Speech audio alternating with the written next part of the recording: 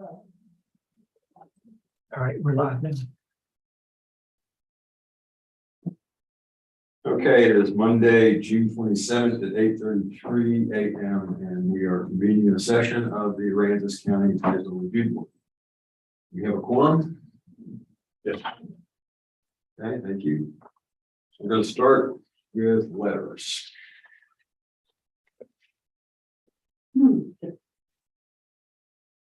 Okay, letter number 1 was received on the 23rd. We have the identification information, property, either owner or PID.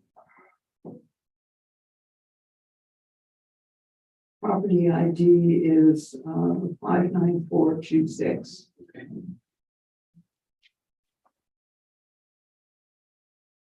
Okay, and this was received on the 23rd. It was written on the 22nd, and it looks like it was handed in. Okay, it is from Elroy DeLone, PO Box 1108, Rockport, Texas. And he says, "Dear Mr. Soto and ACAD, I am hereby requesting an appeal for the property taxes of property ID 59426, legal Doherty and Mathis, block 58, lots 3 and 4.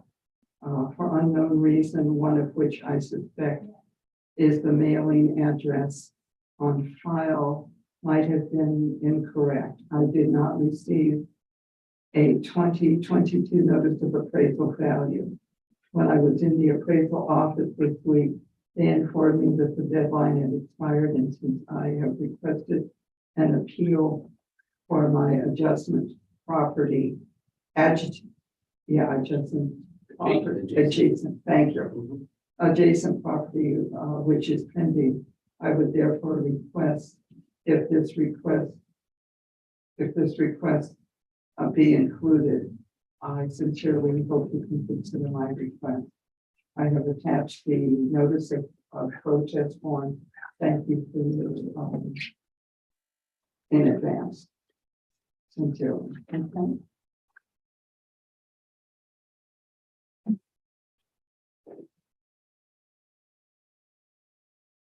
Yeah, unfortunately. Let's see if this is just rescheduled. It'd be interesting just to see, well, I mean, the appraisal notice has the same address that he has on his letterhead, so I'm not sure what happened. Yeah, I don't know. In your documentation, we do have the adjacent property, which is lot 22. He's asking for a late hearing on 3 and 4, but 1 and 2 were settled. So that was not open anymore. no, it's just settled between Yes. one of our appraisers and Mr. DeLeon. I'm not sure this is just cause. Yeah, I agree. Yeah, because if he got a notice on the other ones, you would have think they'd have used the same address. It's evidence there, so.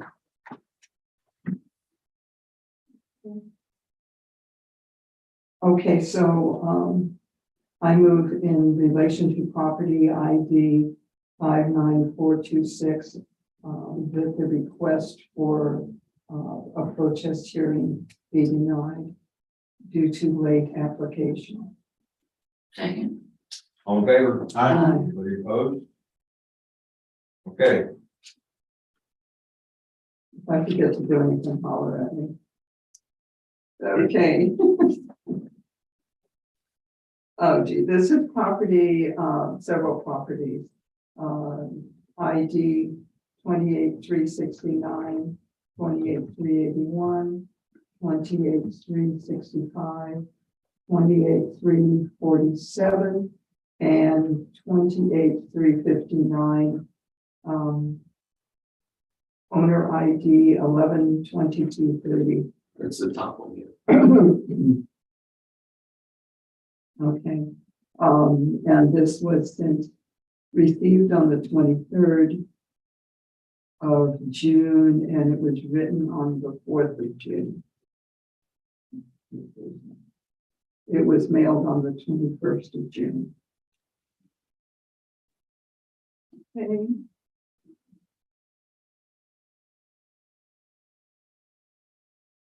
Grant W.D. Jr. And Armstrong Betty G. Combined with BB and Grant Properties Limited, or also known as 155 County Road 330, George West, Texas. And then it's to the Aransas County Appraisal Review Board. And the address. Okay, I would like to submit protest for the increased property tax value assigned to the property referenced above. I realize it is past the deadline to file. However, I am respectfully requesting that you make an exception and review my request. This is late because I recently became the new agent in charge of these properties, but unfortunately the address did not get updated in time to receive the notices at the new address. I sincerely appreciate your understanding and pray that you will provide consideration for my request. I'm anxiously waiting to hear back from you. Sincerely, Carol Ann Shanklin.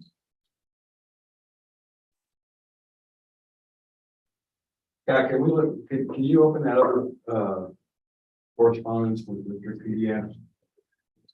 Something like that, what it wants to. Okay. Yeah. Yeah, it doesn't open up. You may go Maybe to the instead of the owner portfolio. agent. So Okay, so yeah, go to owner agent, go to detail.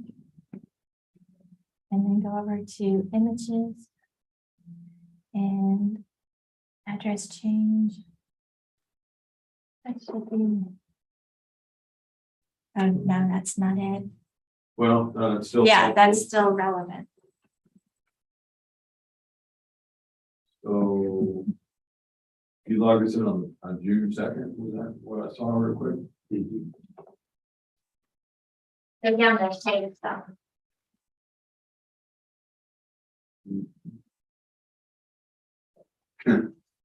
Okay.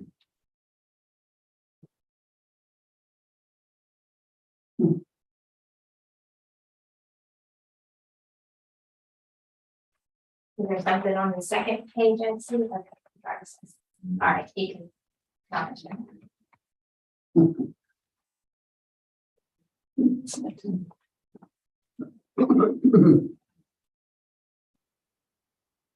Two 422, Right. 214. 14. Okay, so y'all changed the address when y'all got this. Yes, we printed it for her to return to us on 2/14/22. That's the date this form was I printed. see, okay. Unfortunately, it does not have a stamp on it, but it was scanned in on the 2nd, and I think the The second of what? June. And I think the rest of the email correspondence will show when that was. Yeah, that one. Yeah, the 2/14/2022 was the first one, but it should have everything on here.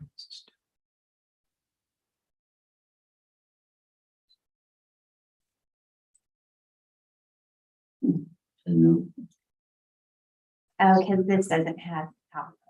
That's. So yours on the PDF isn't coming up? no, Yeah. correspondence with this, you know. Okay. It says Let you gotta me- go to Adobe. Yeah, I guess because it is in Outlook. I can go print it to Adobe and get it put through. We'll be right back.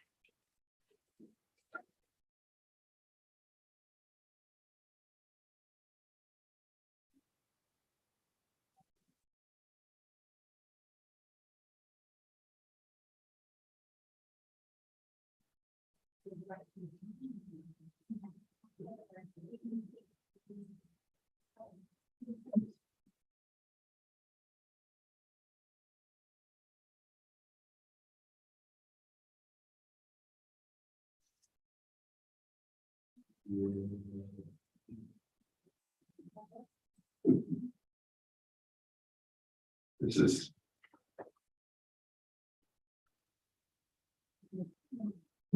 Yeah.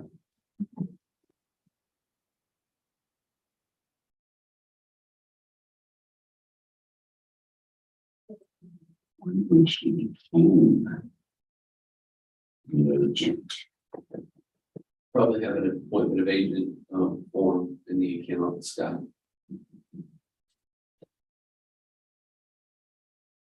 I don't see one. Under images.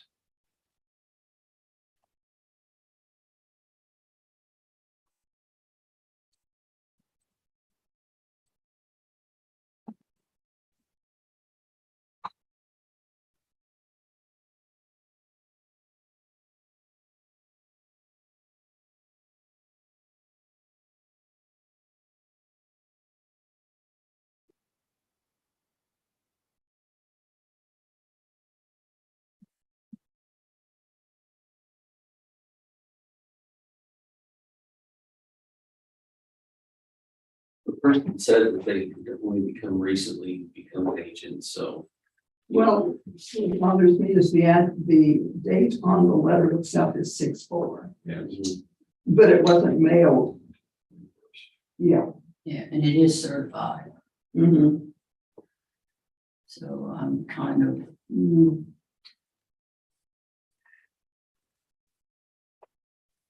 like, how recent, you know? Well, I mean, It doesn't, I mean, it's interesting information, but at the same time, it went from being kind of late to real late, Mhm. so. Which gets the stuff in, we can look at just for our own interest, but my perspective is this is not just cause for creating a hearing. Unless something shows up in what we did. there it is, popped up on the, Corresponds with district.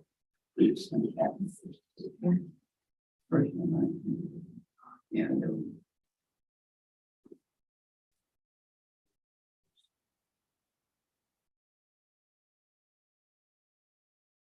May 27th.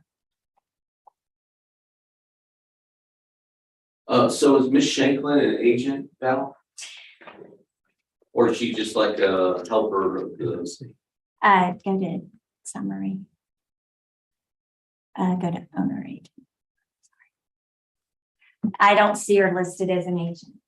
So she refers to herself as an agent, but we don't see an agent before the No. agent form. So for the record, the mailing address that we had on file at the time of the notice is where, and that's, there's nothing else for us to do. I mean, as far as the district is concerned, this does not constitute good cause. I agree with that. That's right.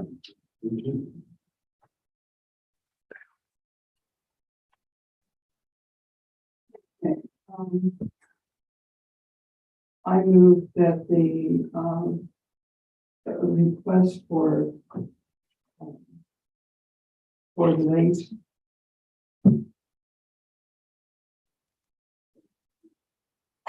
late filing on properties 28,364, 381, 365, 347, and 359 be denied due to not showing just cause. Did you say 28364? Yeah.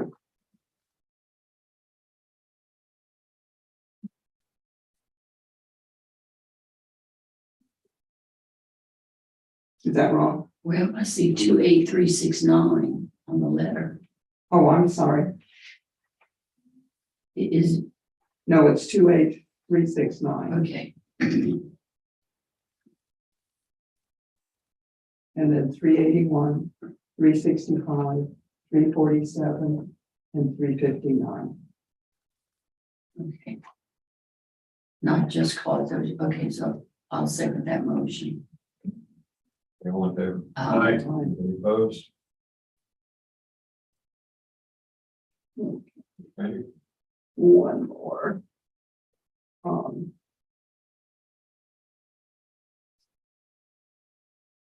This is related to property ID 8819362, owner ID 143717.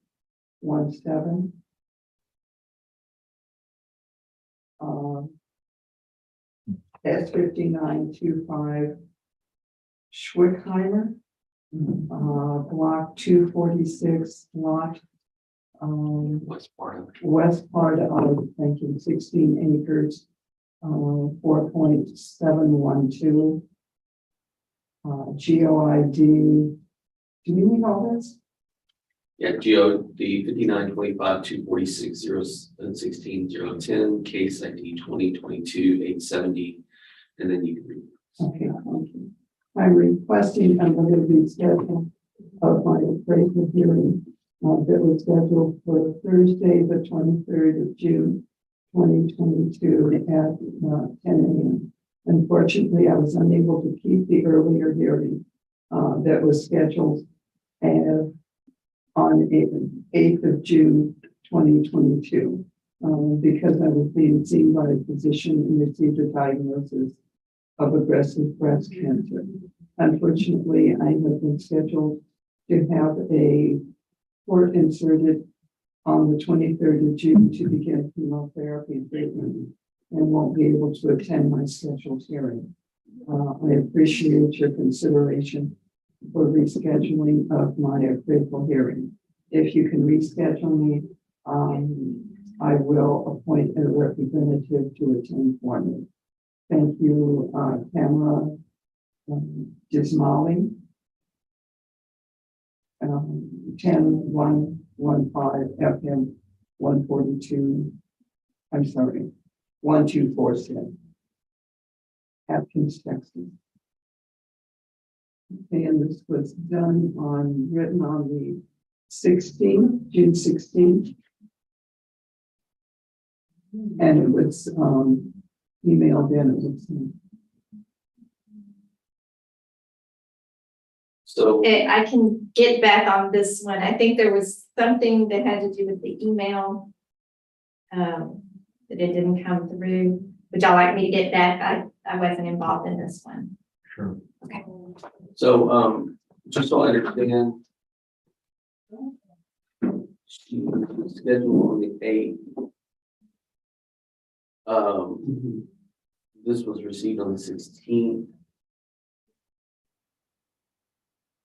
And then, she's scheduled again on the 20, or was scheduled on the 23rd, this last Thursday. Mhm. And, she's requesting another reschedule. So apparently she had rescheduled from the 8th. right, but Yeah. I'm trying to figure out, so this was the 6th, this letter was the 16th. Thursday, the 16th, or something on the 20th. 23rd, and then on the 24th, sent me another. Good morning. Good morning. Morning. Okay, so on this one, she had called in and let me know that she had sent in an email for y'all, but we never received it. That's why if you look, it had the text. But I sent her one first, and then she sent me this. Okay, can you go back to what started all this? She originally was scheduled for the 8th. And she requested a reschedule and then got rescheduled for the 23rd. Is that the case? And now she can't make the 23rd because she is beginning chemotherapy. But apparently she did send an email on the 16th before the 23rd requesting that. This is basically her request Yeah, to reschedule on the 23rd. 16th. Yeah. And it looks like, did she send it to the wrong email address the first time? Doesn't look like it. It doesn't look like it to me either. Let me, I'm not, I need to get these dates right. She was scheduled for a hearing on the 8th. And then she must have called in, people can call in all the time and get rescheduled without even asking your permission. They get one reschedule. So then that was done That was done. to the 23rd, but in the meantime, she realized, hey, I have an appointment on the 23rd. I need to get rescheduled, and this is why. And this is what she's telling you on the 16th. Why she can't make the That 23rd. is correct. Okay.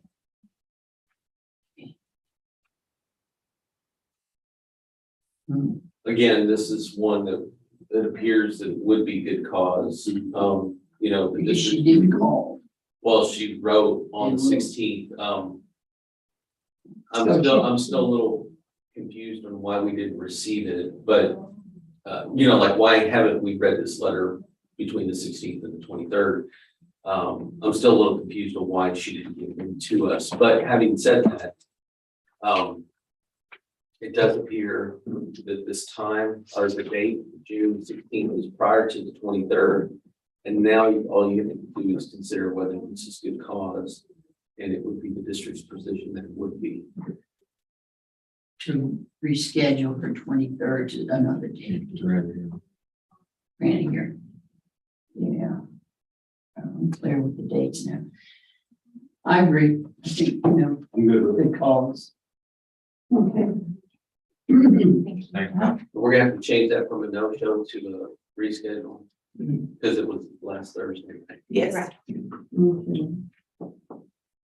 I move that, in relation to, the protests related to property ID 8813, Why not? 19362, owner ID. You don't have to read all. Okay, that'll be enough, good. That, we grant, another hearing. Or that her hearing be rescheduled again. Second. All in favor? Aye. Anybody opposed? Okay, thank you.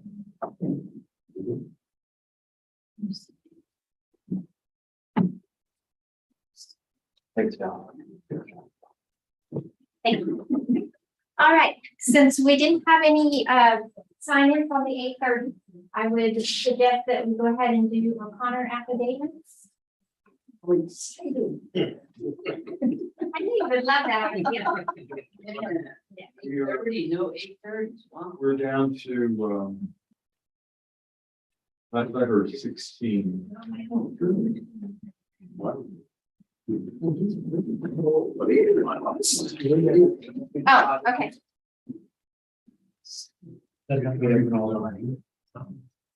Yeah. Cool.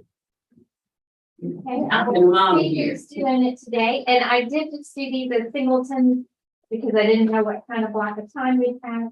So you can either swear in for 3, and sign 3 things at one time. Yeah. Okay, all right, let me get whoever's gonna be on the table. Excuse me.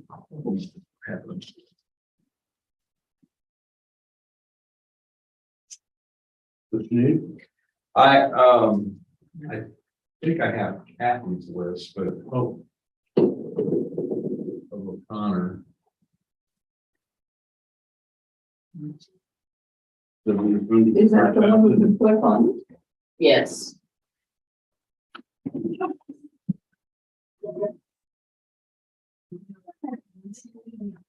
And we left the O'Connor affidavit case listing on at your place.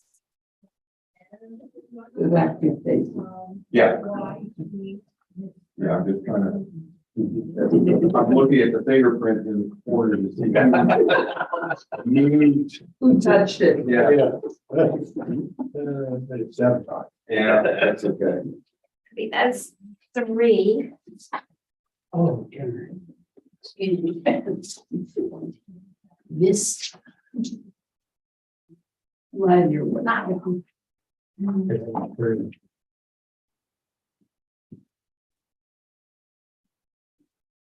So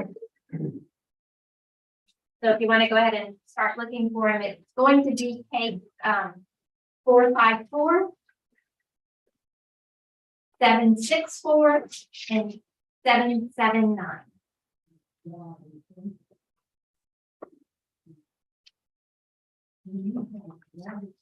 454, Thanks. 4, 764, Four on page five.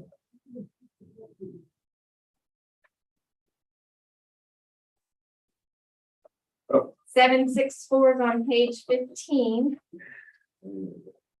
764. And 454, 764.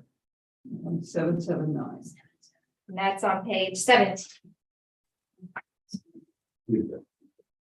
Right, so those kind of what we're talking about.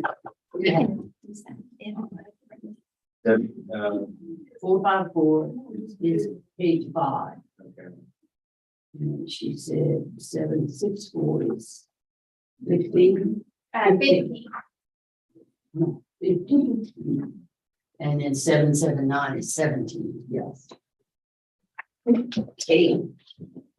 Okay, so let's see if we can find these on the tablet.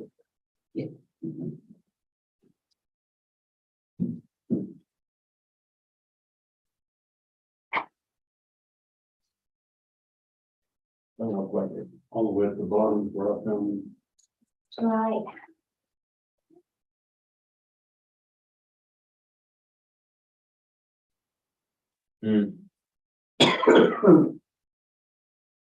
Yeah, pretty close to the bottom. No, I haven't found the first one. I was trying to search them.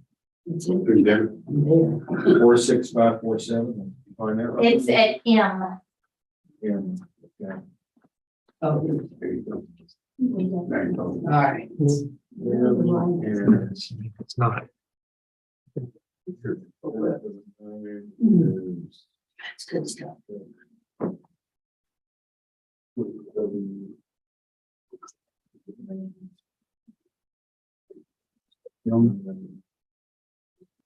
Mhm.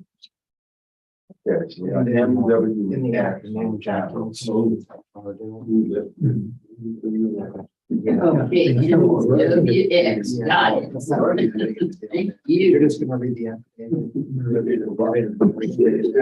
I know But it's. then Jack, you don't have to do the whole day, right? Yeah, we'll do that. We'll do these, if we have in persons and.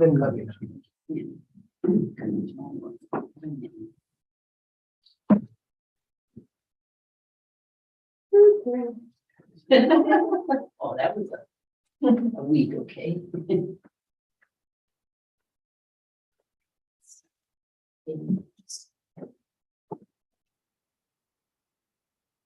Paper, ooh, Yeah, I think what it'd be like if we didn't have the tablets. I know. No kidding. They had wheelbarrow.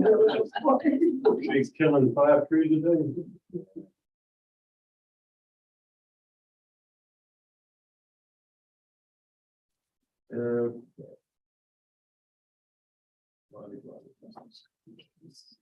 Okay. And yeah, and Scott's gonna act as the I'm gonna I'm representative. gonna do the so- representative and Okay, record.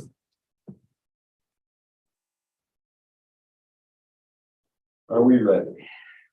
Think so. Mhm.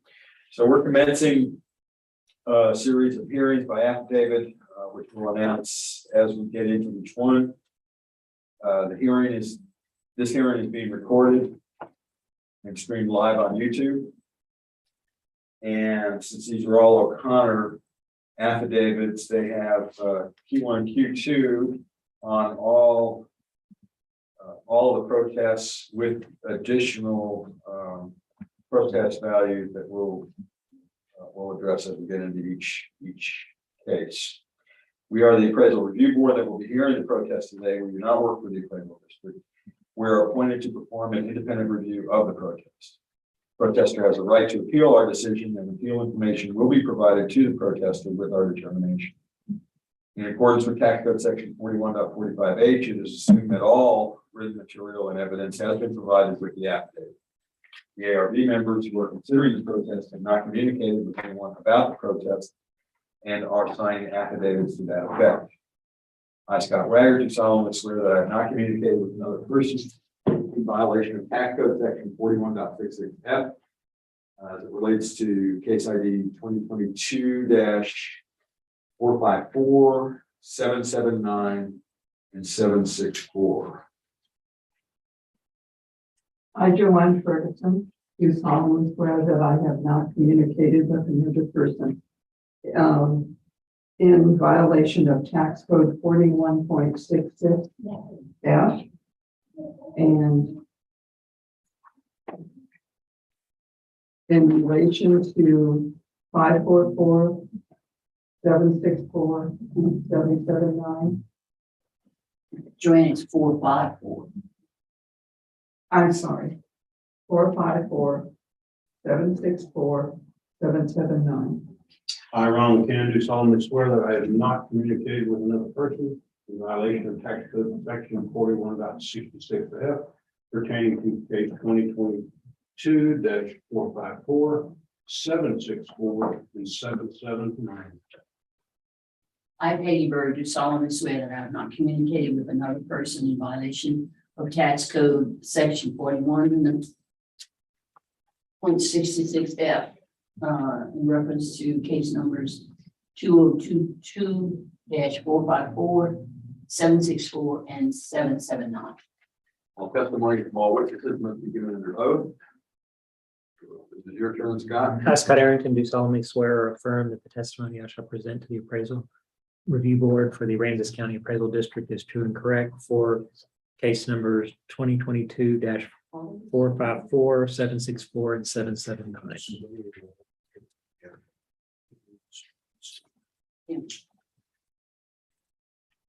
Just as representative will shortly read. Affidavit with the rest. Oh, I'm sorry.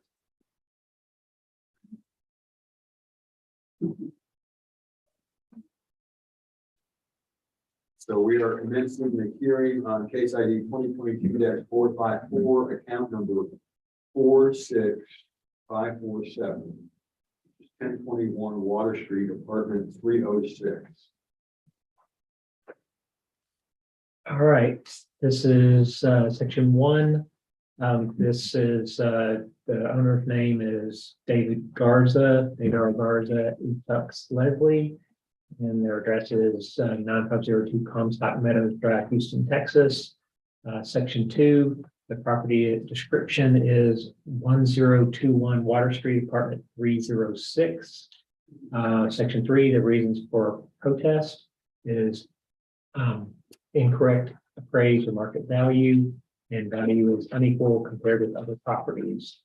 Section 4, the evidence says 2, and section 5, statement of facts or arguments, opinion of value is $200,540. It says equity report shows subject property overvalued should be at $323 per square foot. And it says here, next section, I do not intend to appear for the hearing. At the hearing, either in person or by telephone. This affidavit and the evidence and or arguments submitted with it may be used for the hearing if I do not appear in person. And it's signed by James Cooper and notarized by Brianna Nicole Smith. This is the hearing file, affidavit hearing file. And it shows information, the same information about the property owner. And then it shows the market value for the prior years. Shows it to be $186,380 in 2020. And then in 2021, 268,900. And then in 2022, it went down to 266,370. Same living area, 621 square feet. The improvement value is what changed during this time, and the land value stayed the same. And the market data, sales comparisons here shows that there are 70 properties in the subdivision, and it's showing typical is the subject is 621 square feet, 619 is typical for the neighborhood, 540 is the typical sold. And then it shows the sale values, and typicals are less. It shows that improvement is 221 for the subject, 174 for the typical for the neighborhood, and 170 for the typical sold property for the neighborhood. And the land values are similar, a little bit less for the sold.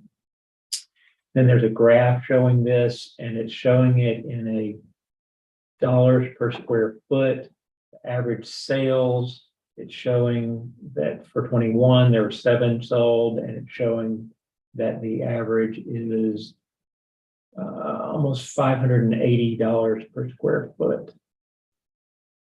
That's what it looks like. And then here, the average sales per square foot in 22, it's showing various ones that are 422, 566, 0, and $563.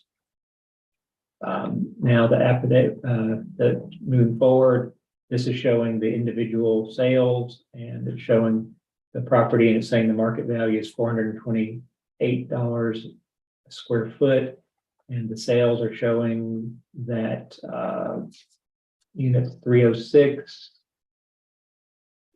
again, and I'm sorry, that's the living area.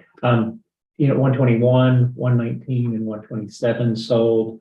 2 of them are smaller units, 306 square feet, and one of them is 621 square feet. And it's showing that they're $193 per square foot, 245, and 299.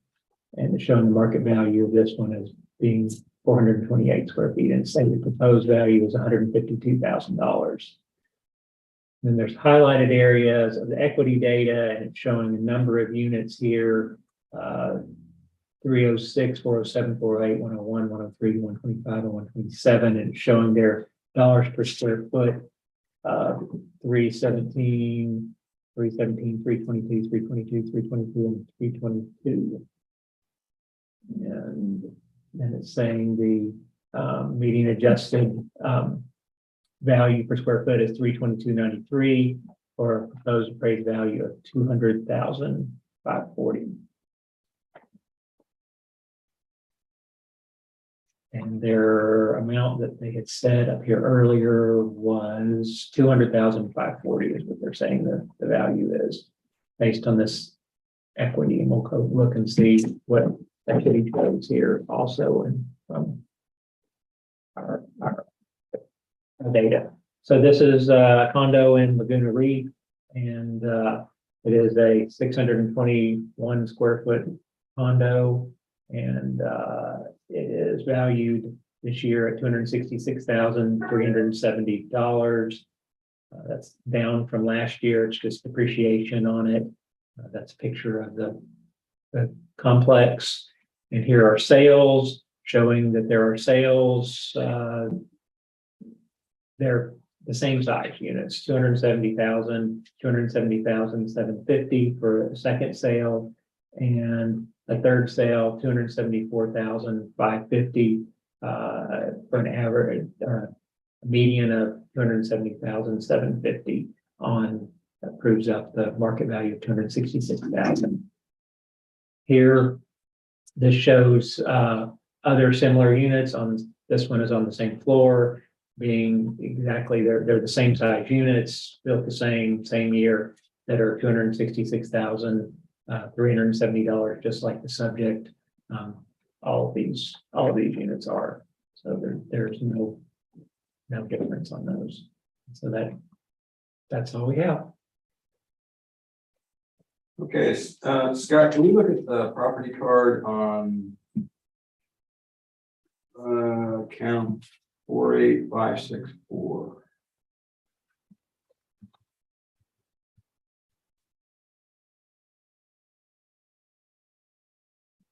Four, 8, 5, 6, 4. I don't have. I don't have. maybe I can't read it right. That. What are we looking here? 4, 6, maybe? Yeah, Or are you looking at these right here? 4, Yeah. 6, 5, 6, 4? Yeah, Okay. 4, 6, 5, 8, 6, 4.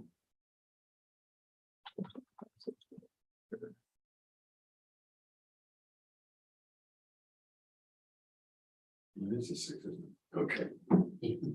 They run together. Easily mistaken.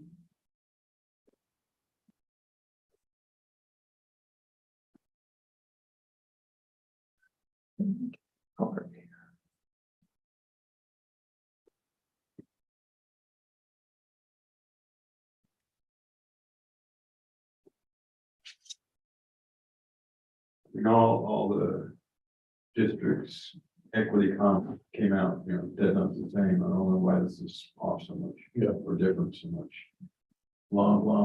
Interesting. Neighborhood adjustment, and this one was 220. The other one was 320. Our subject property. Okay. Why is that difference? Maybe a typo or I don't know. Mhm. Good eye. Pick another one if you would, Scott. I'm trying to understand what.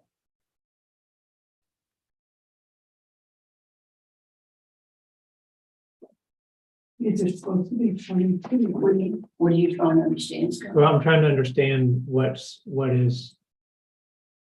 the situation is with this unit. There's something unusual about this unit because it's showing that this is an extra large unit. It's physically combined with unit 408. So that's an extra large unit. So it's 2 units combined. Oh, really? Okay. There, yeah.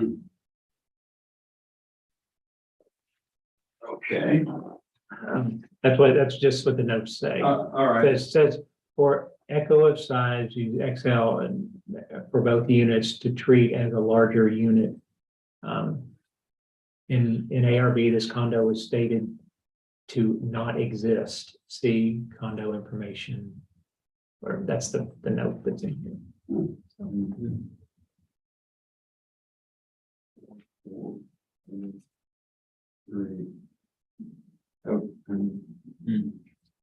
And none of the other comps, I mean, if we look at the one at like that apartment 101, I don't know if there's any, 46500. yeah, I don't know if there's any difference based on the fact it's first floor versus third. And all the district comps are, equity comps are on third, fourth floor. I'm sorry, really just fourth floor. No, it's one.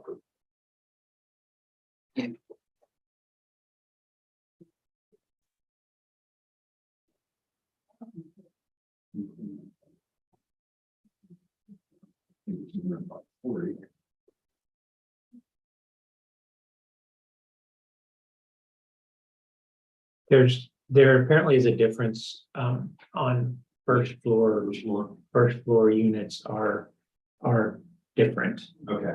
The valuation of first floor units, that's where our difference is in these cases is them being on the first floor. Okay, without going to hunt for another third floor unit, I'm okay with leaving it where it is because the others, third and fourth floor look like they're coming out. You know, and Same phraseology. it did have a reduction factor. Well, yeah. You know, I mean, not We much, probably but- just Yeah. appreciation thing.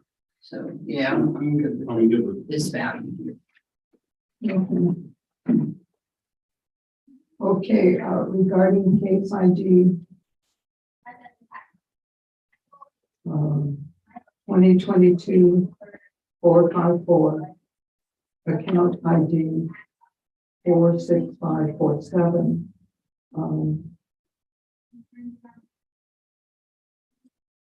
After reviewing the information provided by the district and by the client, it is moved that we retain the value that this is the appraised value of 26,670. Second. All in favor? Aye. Anybody opposed? Closes this one. Next one. Page 15 in the case list and W on your tablet. We are opening the hearing on case ID 2022-764, account number 20709. 219 Donny Drive in Rockport.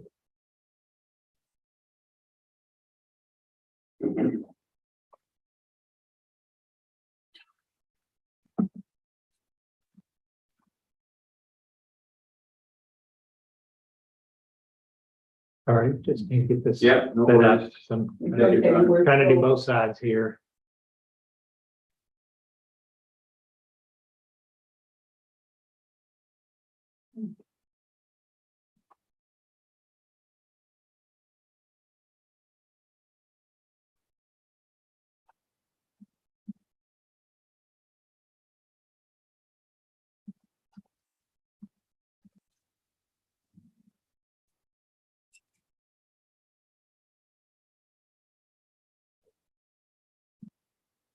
Right. I will read the property owner's affidavit of evidence into the record. Uh, Section 1 is a property owner, and it's Glenn and Deborah Gaylor, PO Box 576, Texas. The property description is 219 Donny Drive, Rockport, Texas. Section 3, reason for protest, incorrect appraised market value, also values unequal compared with other properties. Section 4, evidence is 4, statement of facts or other arguments made in observation and equity data. A unique class kept land value property is of average conditions. Opinion of value 84,360. Hearing type is I do not intend to appear at the hearing either in person or by telephone conference call. This affidavit and the evidence and or argument submitted with it may be used for the hearing if I do not appear in person at the hearing. And it's signed by Robert Martin in Aransas County and notarized by Brianna Nicole Smith. And the Aransas County comparable data that they have here is next, and it's these 2 pages and some pictures. Well, look at the data first here. It's showing these are 2 of them are on Donny Drive, 3 of them are on Donny Drive, several of them are on Donny Drive, and the others are on 1781. They are showing market values that are trying to figure out which one of these is the subject on here. This first one is the subject. Let me the property and look and see what. And the subject is 972 square feet. Okay, this first one is the subject. Okay, so it is a 3FB class. The subjects are or the comparisons that are equity type comparisons are 2 SSs, 2 BSs, a 3SP, 3SS, 2 FB plus, 3SS. So they're similar type classes. They're all in this 1,000 square foot range, 900 to 1,000 square feet or to 1,100 square feet. So they're in that range. They are here valuing the total market value 87,000 for the subject, 39 for the first, 63, 72, 81, 86, 64, and 94 for the others. And there are some land size adjustments, +5, -5, -5, -5, -15, -7, -5. There are some square foot adjustments of $1,000 to $4,000 down. And the total values then after that come down to what we're getting at is dollars per square foot, $49. I'm sorry, $44, $59, $66, $74, $76, $79, and $84 per square foot. And it's coming up and saying that the median adjusted amount is $74 per square foot. On the square foot gives you $72,103, and the opinion of value is $84,360. I'm not sure how they're getting to that. And there's a picture of a broom against a wall. Looks like a fiberboard wall. Looks kind of dirty on the wall. And then this side looks like there's some growth around fiberboard on the other side there. It says that their comparables are adjusted. It's saying there's an age adjustment, a land size adjustment, and a square footage adjustment, or how they come down to their adjustments on that.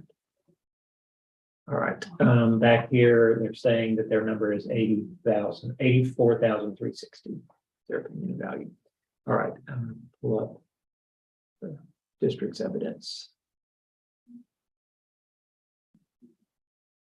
All right, $87,040 is the value that's the district has on the subject property. And it was built in 1962, 3FB, and is effective age of 1982. So still fairly depreciated, 57%. And $31,000 worth of land. And let's see if there's a neighborhood. There's no neighborhood adjustment on this property. There's a picture of where the property is. It's on Brownie Drive, kind of about in the middle of the drive on the looks like on the west side of the street. So here are the sales comparables. There were some sales here on Donnie Drive, and they are so verified residential, the 3MV plus, the second sale there. The first one is a verified land sale, and it's just adjusting it, adding the subject's property on with the land sale. The second one is a better comp, and it's showing here similar class, similar age, a little bit larger home that sold for $140,000, and it's saying that the value is $83,794 from that. And then here on Ling Road in the similar type area, saying that the land is very similar, the class is similar, the size is similar. It's a newer house, it's adjusted for that. It's sold for $142,000. It's saying it's $110,000. This next one is a mobile home on Catalina, sold for $138,000, and it's 1,000 square feet. It's a newer structure, and it comps out to be $166,000. For equity, the overall, this indicates that the value is $118,314 on a market value of $87,000, so well supported. Equity wise, there are one on Donnie Drive that's right next door across the street from this one, a little bit smaller, 1 year older, and the same class, and it's comping out to say that the value is $86,309. That's like got to be the best comp. That's really close to the same house. Then there's Copano Heights. It's another 3FB, 1,100 square foot. Another, it's also just 1 year older, and it's comping out saying it's $87,271. And another one on Donnie Drive at 3FB, 1,200 square feet, a little bigger, a good bit newer. It's saying that it's $108,000 is what it's comping out to be. So supporting, just barely supporting the value of the property at $87,271. That's all we have. Can we look at the picto real quick?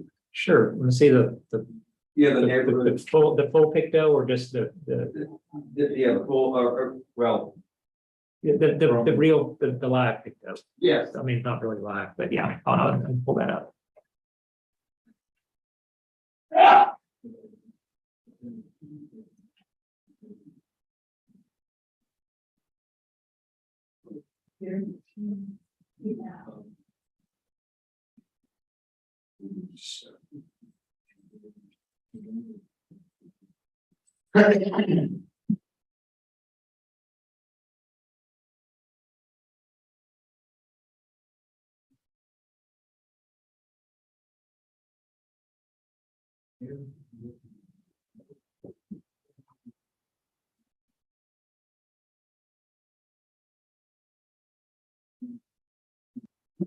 That's where it is. I'm not sure if you wanted me to zoom in down on it and try to look at it.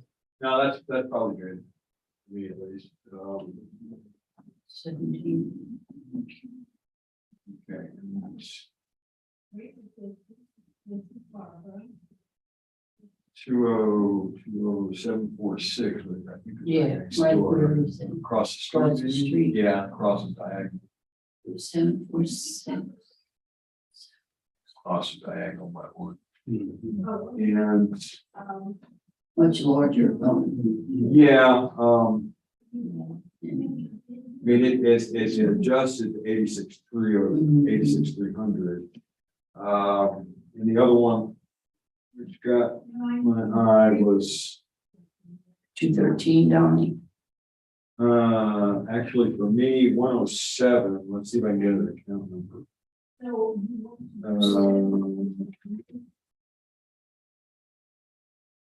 20728, which is down the street.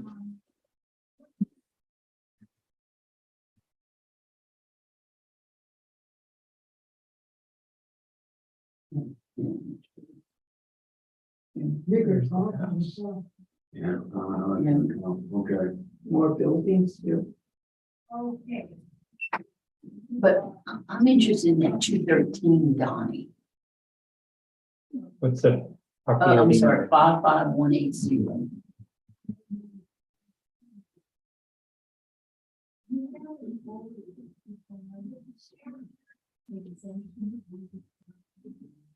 About 113, that 131.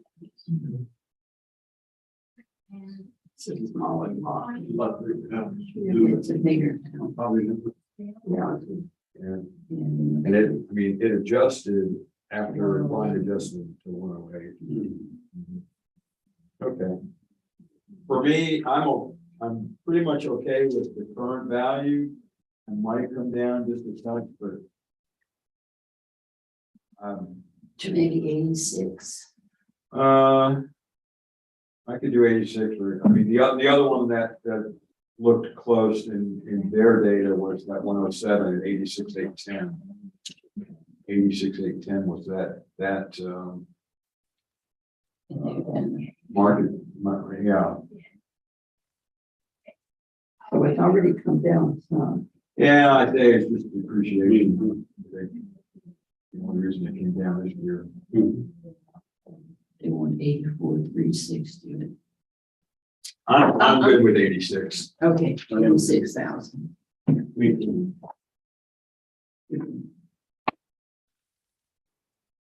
Okay, I move regarding case ID 2022-764, account ID 2709.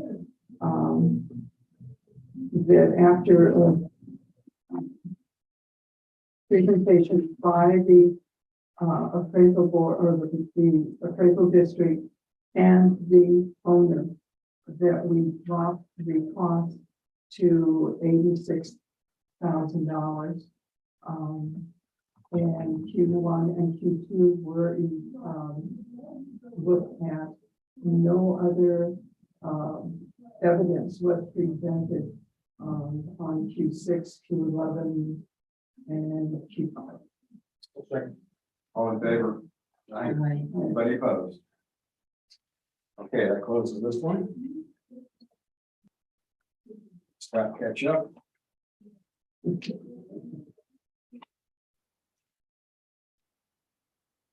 We are commencing a hearing on case ID 2022-779, account number 53631, 2622 Bay Vista.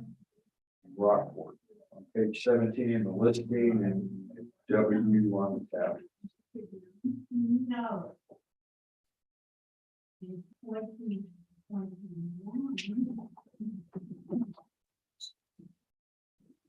I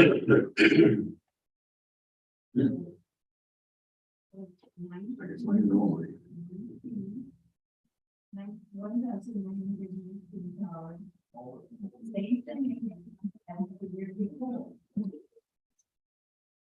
It's, It's the same as last year.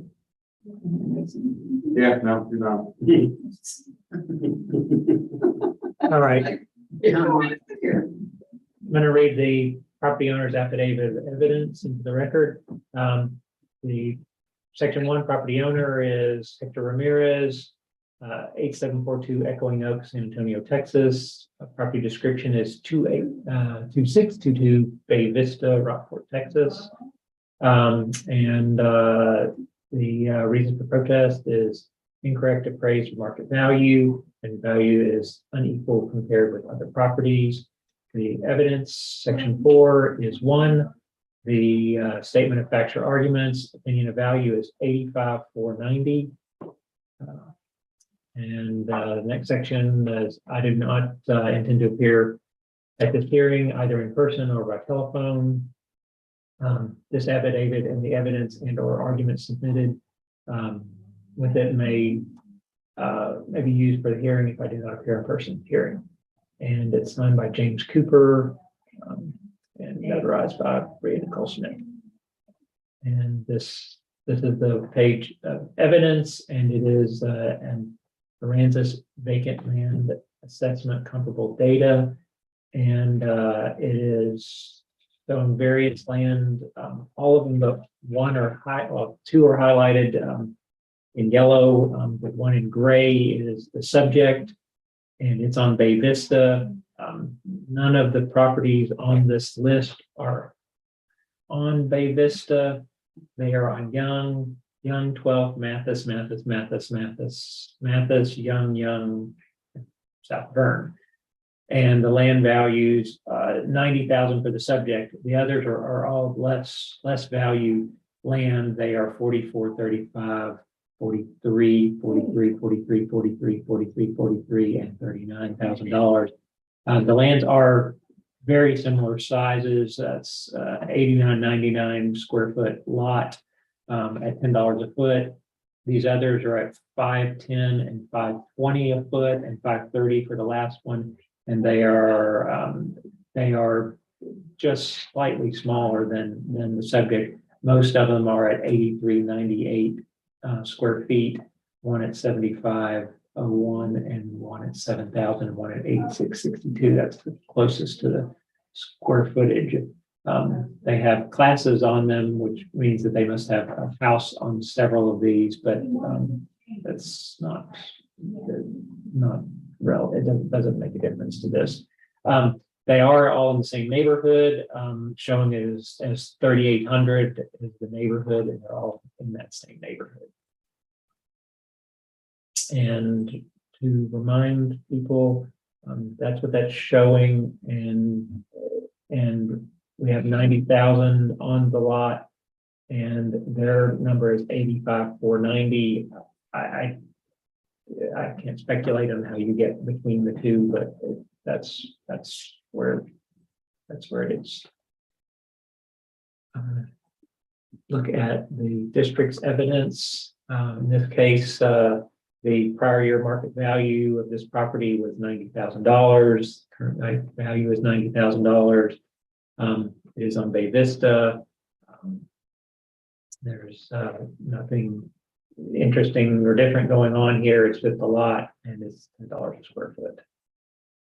And this is a pictometry of the lot, and it's showing it's on Bay Vista, which is this street back here. This is the bay down here, and that's Shell Ridge Road is what fronts onto the bay. This one is on the corner here of this Paul's Reef and Bay and Bay Vista at the back. And so here are the sales for this.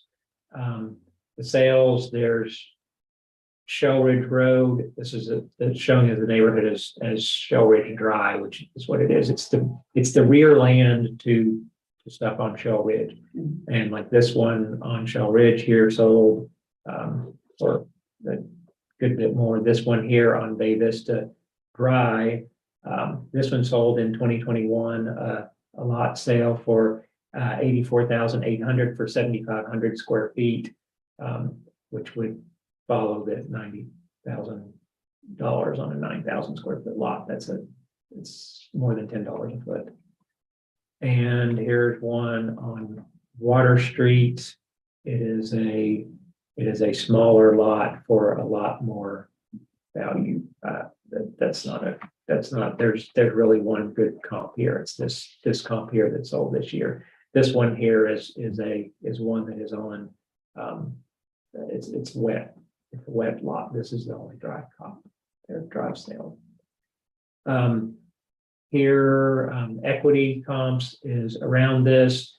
There are others on the same land table that are just down the street from this that are showing they're 7,500 square foot lots. This one is a little bit larger than those, and this one is a bigger lot that is also a $90,000 or bigger lot, but showing that lots are that's what they're worth. That's all we have.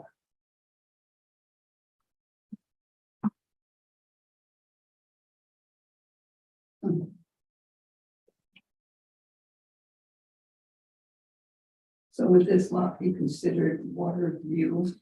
That's what it says in the card. Sort of thing.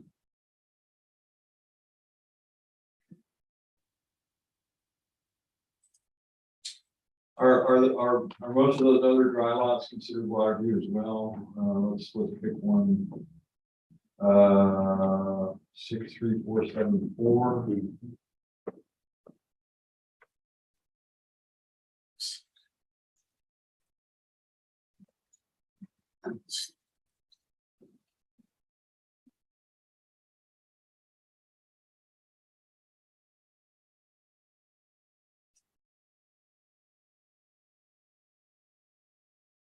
That one is considered water view also. Burn up on the picture. Next block. Yeah. Yeah. Next corner down.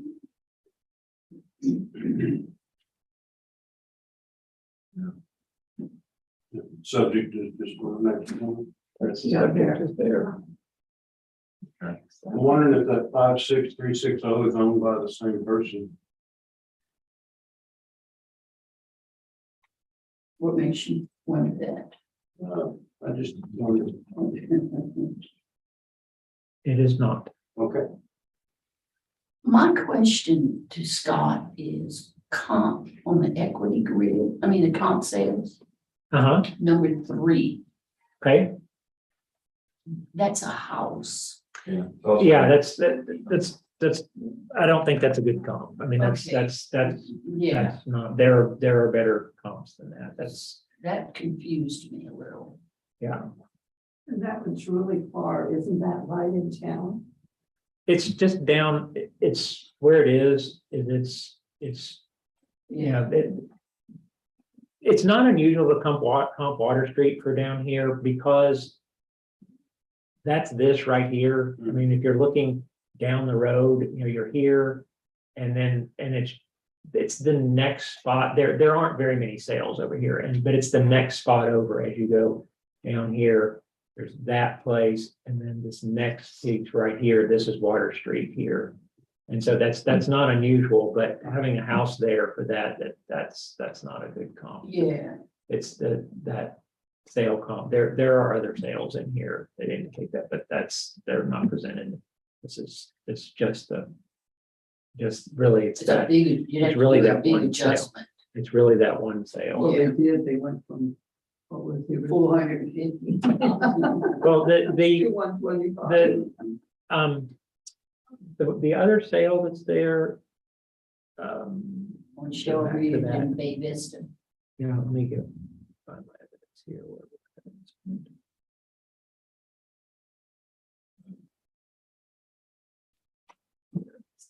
Is this one here is 278. 272.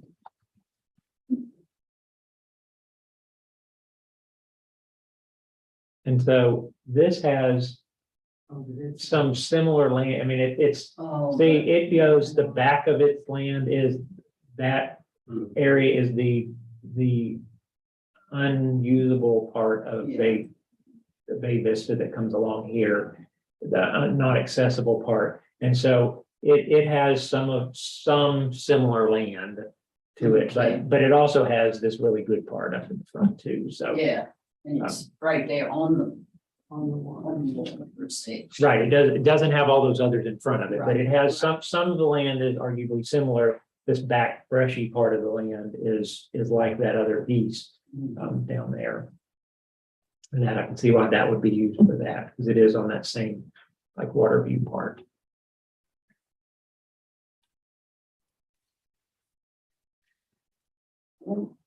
I am in favor of the, all the information that the district presented for 90,000.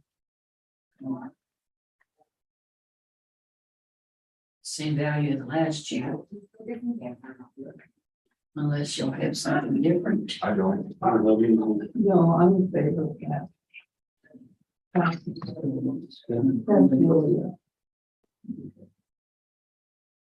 And it shows the prices.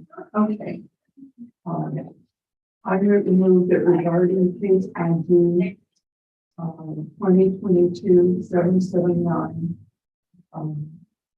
account number for ID 56361, that the appraised value remains the same.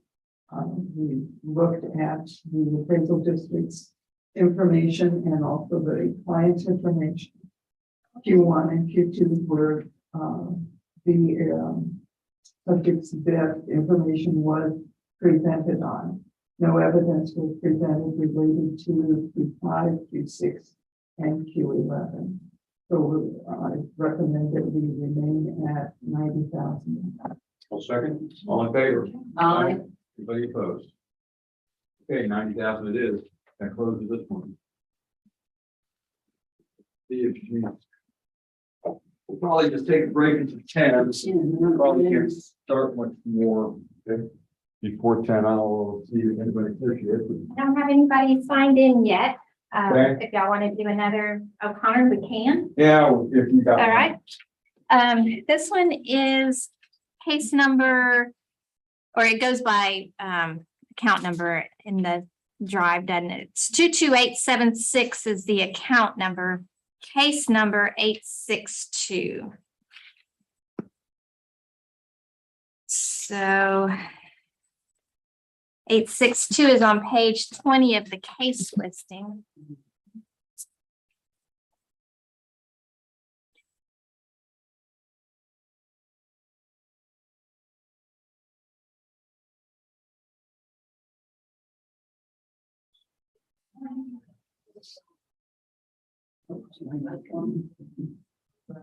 And it's Y on the drive.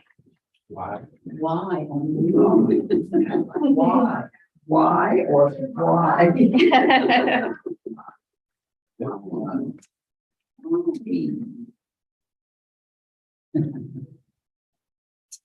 Okay, we're commencing a hearing on case ID 2022-862, account number 22876, which is 415 Palmetto Point Road, Holiday Beach.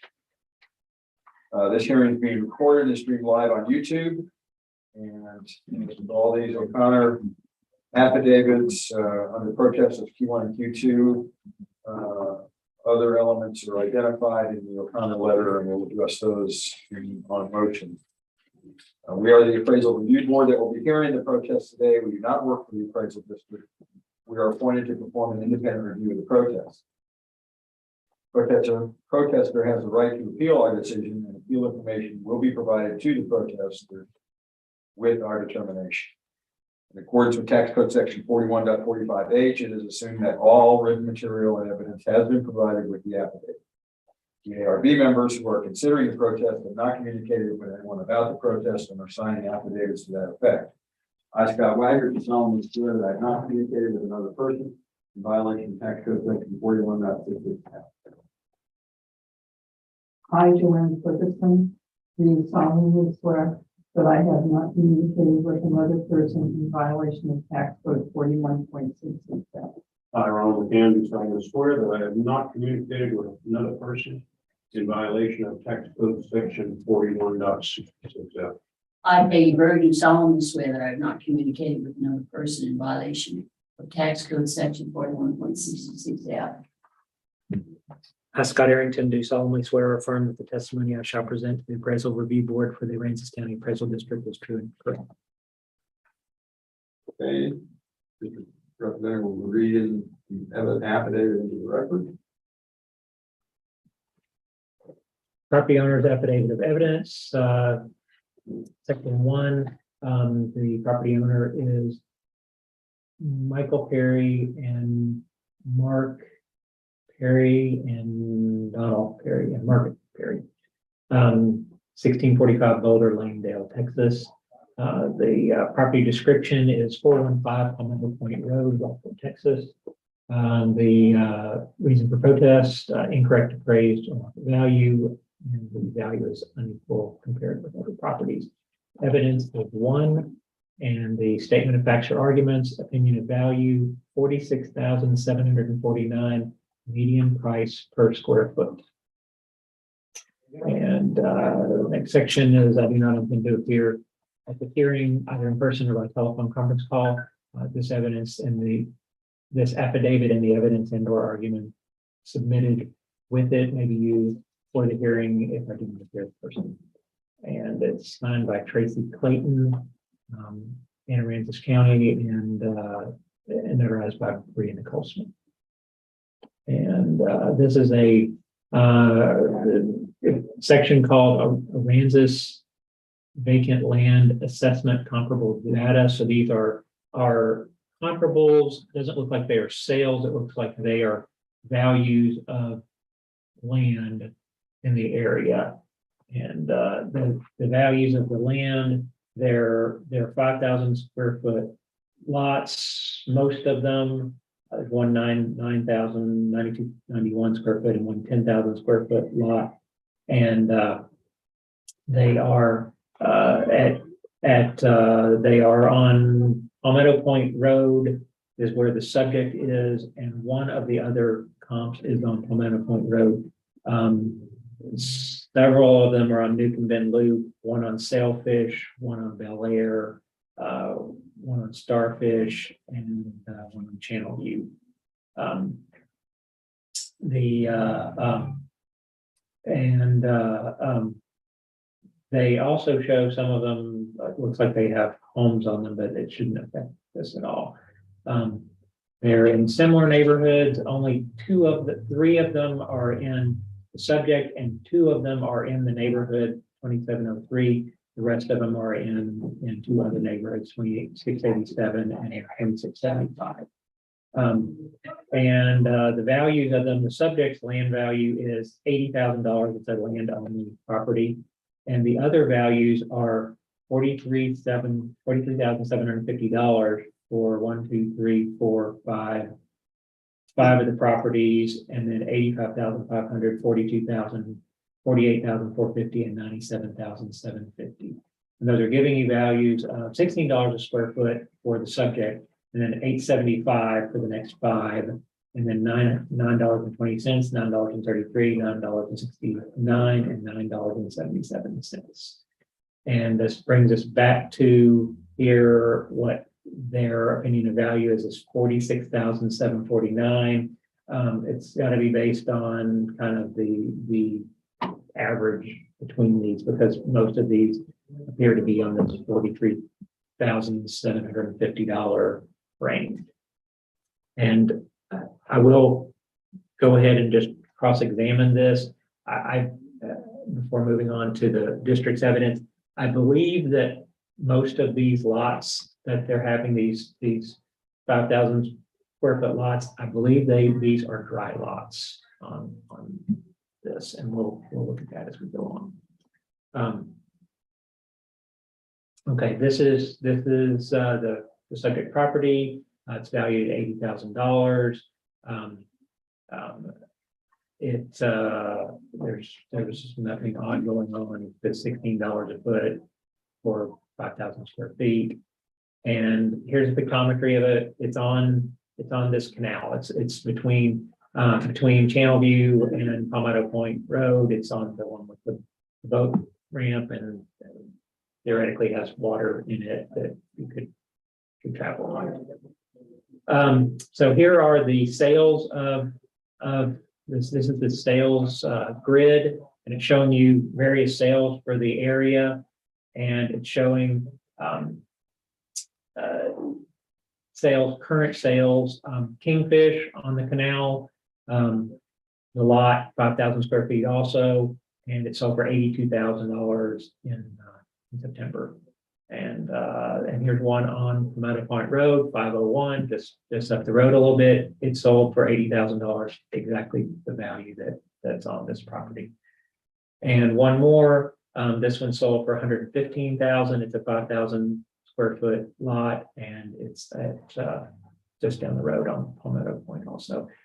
These comp out to average $18.47 a foot, and they are showing here it to be $92,000 is the value, well supporting the $80,000 that we have on the property. Next is the equity grid, and on the equity grid, this is just other 5,000 square foot lots on Palmetto Point Road. They are valued at $80,000. They're just the same. This one is a slightly smaller one, and it's slightly less than $80,000. So that's what that shows. I do want to go back and look at this in the evidence. I want to check a couple of these and see. I think that's where this is off. I think we are looking at dry lots on the property owner's evidence.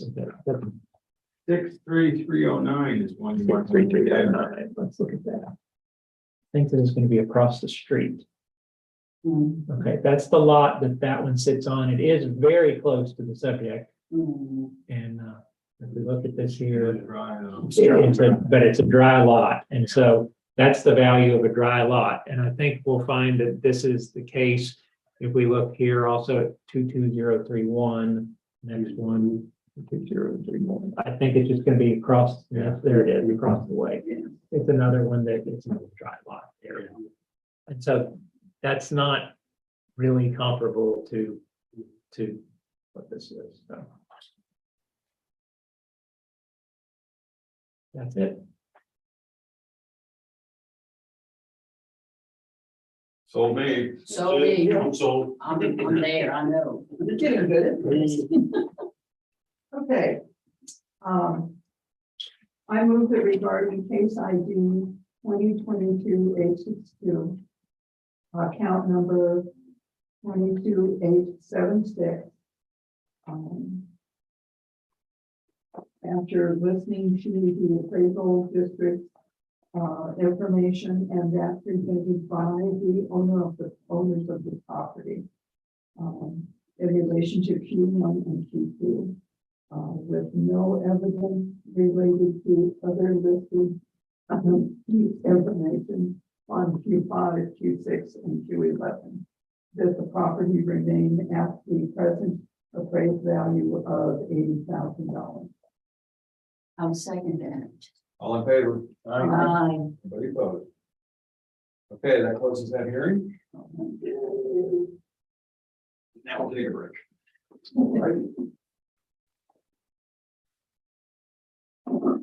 Stand up.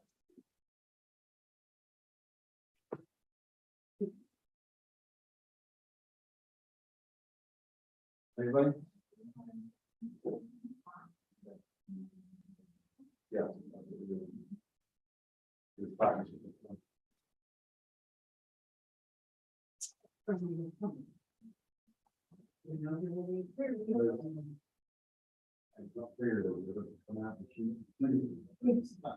All of it's for. Yep. Here it is.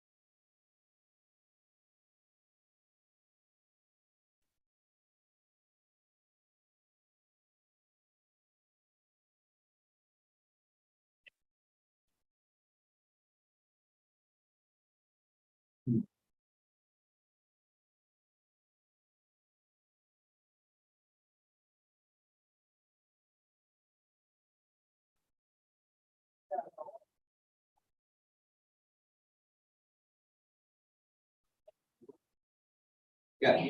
Oh.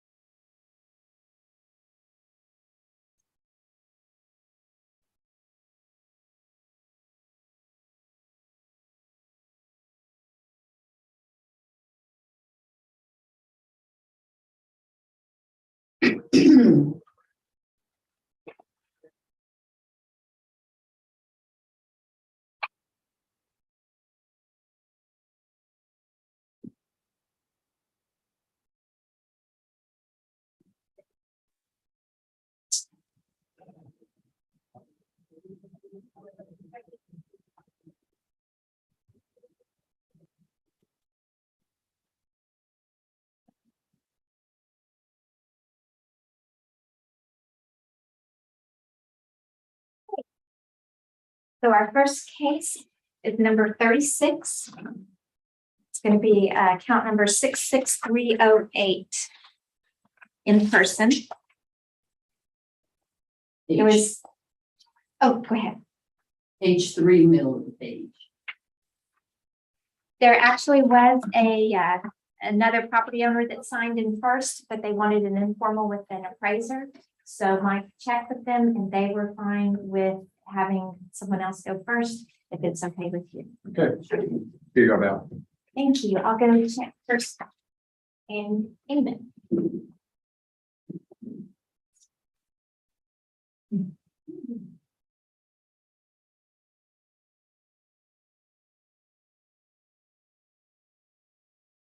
Did you say middle or bottom? Middle. Thank you. Okay. You know, I'm learning all these streets. I know. I thought I knew the town. Failed that one. Oh, okay. I know what this is.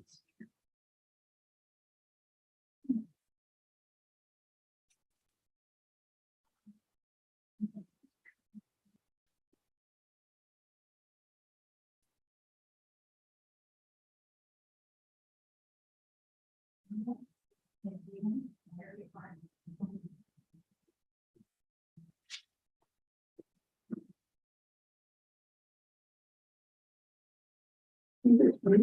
it's this one, Scott, 27. 66308.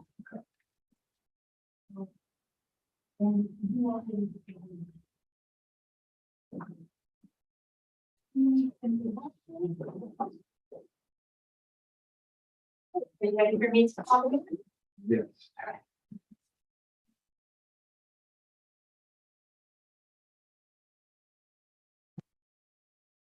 Mr. Whipple?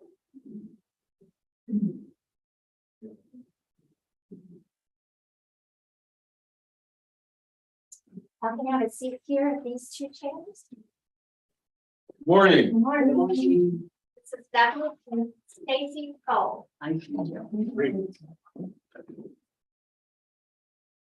Okay, folks, I have some administrative stuff to run through first, and then we'll get into the specifics of your case.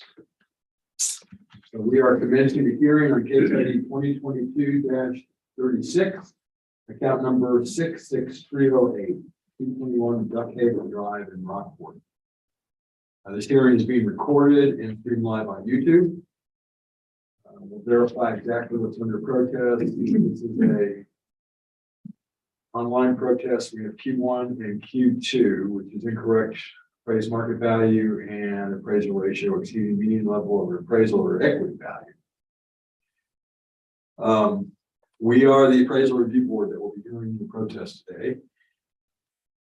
We do not work for the appraisal district. We are appointed to perform an independent review of the protest. At the end of the hearing, you may complete a survey regarding your experience, and the survey may be completed using the survey form, which we have some back there. We'll leave one for you.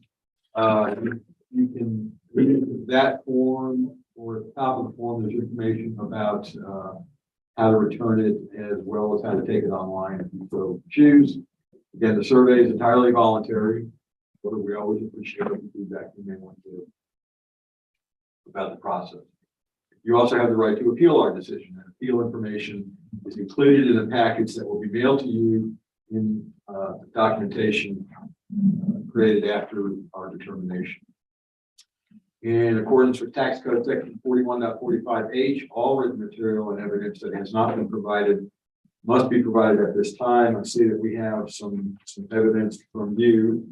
Do you have anything else that you intend to provide as evidence for the hearing? No, sir. Okay, great. Just to make sure that we can't introduce anything else in the back. The ARB members who are considering the protest have not signed. I'm sorry. The ARB members who are considering the protest have not communicated with anyone about the protest and are signing an affidavit to that effect. I, Scott Wagner, do solemnly swear that I have not communicated with another person in violation of tax code section 41.66. I, Joanne Ferguson, do solemnly swear that I have not communicated with another person in violation of tax code 4166.f. I, Ron Can, do solemnly swear that I have not communicated with another person in violation of tax code section 41.66. I, Peggy Bird, do solemnly swear that I have not communicated with another person in violation of tax code section 41.66F. All testimony from all witnesses must be given under oath, so you'll be asked to swear in at this time, and Val can help you to step through that. You will read that aloud and then insert your name. I do solemnly swear or affirm that the testimony I shall present to the appraisal review board for the Aransas County Appraisal District is true and correct. And Oh, you'll I- state. Oh, what? Do I have to put it before? No, you can just say it now. So go ahead and state your name because I thought of it. I, Stacy Oh, Cole, do solemnly. That's good. swear. That's good. All right, Mr. Paul. I, Doug Gold, do solemnly swear or affirm that the testimony I shall present to the appraisal review board for the Aransas County Appraisal District is true and correct. I am Bert, do solemnly swear or affirm the testimony I shall present the appraisal review board for the Aransas County Appraisal District is true.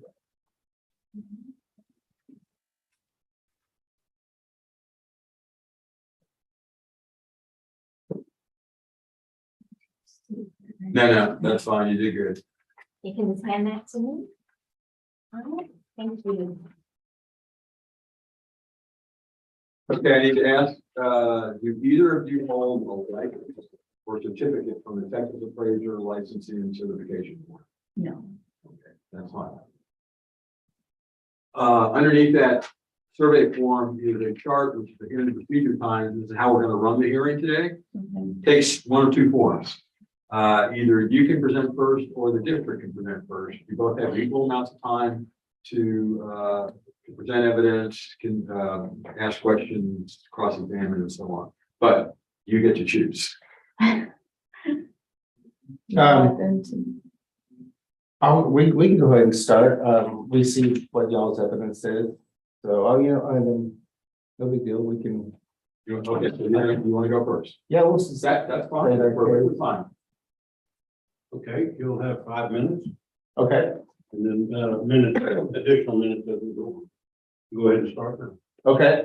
Well, we have to go by that up there? Well, It's what we. this is a copy of what you submitted. Okay, It's also on the tablets as well as being projected on the wall. So you can refer to either one.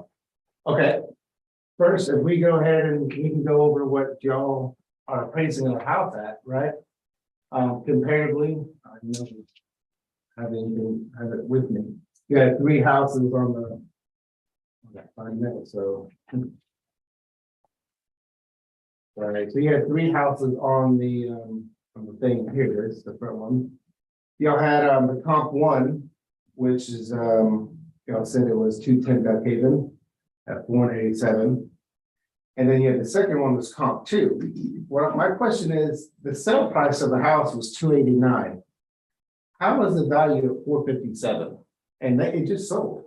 So it says right there on the top thing, it sold for 289 and y'all are valuing it at 457. My house, I built for 280 and you're valuing it at 472. And my house, so every year we have to fight it because if you go into what we've submitted for the last, you give me the other one too, 2021, settlement and waiver of protest. Y'all said notice of value, last year, 20, what year is this? 2021, last year y'all said it's 350, now we just all of a sudden we're jumping to 470. And we sold it at 327. So we went from 327 to 472 in 1 year. And what was the one from 2020? I'll give you another one. Okay, the year before that, it was 303 in 2020. We all said it was valued at 347 again, and y'all went to 303, we settled on 303. I built it for 280 in 2019. So every year it keeps going up. Now, after the hurricane, the picture in the appraised right here says 221 Duck Haven is a picture of the house right after the hurricane. That day, I'm actually on top of that metal building, and the appraisal district came into started walking around inside my house. And I'm like, hey, what are y'all doing? And they said, we're with the appraisal district. I said, what are you doing in my house? And like, oh, we're gonna take measurements. And I was like, who are you? I was like, I'm the owner, so, but no, we just thought you were a worker. So one, they're walking around inside my house, taking measurements. I don't know if that's allowed or not. And so we get down, we talk, and I'm like, hey, what do y'all suppose this house will be valued at when it's done? Oh, well over 400. I was like, I built it for 280. It's in all everything I had to submit to get the housing to the county saying, hey, this is what I'm building my house for. And that's with the shop, it's everything. So I had to submit my paper from the bank. So they have it. He goes, well, that'll be a good one. I was like, I did 280. And he's like, well, you can come fight it if you want. We'll have a good laugh. So that was said to me there. Then on top of that, we don't have it evident, we don't have it with us. We were told we could just talk about it. We're looking at houses in Spanish Woods, very nice area. This is an area that people are just now building. We have like 10, 12 homes, right? Spanish Woods has been well sought after. You have it on your phone, right? Anyhow, so houses that they're the same size as ours, same amount of property, their taxes never go up, ever. I looked all the way back to 2003. They stay right around the 280 range, 250, 260. And we're having a hard time understanding why that big difference? And why ours keep going up exponentially and they're just like a $2,000 increase Their in houses, value? their houses over there, and almost all the houses in Spanish Wood are bigger square footage than ours. Ours is 2,300 square feet. And all their taxes are 287. Our neighborhood is barely trying to develop. One house that, sold, it was, don't be wrong, we understand that it sold at or something, right? That was the comp one, if y'all look at it. So if you look at y'all's comp one, it was, That's right. yeah, the one you're looking at there is. So the y'all's comp one right there, y'all have it at 457. It sold for 546. Okay, I understand that, but that was during this crisis, the market where all the houses were selling for so much, it was a seller's market. So I can understand that one's selling it. It is also a larger house than mine. It says our square footage is 4,000, but it's only 2. Are we done? At least for this Okay. phase, you'll have more opportunity to talk. We'll have a few more minutes as we go along. The district now has 2 minutes rebuttal and 5 minutes presentation. Okay. 7 minutes total. Yep, I'll present it. So this is it's 221 Duck Haven. It's in Sunset Bay. The value certified value was 327,000.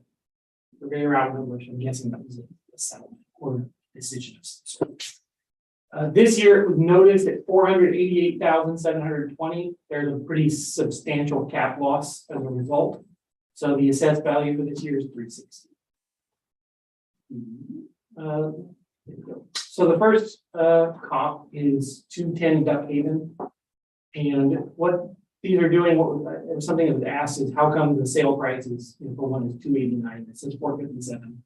It's because you have to adjust the things to be like your house. So if somebody buys a house, but it doesn't have a garage and yours has a garage, you have to change the sale to indicate that there was your garage on it. Or else you're just looking at something that's fundamentally different, right? The house is half the size. It needs to be adjusted for the size of the house. And in this case, the house is half the size. So the 457 is what happens when this subject is adjusted to be like the median indicated value based on sales of these 4 sales here is 472,796, which is a downward adjustment from the notice value of 488. The equity grid, these are not sales, these are just other homes in the area or similar homes as far as how they're made. Yeah, these are all in Sunset Bay. And we're just checking to see if we're appraising this property any different than we're appraising other homes in this neighborhood, similar homes. And our median there is 490. So we're right on top of it. This is just a 5 MV plus in Sunset Bay. There's no function going on up or down in this thing. Also, it wasn't really brought up, but there's a fee appraisal in the property owner's evidence for 460. And the date of appraisal is March 9th, 2021. Our date of appraisal is January 1st, 2022. And yeah, things are changing. Over those 9 months, there is an increase in value over, inflation is happening for 9 months, but it's pretty good. I mean, it's not that far out. It's within a year. If this was a sale, this would be legitimate. Yeah, I think that this is everything that we're doing is being done in the field.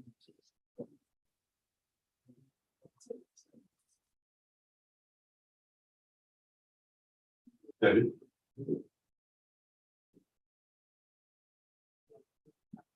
All right, you'll have 2 minutes. Okay.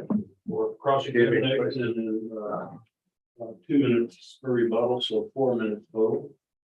Okay, and you stated on that one house that it was smaller than mine, the one on stilts. I don't think it's on this. Yeah, it's got a pretty high foundation. It's on stilts. What's the square footage in that house? 2072. 2032. Okay, mine's only 2,300. Yours, it's the garage. It's not living space, it's just a garage, right? The detached garage. They have a detached, do they have a detached I garage? promise that everything you're asking, we will consider. Okay, We they know the have, difference between a so garage they have a and detached garage with a living space inside it, which has an AC on the outside of that garage, which you can tell it's living space because we've been in it. He explained to me why there's a 1 acre lot. And I'll have it in front of me, but y'all know this because he's already appealed this one. And the guy owns a 1 acre lot, and the 1 acre lot next to him was valued at 30,000. The 1 acre lot he lives on is 50,000. Okay? Yeah. How, right next to each other. So how are these 2 1 acre lots in our neighborhood both at different prices? What does that have to do with this project? Because I like to know how that y'all are appraising 1 acre lots in our neighborhood, because Okay, so, he came to y'all, and this is Andy Club, and which you've already heard this, and one lot worth 30, one lot worth 50. Right. So you're looking at this, so how are y'all judging all this? How are you judging our neighborhood, the Spanish Woods? Now, some of these other, They're judging, comparing the coastal wildwood. yeah, so then you got other houses you're comparing to. How far are y'all allowed to compare out? Because I thought it was no more than what 5 miles or other local areas. So you're looking at other areas down the road, completely different subdivisions on the water that have been around for a little bit. We have like 10 houses out there. It's not even a developed neighborhood yet. You know, we're still going along, trying to get people to build out there. And our taxes keep going up so much that when you have my next door neighbor that's comparable, he built the house for $250. You got his taxes at $407. You know, that's you know, he built this house right before I built mine. So all of us are building our houses. You're saying that this other house is worth 280. This other house, the one on the right, 407. My neighbor built that for 250. Okay. The house right there in the middle, right there, they built it for 280 cash. Then y'all are praising it's 527, 407. But how are you getting these numbers? When you put the prices on these numbers, what did you compare these to? Because now you have one house that sold in my neighborhood for you comp one, you comp two, the house sold for 280 something. Okay. So my point is, those are the only 2 houses that have sold in our neighborhood yet. That's how long we've been around. Our houses are not selling. So now you got appraised value for all these houses, 527, 407. How'd you get those numbers? Because no houses have sold until just recently. So you're just, to me, these numbers are just being thrown out there. This is what these should cost. But actuality is, he paid 250, he paid 280, I paid 280. You know, so this is, you know, maybe they don't know to come in and try to fight this stuff, but you're putting numbers on stuff like Spanish Woods developed area, and all their appraisals are way less than ours. The house is like 280, 300, beautiful area, same amount of acreage as us, you know, they're having brand new houses built out there.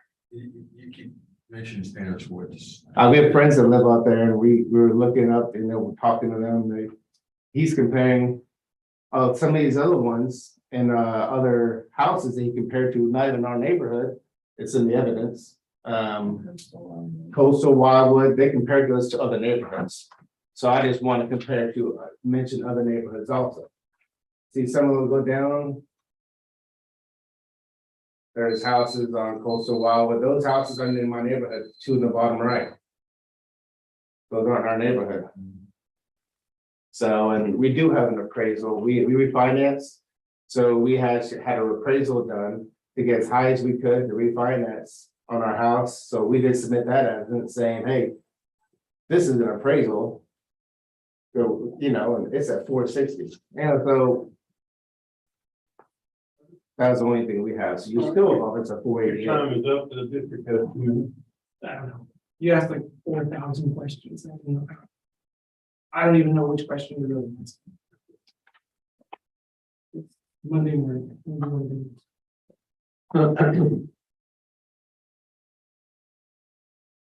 That in?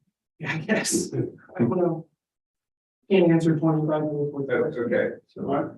So, you have 1 minute for closing. Okay.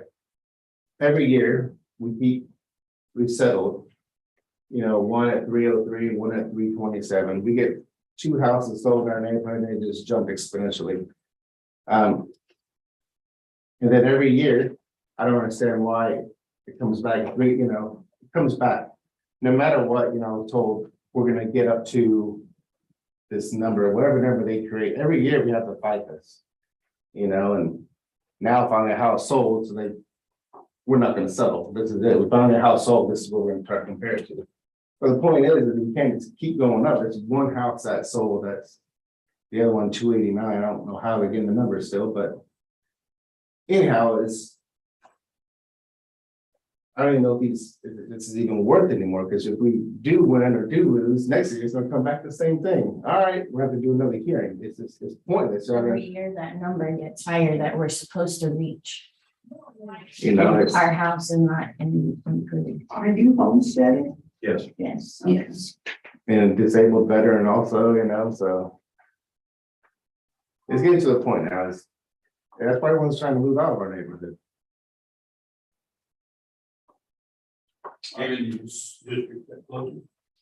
You know, there's a comp in your Yeah, appraisal for coastal wow.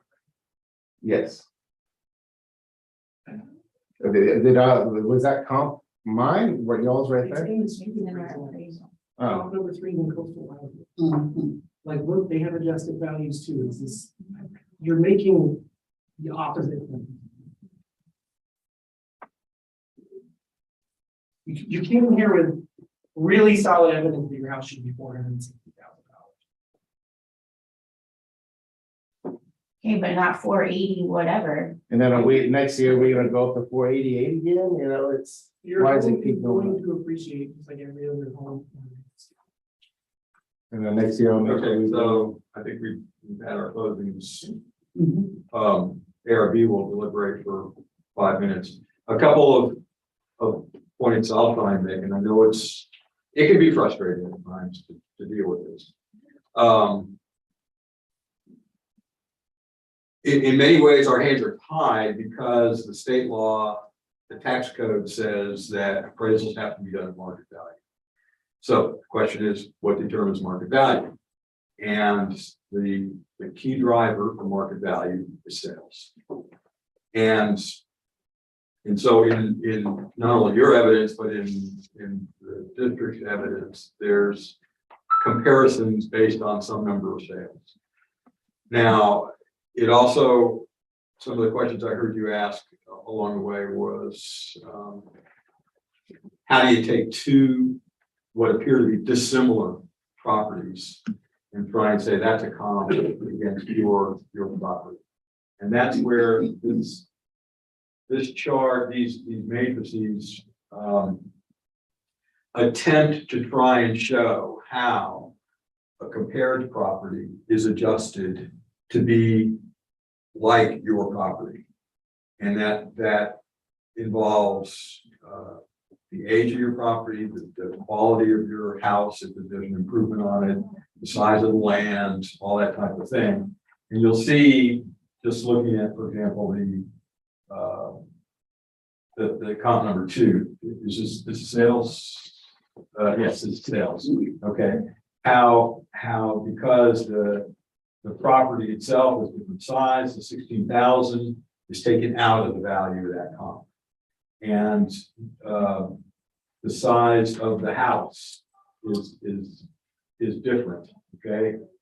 The size of all the features that are involved are different. And that's how you get from the 459 that they started with down to 433 by adding and removing features. Now, as to your question about, are you going to do this every year? And part of the answer, the short answer is quite possibly. But it's because of the crazy market that we're dealing with right now, where people are coming in and buying stuff. Okay.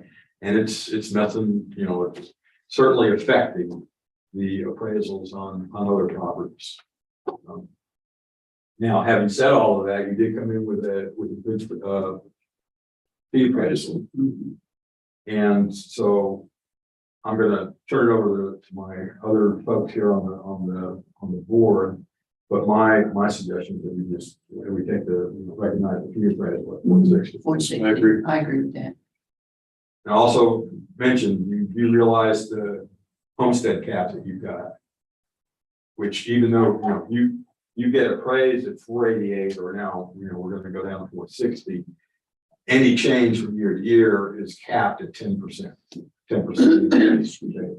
So even if we stayed at 488, your homestead cap has brought your assessed value, what your taxes are calculated at 359.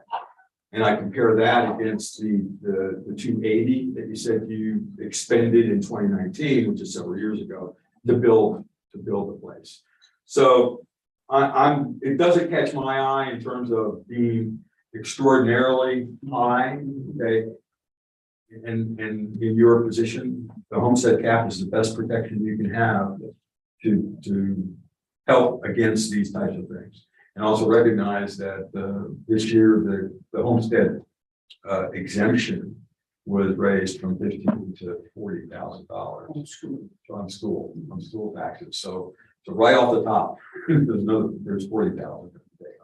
Okay, so. That being said. Yeah. I agree with 460, the appraisal shows. That was your evidence. Okay. I move in regarding case ID 2022-36, account number 66308, that the value of the property be decreased to 460,000. Second. All in favor? Aye. Ready to vote. Okay, so that's it for this year. Fortunately, we may see it next year. Oh, yeah, sort of. Yeah, really. Thank you. Thank you for sure. Okay, yeah, good at it. Oh, Have a good day. Teacher, we like him. yeah. Bye-bye.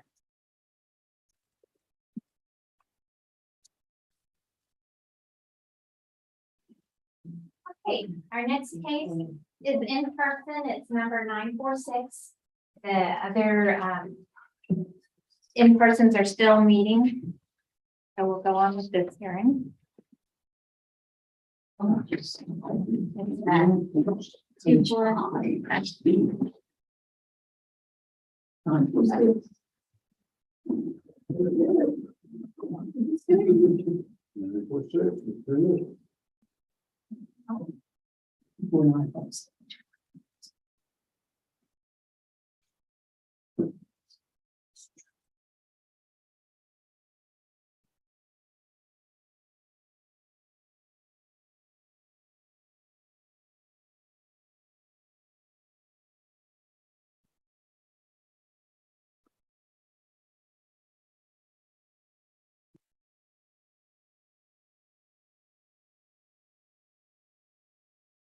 You ready for me to call them in?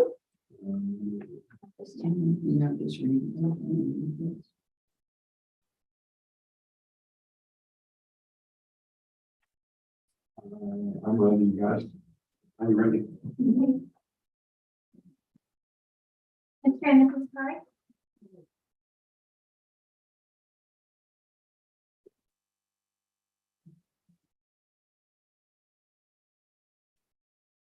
You'll have a seat in these two chairs. This is Glenn and Martha Curry. Good morning. How are y'all today? Excellent. Pretty good. For Monday. I'm supposed to get some rain, so. Yeah, that's a good day. That's a good. Today, right? Yeah, how do we? 30, 40, 50, 40. What are the percentages? Always subject to change, though. Always. And the winds are. Always goes down. Yeah, absolutely. The wind goes up. Yes, sir. That's right. Especially when you get the boat up.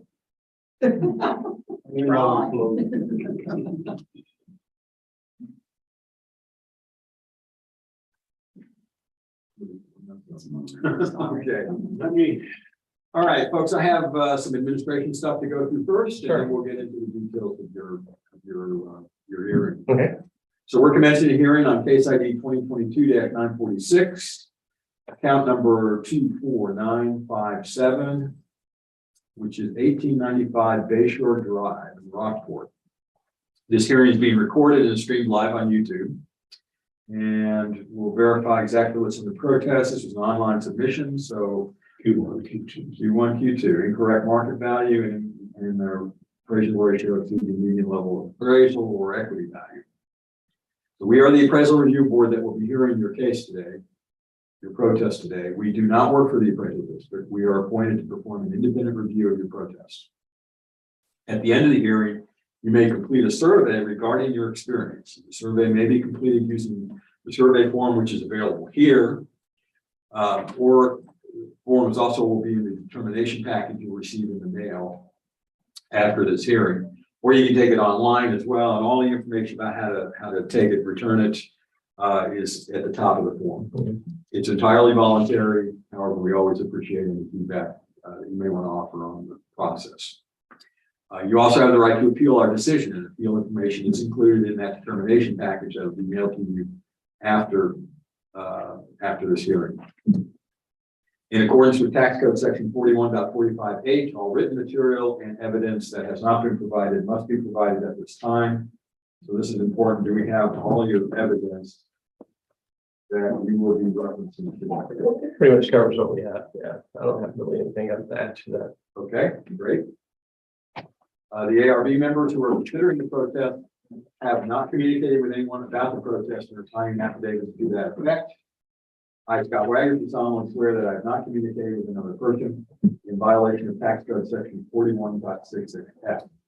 Major Lane Ferguson, do solemnly swear that I have not communicated with another person in violation of tax code 41.66F. I, Ronald McCann, do solemnly swear that I have not communicated with another person in violation of tax code section 41.66F.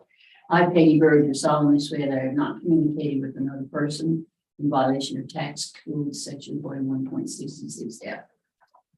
All testimony from all witnesses must be given under oath, so you'll be asked at this time to swear in, and Val will do that. You'll go ahead and read that aloud. I, Martha Curry, do solemnly swear or from the testimony I shall present to the appraisal review board for the Aransas County appraisal district is true and correct. You will sign and print, and you'll go ahead and state your name. I, Glenn Sherry, do solemnly swear to affirm that the testimony I shall present for the appraisal review board for the Aransas County appraisal district is true and correct. I, Amber, do solemnly swear regarding the testimony you shall present to the appraisal review board, the Aransas County appraisal district is true and correct. Okay, I need to ask if either of you hold a license or certificate from the Texas Appraisal Licensing and Certification Board. Okay. There in front of you is a chart that represents the hearing procedure time. Is how we're going to run the hearing today. Takes one of two forms. Either you can present first, or you can have the district present first. You both, you or the district, can each get equal amounts of time. However, you have the honor of being able of choosing which you would like to have happen. Either you can go first, or the district. I'll go first. Okay. You have 5 minutes. You ready? Well, we may not need that much time, so. Take whatever you need. I don't think that the increase in value is out of line. My question is, we have a home that we purchased a little over a year ago, about a year and a half ago. We got ready to start trying to do some improvements, and we are below the allowable hub to improve that property. So when we went to the city to gain a permit or ask for a permit, they denied it based on that ground. So we were told about the substantial improvement, substantial damage, issue that's in place post Harvey. Now it's been in place but it's been enforced a little bit more digitally now in Aransas County than it was prior to, but that's what we've learned. So we came to find out about this after the fact.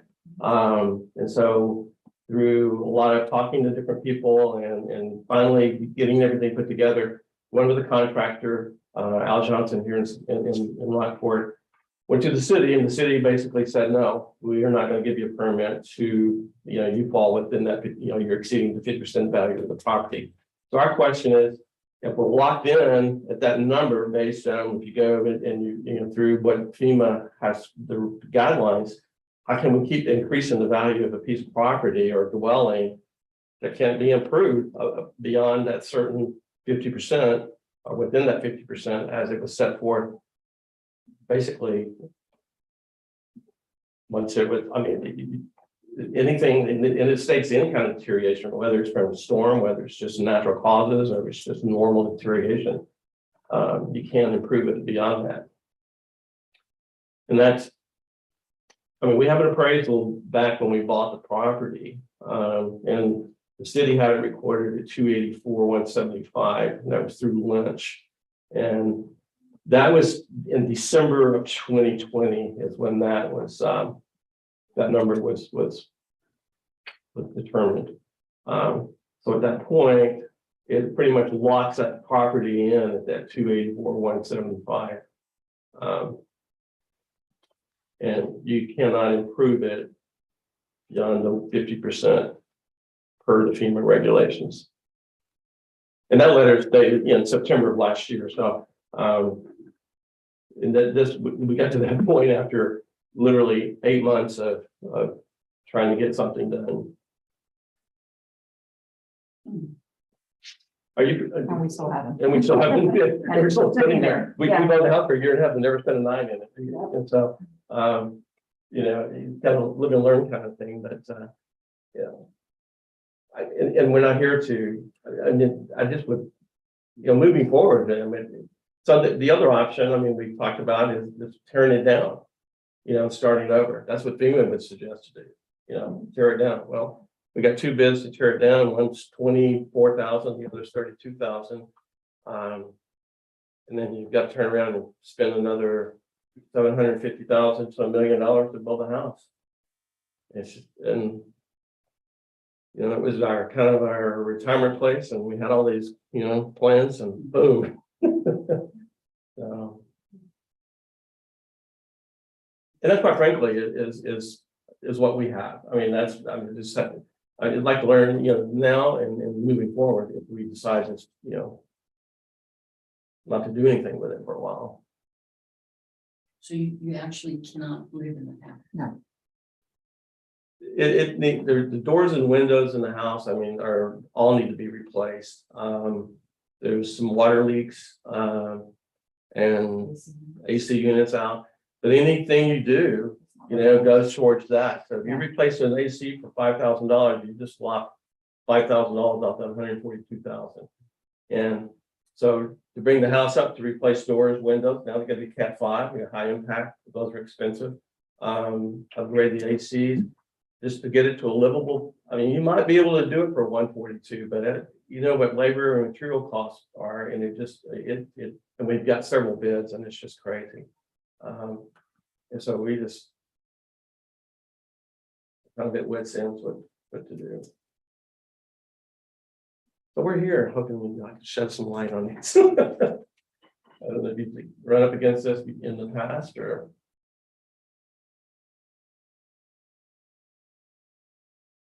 Okay, That's it in a nutshell. Right on time. That's timing them. Yes. 2 minutes for Austin, 5 minutes for your presentation, 7 minutes for. Yeah, we have, this is a huge constant issue. It's basically pressure to create, it's intended to create pressure to get people to raise their house. Pretty much what it is. The elevation requirement increased, and there's already a ton of homes built. So the way that they sort of grandfather in, but also lock out, you're not meeting that standard, is this 50%. And it literally, when you said what FEMA would have us do is just tear it down, that is exactly what they want you to raise it up. Around here, it feels ridiculous. I don't want to say it feels stupid, but it almost feels stupid. Because if it's gonna get 7 feet of water in it on Key Allegro, you're in the middle of the bay, you've got a serious problem. Like the water damage from these things was from water moving up or moving down. This is not, if you get 12 feet of standing water in Key Allegro, it's the apocalypse. It's not reasonable to think that we need to add 2 feet. But it's like, that's the problem with national regulation, you know, it doesn't take into account. Like, what is that? Does it look like an absurd result here? Which it kind of does. But unfortunately, yeah, there's a lot of people who Also, the bigger problem was they were applying for permits and being compared to the values on their homes that we had here at the appraisal district, which had been argued down over 20 years. Just people just saying, my house is trash, it's terrible, you would never want to live there. And we had $85,000. And so it was like, you can't even replace a roof without lifting your house by 6 feet. It's crazy. But anyways, yeah, you're not alone. There's a lot of these. And generally, I think that is what the intent is to like, you can update it as far as regular maintenance, you know, replace windows and doors. But you can't make it like, you can't remodel it. It's not up to us. I wish that it wasn't the way it is, but and like you said, with the cost of material and everything, it's just gonna, it's outpacing that number. Yeah, our evidence is going to be, the first comp in your purchase, which we don't know exactly what the purchase was for, but we're pretty sure it's 640. If it was less than that, we would love it. And the other ones are on Bay Shore, but the thing is, these are all, they're not pending a renovation. So in a sense, what you have is kind of like comparing an incomplete property. It's not really incomplete, it's just needs to be updated. It's, you know, we have it as an effective date in 1987. If you built this house in 1987 and left it there, the AC would be broken, and windows, you know, all the stuff you're describing. The equity grid is not showing you anything as far as the value. It's just comparing it to other properties that we appraised here in the county and were below our equity number. That's not really kind of exactly. Yeah, so I understand it's a tough situation. And math is all very subjective, nothing against that correctly, because what you're dealing with is regulatory restriction, you know, and it's not like it's just a weird thing.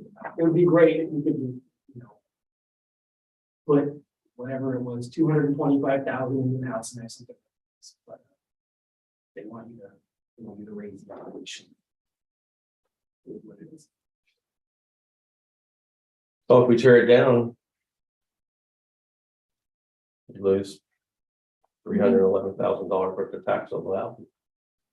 Yeah, but to be honest, I don't just come off wrong, but here at the appraisal district, we generally don't care what people's taxes are. If the local taxing office says that we like you a lot, you don't have to pay taxes, that doesn't bother us. Like, fine. We're just trying to appraise the property. If you tore the house down, it would be worth $412. That's just you know, it's none of this was our idea. No, You know, like on this 6 feet thing, it's like, I wouldn't have done this, it's not helping anything. And I think you're dealing with something that other people are dealing with. It's also very nice that Al Johnson makes it clear that he's not gonna do something shady in his letter. Yeah. Yeah. Good, good, that's what you want. It's unfortunate, it's inconvenient, but that's what you want. Yeah. Well, there seems to be a lot of different interpretations of how this could be applied to what property and. Yeah. There's a lot of gray area. I mean, I've read this particular, there's one that's 40 pages, and I think this one's about 80 pages full. And this starts, it depends on the valuation. Are you using cash, you using, you know, you use market value, replacement cost. I mean, it's like, you know, what number are you going to use as your basis? And so. Yeah, it's kind of up to the permitting office when we decide. And then, you know, we understand there's been some turnover there, and there's a little bit of inconsistency in the way that things were applied originally versus how they're being applied now. And so, but that's, like I said, that's a whole nother. Yeah, but you know, that's where we're coming from. You know, if we continue, I mean, the house value, I mean, we're locked in by the rules, and it's just, to me, I thought it was a little unfair that, you know, the value goes up, we can't use that, you know. Oh, yeah, and I also wanted to point out the value on your building is not like, I think it was a 285, right? But the previous, what you have listed here, in 21 was 244,970. Yeah, no, I mean, the one in the. Oh, and the left from Al, 284. 284. So we have 311, Yeah, you're right. so that's, 36,000 or something. It's 27,000. 27,000. And, the difference between our notice value and what you bought it for.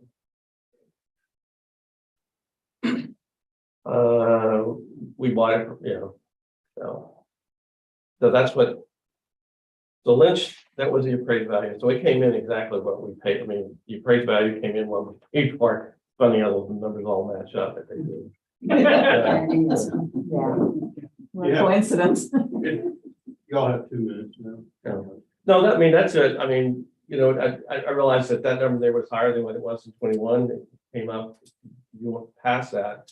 I mean, even if we went back to that, I'd say, okay, we're fine. I mean, that would be. But yeah, the year over year changes, by the way, the year that didn't get read. There was some years added after the storm. Because some stuff was replaced, but it's still age 1987. Not just a neighborhood has been going up. Every house. But I'm just saying the what you paid for it actually indicates. Well, when they first put it up for sale, they were asking considerably more money. Once people started walking the property and having it inspected, the prices started coming down based on the condition of the property. People that lived there were the original owners, and that was in the mid-70s, I believe.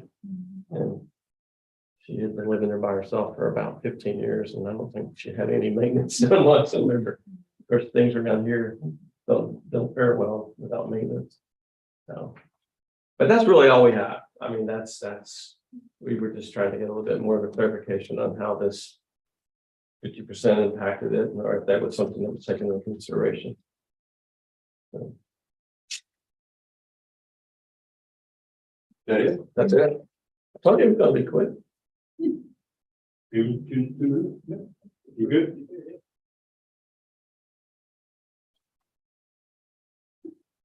Closing, 1 minute. Well, I'm fine. I think I pretty much said it. Amy? I think it says 5 minutes.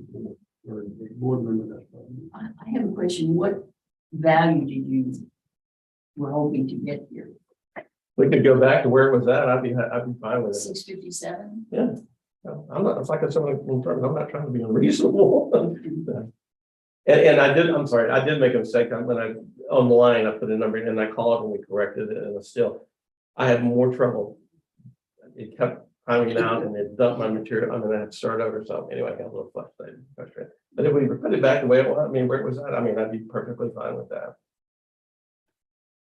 Does that help you or hurt you? Yeah. Either way, I mean, because Actually, and it is the improvement value that they're measuring this 50% thing on. Not ours anymore, thank goodness. So they actually they're going off of the appraisal that was done when the property was purchased.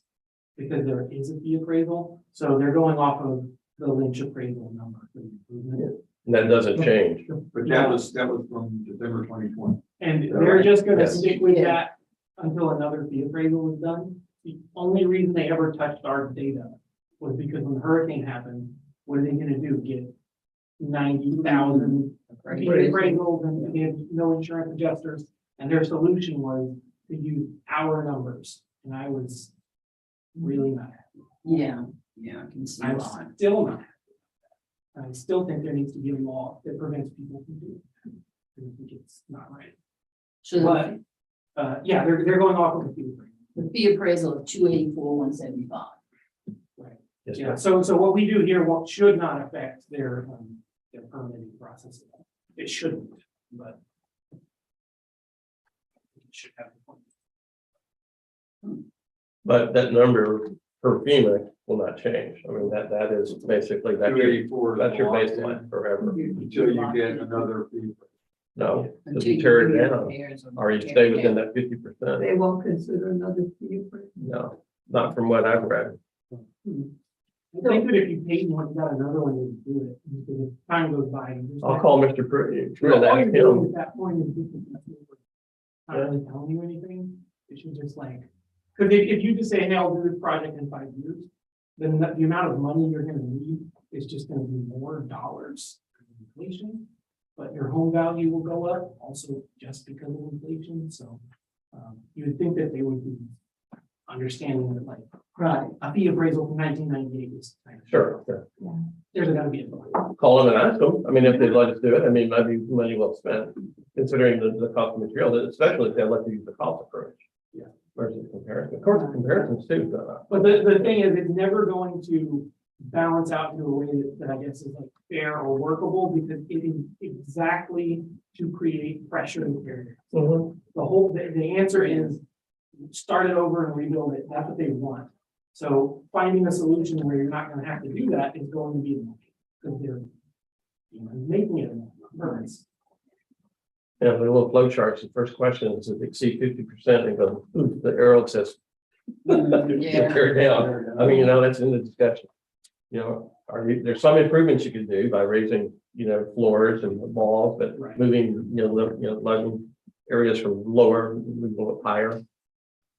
I mean, it all becomes cost prohibitive. So, They can pay us, tear it down. Yeah, but if you're spending time making them do some research. Right. They won't do that. Yeah. well, those are some good questions. We can ask, the city, if we got a new appraisal, would we consider it, and we should take the cost approach, which is going to get incrementally higher? Yeah. Would it be worth it? But it's certainly gone up in the last year or so. Or what's the? Can you just get a permit, do it, and then We'll get get a another one. different permit? and do it? So originally, when we first started talking to the permitting office at the city, the lady, and forgive me, I forgot her name, her and 2 other people over there had written a guideline book on how this applies for this rule. When I talked to her several times, her comment was, well, you apply for a permit and you do that amount of work, you wait till the following year, you apply for an additional permit for additional work, and you just keep rolling those going forward. And I thought, that's simple, we'll do that.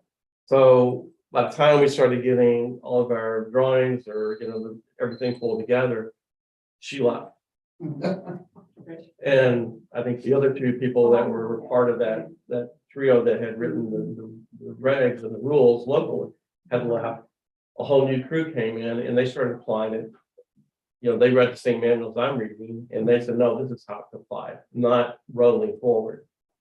Now, you go talk to different people, different contractors, or different, people that I guess had gone down the road, and they said, no, you can do it that way. And Al researched it, he said, no, you can't. And he said, I'm not gonna go down that path, because that could be a slippery slope if we get down there and all of a sudden they come in and they go, no, you're in violation. Then you've lost, everything you've done, they tagged your house and you're cooked. And he's probably being sued. And so, that was, so there's, kind of depends on who you talk to, how they interpret it, but the bottom line is, if the city's not gonna give you the permit on it, then you might as well just throw up your hands. Okay, so here's my scientific. approach. Yeah, let's hear it. Since everybody, including FEMA, which means it has to be correct, Yeah, has 50% in all the calculations. Let my compadres here also weigh in, but I just took the 50% increase on the improvement value. So basically halfway between 244 and 311, and that got me to an improvement increase of 33,440, which then got me to 778,410 for the improvement, or a total of 697.50 from 657. Basically halfway, I'll leave my other folks here to come up with other solutions or perspectives. Because I mean, this is non-scientific. Yeah. And unfortunately,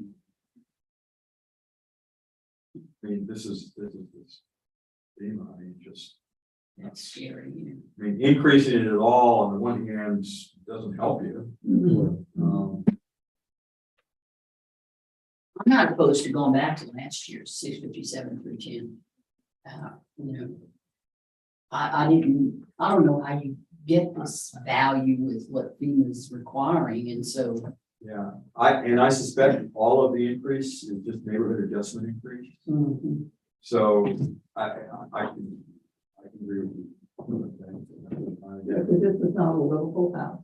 Right, Well, anything he tries to do goes against him. Absolutely. I agree. okay, I say go back to Good the deal. last year's value. I agree. Okay. Yep. I appreciate it. We do. I move that regarding case ID 2022-946, account ID 24957. That after listening to the appraisal district information and the owner's information, that we increase the current value to last year's, which is 697. 657. I'm sorry, 657, 310. I'll second that. all in favor? Aye. Any opposed? Okay, I feel for you. Yeah. Well, It's gotta be frustrating. It is. And, we'll keep communicating with the city, maybe we'll come up with a solution. Or we'll just start over. When did they change that? Okay, yeah. I don't know, they got a new city manager, I think, so, That's true, they do. Yeah. in the last. Yeah, we appreciate your time. All right, thank you. all. Take care. Take care. Bye-bye. Bye-bye. Oops, here's a Yeah, I've problem. never heard one. I think I forgot one. Here you go. Yeah. Do we have someone here? We have a telephone. Okay, yeah, our annual appraisal report says every appraisal has to state the purpose. Refinance, whatever, and our appraisal report every year is a mass appraisal of Aransas County for the purpose of ad valorem taxation. It is not for disaster estimate, it's not for permitting, it's not for any. And that's where they pulled it off. Right, I don't think, we are not allowed to use, like, when during hurricane, people bring us stuff from insurance adjusters and FEMA and stuff. They have this legal warning label where it's saying, this is only to be used for this one purpose and not for any other purpose. Don't use it for a bank loan, don't use it for anything, and I feel like ours is not. Sure. Because we have like equity stuff to deal with, and it makes everything. It's, I wish they just get their hand out of the cookie jar, just because it was easier to use our numbers right there. They were struggling with We that had to time. do the work, They were really struggling at that time. Okay, so, All right. are we gonna, is the telephone thing fixed yet, or is that still? No, Eamon's put in a lot of time with them. They are sending a new one today that has a wire that we will use until they can figure out how to fix the other. Okay, But for what it's for now- worth, I don't think it's the unit. nobody knows what it is, it's some sort of software problem, but the thing is that phone apparently is so new, tech support. people don't know. Oh, my goodness. We can fix it ours. Oh, that's too. Putting it out quicker than they. Okay, so we're gonna, Somebody got a little energetic there. What's the number? the number is it's on page 3 at the bottom. Case ID. Oops, it's tight. 281 is the case ID. And the account number is 14617. And I'm ready if you guys are. I'm ready. This is T&M Coast Properties. I don't know the name of the person who called in. Have that. And ready.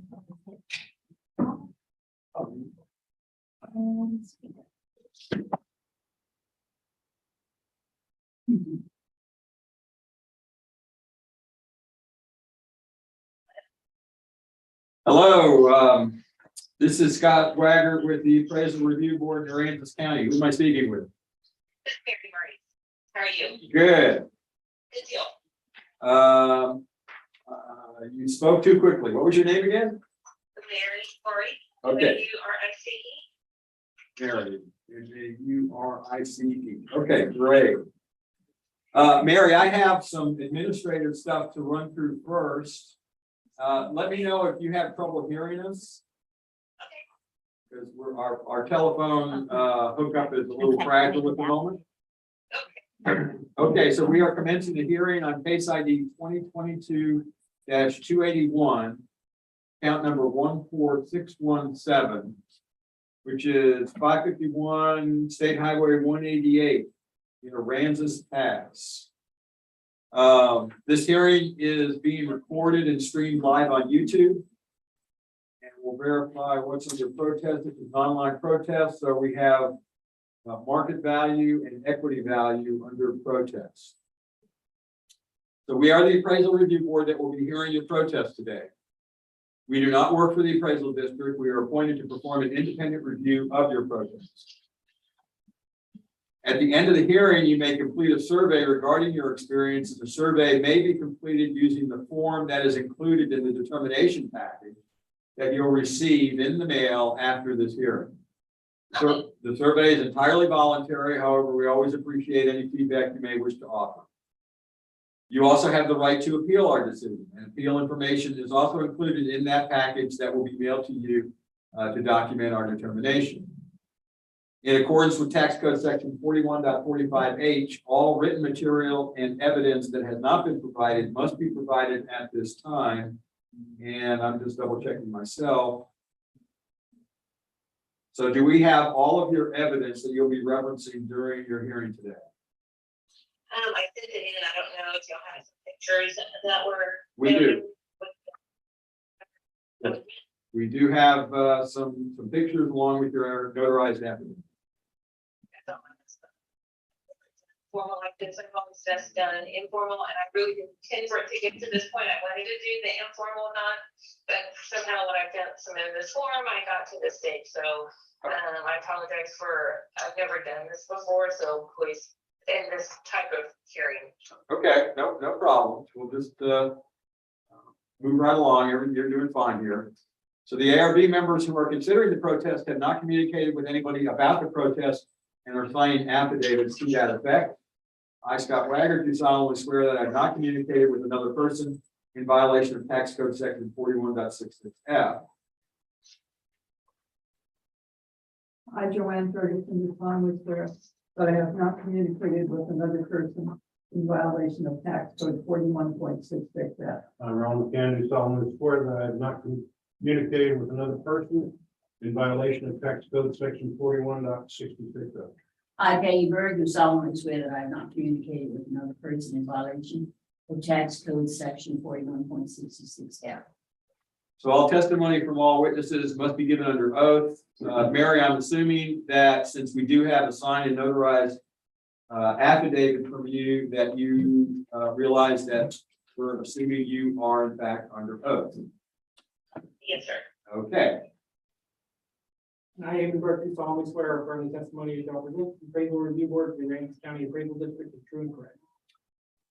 Okay, Mary, I need to ask if you hold a license or certificate from the Texas Appraiser Licensing and Certification Board.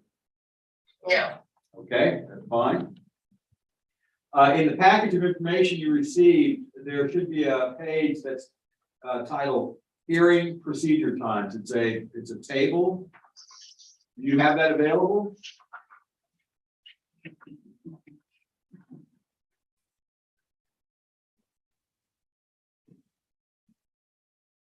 Not sure I have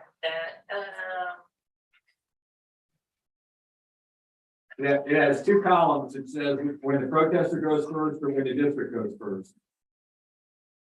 I'm sorry, put that in. There are two columns in the table. One is titled when the protester presents first. The other is when the district goes first.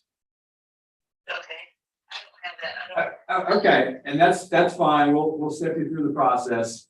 Effectively, you you have, the hearing can run in two ways. One is if you present your information first, the other is if the district presents their information first. There are several opportunities to talk and present, and both sides, you and the district, have equal amounts of time. However, you get to choose which you would like to have happen, if you go first or the district. Go first, I mean, just, I don't, I'm perfectly fine to go first. You go, I don't, yeah, I can go first. Okay, fine, hang on, we'll get you started here. All right, we have 5 minutes. So included in the information set were the pictures of the home. The value did go up on the home, so we just felt like it was a little high for the home. The home does not have central heat nor air. It has 2 window units. No zoning skirted around 2 sides of the house, the back side and the side facing the main deck is open underneath. Of course, the house did go through Harvey and did have some damage from, I understand, from the previous owner that was rebuilt. It's only a bath and a half. It doesn't have a dishwasher hookup and doesn't have any attic space. The walls do not go up to the ceiling. It's kind of got a unique architecture in it, and the fact that the walls are only 8-foot walls, so it makes it kind of hard to be it's more suited for a single, probably a couple, not really a family. And like I said, it's got a bath and a half. It's half a bath. The carport that's on there is pretty small. You can't hardly get a vehicle in it other than a very small car if you had to. The neighbors across the street are a little rowdy in the fact that they're up all nights of the night, walking, shooting, doing all kinds of crazy things. So the location isn't wonderful. It's not bad, but that's the information from, we only own this about a year now, not quite a year. So that's the information that we have seen since acquiring this property. That's pretty, it's a pretty small acreage land. What I do seem odd about that property as well, we also have the property adjacent to it, the 511 State Highway 188. The market value of that land went down, and on this one, it almost not quite doubled. So that seems kind of odd. So just curious about that as well. The value of the improvement went up as well as the land, and on my property adjacent, I am not finding that property value went down. So it just seems odd since they're side by side. That's all I have to add. Okay, you still got 2.5 minutes if you have anything else. Yeah, I mean, can't think of anything else. I mean, that's how much I've never done this before. That's probably all the information I have. I mean, are y'all able to see the photos that were submitted? No, those were copies. Yes. Yes. We've had, like I said, it's nothing fancy, the house, and it's got a set of siding on the outside. It's got tin roof. It's not just regular generic windows in it. It's not by no means a high-end home. It's very low end, just basic manufactured type home that was built there. And it has linoleum and carpet in it, no tile. The showers are just the shower is just an insert in there. So that's all it is. The tub is a plastic insert as well. I didn't include those pictures, but I could if I had to. Did you say the home was rebuilt from Harvey? From the owner, I understand that there were some windows that were damaged and roofs pulled off from Harvey, and so I do know that much of it. I don't have any pictures of that.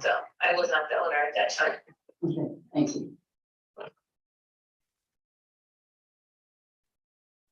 All right, you still have almost a minute.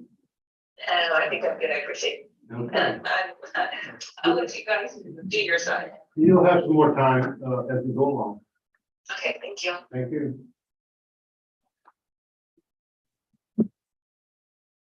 Hang on a second, the district is looking at some information.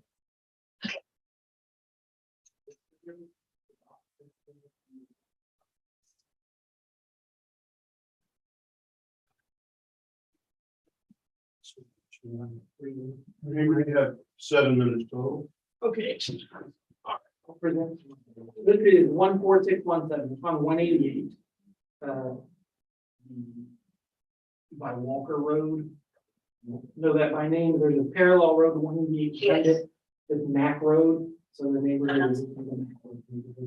So last year it was certified at 179,730. This year it was noticed at 242,560. It was a purchase last year, and we don't know what the purchase price was. Or even the terms of the sale, actually, because I don't think there was a listing. This property was built, the house was built in 2015. The picture on the property card includes the neighboring property, so it's a little bit misleading. There's not the overhead picture includes the stuff that's not on the subject property. It's just the little house parcel you see in the picture area. I can pull up picture real quick. It's just that, it's not this. Yeah. It's a separate thing. So that building was built in 2015. So it's a 7-year-old 3FB. And yeah, it's very basic, like she was saying, there's no central heat and air. It's got some sort of craftsman done ideas about the inside of it. It's just a square, the floor plan is really basic. That's why it's a 3, not a 4. Because it's not that it's worse, it's just simpler and it reduces the amount of people who would want it, maybe more economical to build it that way. So that's why it's even, so 7-year-old 3FB. The comps are going to be other homes in this area on 188 Walker Road. When adjusted to be like the subject, we would expect that the property would have been purchased for 262. If they were purchased like the other ones, when adjusted to be like the subject. Again, we don't know how much this thing is actually. The equity grid indicates 243,714. These aren't sales, these are just other properties to see if we're appraising this property fairly and equitably, meeting the standard on that front. That's pretty much it. The reason the value went up is because everybody's value went up out there. The land tables changed, if I remember rightly. There's a neighborhood adjustment out there.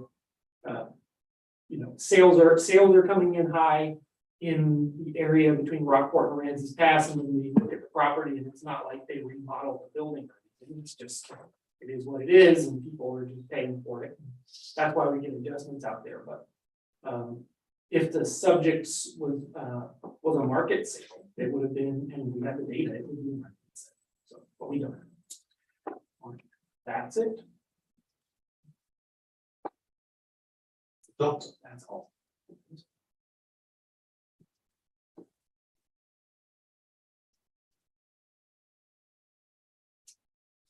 All right, you have 2 minutes.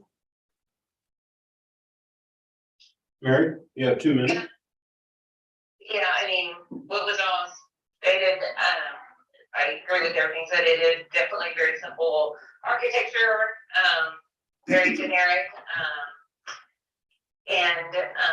Yeah, I mean, I know about the values of all the properties in the state of Texas going up. I have a property in Beartown and in Indiantown, so I definitely know how it's all worked and stuff.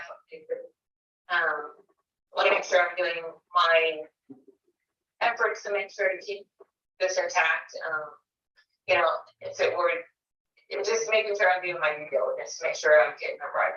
Not overpaid, then it is a busy street there. It is a busy highway. There is a lot of noise on that road, especially on the weekends. So, anyway, I agree. I understand what they're saying. All right, you still have a minute.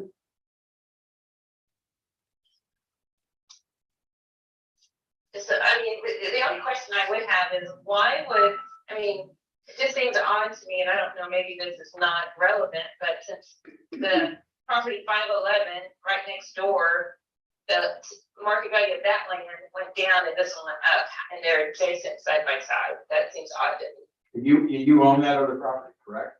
Yes, Which property? The 511. Is the one over here with the little thing?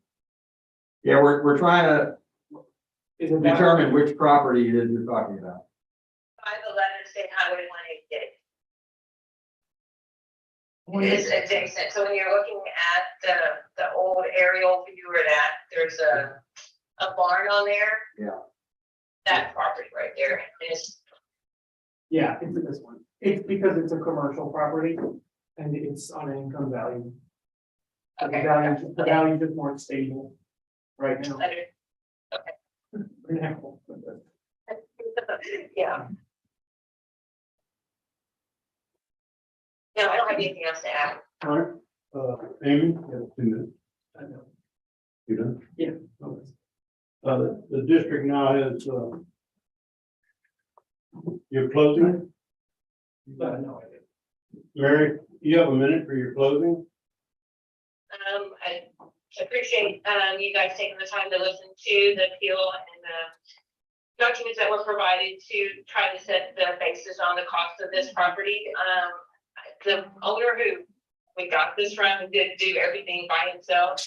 I don't believe everything is truly great craftsmanship. So definitely, like you guys said, not a 4 or 3. I'm not sure what that scale is, but I'm just guessing 3 is much lower than a 4 in quality. But so definitely something to take in account. You know, caulking, you know, some things have to be done to make it a more suitable residence. In my opinion. And that's all. All right. Amy, the district has 1 minute. The board now has 5 minutes. So I have a couple questions. This property next to you, is it a business? You know, we just have our RVs on there. There's my personal RV on there with our friends. So you don't rent it, you don't get any income off it or anything like that? You know, we just bought it. We used to be in an RV park and we moved our RVs from the RV park and put it there. It's just our own personal use. Okay, so can we, is in fact A22190 class as commercial?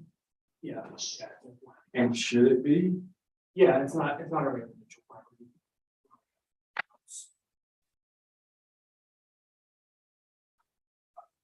It would be actually be kind of weird at this point with a house on the hard corner of 88. That'd be a weird place to build a house nowadays. Well, there is a structure there and so consequently, there's no way to combine those or anything like that? No, you can, you're talking about like the land value? Yes. Yeah, no, That's you can one still do, you can still do the exact same. Okay, so can we look at the effective size? Yeah, all you do is you just add them both, and then, yeah, put the thing on there and do what you do. So Scott, can we do that? Look at 88. 22190. 88222190, thanks.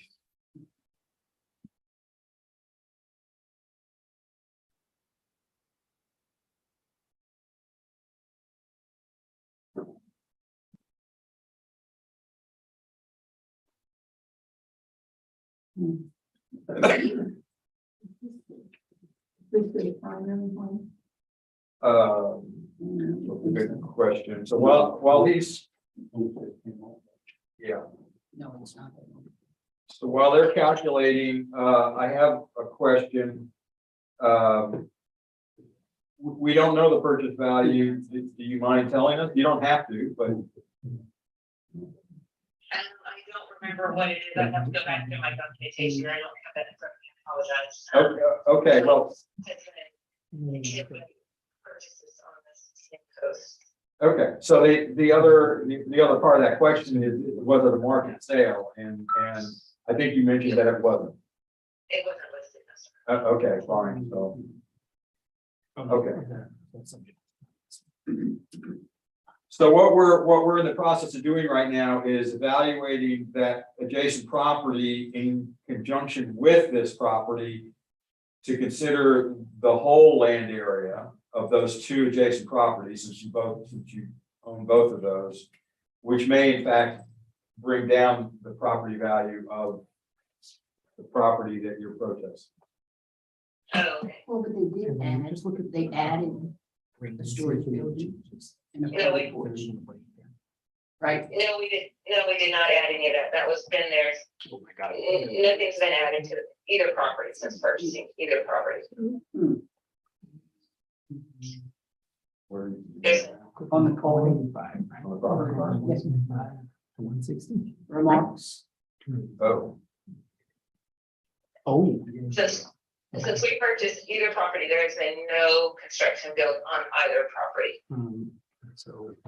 The back awning on that, large building was there, all of that, there's been, I assure you, nothing done on either structure, yeah, other than base put down underneath those RVs. And then I have a question.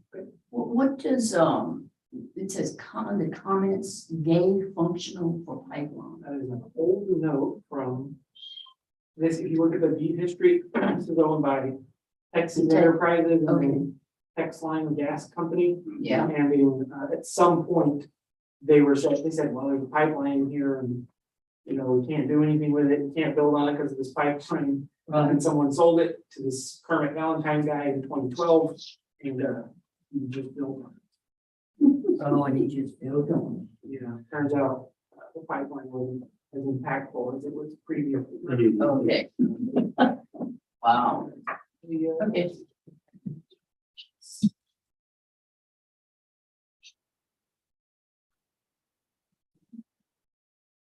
That makes it, 213,586.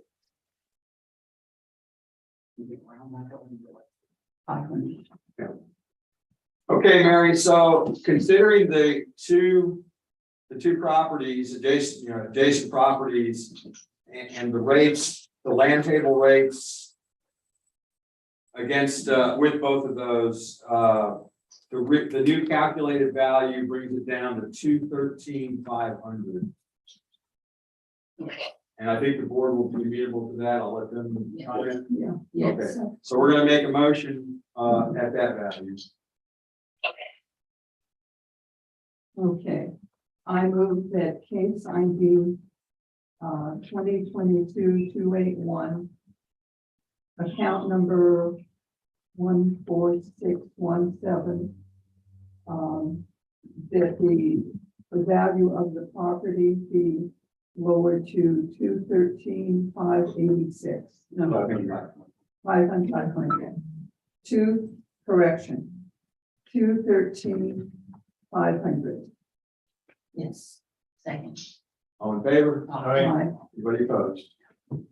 Okay, Mary, you understand the new value? Yes, sir. Okay, I think we're done. You will receive a determination package in the mail here shortly. Okay, thank you so much, everyone. Okay, thank you. Have a good day.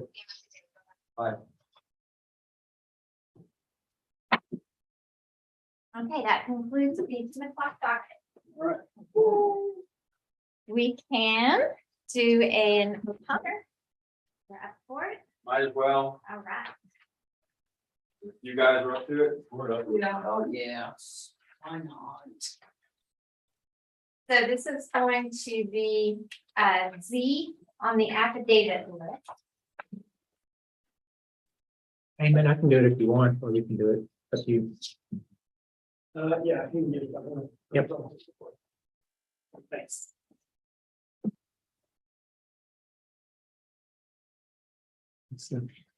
It is 65960.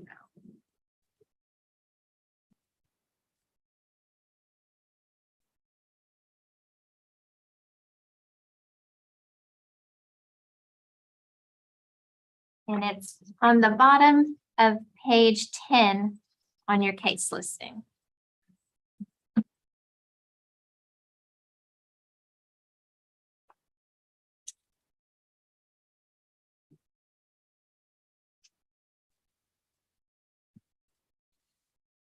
ID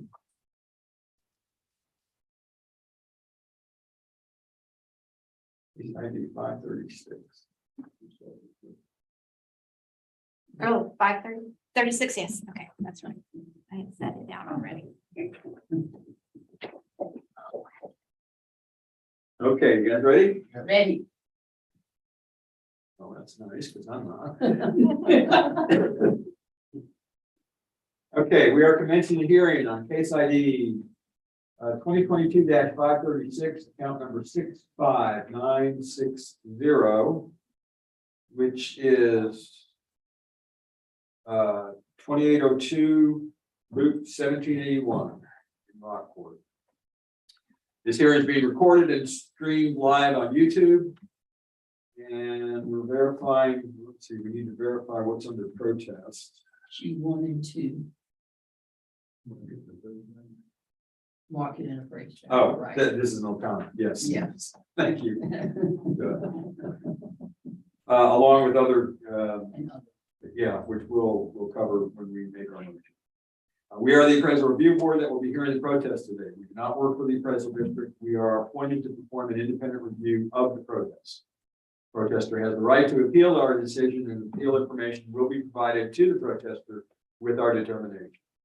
In accordance with tax code section 41.45H, it is assumed that all written material and evidence has been provided with the affidavit.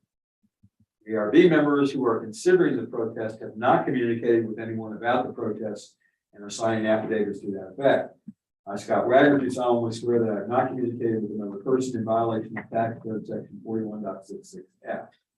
I, Joanne Ferguson, do solemnly swear that I have not communicated with another person in violation of tax code 41.66F. I, Ron McCann, do solemnly swear that I have not communicated with another person in violation of tax code section 41.66F. I, Peggy Bird, do solemnly swear that I have not communicated with another person in violation of tax code section 41.66F. All testimony from all witnesses must be given under oath. I, Scott Arrington, do solemnly swear or affirm that the testimony I shall present to the appraisal review board for the Aransas County Appraisal District is true and correct.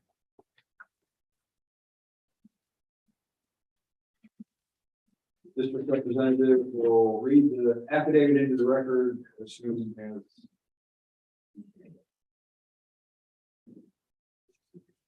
Yeah, isn't it? Okay, this is the property owner's affidavit of evidence. Property owner is Papa Inc., 3116 Trailer Boulevard, Fulton, Texas. And the property address is 2802 Route 1781, Rockport. And the items under protest are incorrect appraised or market value, and values unequal compared to other properties. The evidence is 0 or null set. And then the this facts or arguments are no recent sales support the increase, opinion of value 74,500. And I do not intend to appear at the hearing, either in person or by telephone conference call. This affidavit and the evidence and or arguments included may be used at the hearing if I do not appear. And it is signed by Kimberly Finley in Aransas County and notarized by Bria and Nicole Smith. All right. And that is the evidence. All right, so I will go to the evidence here for the district. It's the property, and the property is $75,450. And isn't that what they said they wanted it to be? No, they want 74. Okay, so they want it to be $950 less. Okay, Well, they actually said 74,500. 74,500. Yeah, okay. All right. So That's where the property is, essentially the corner, the hard corner of 3036 and 1781. And our sales are the first one is on 1781, just a little bit up the road. It sold for 85 cents a foot. And it's 2.4 acres, a little bit smaller than that. Another sale is on Windcrest, which Windcrest is just a little bit further up 1781 from this, just a little further around the corner. It's 33 cents a foot for that, 3.5 acres. And another one on Windcrest for 55 cents a foot. It's an acreage sale, and those when averaged out, it's 58 cents a foot, compared to the 49 cents a foot that we have on the property. All right, and for equity, this is just things, you know, on land table. These are other properties on Loop 1781, and they are similarly valued.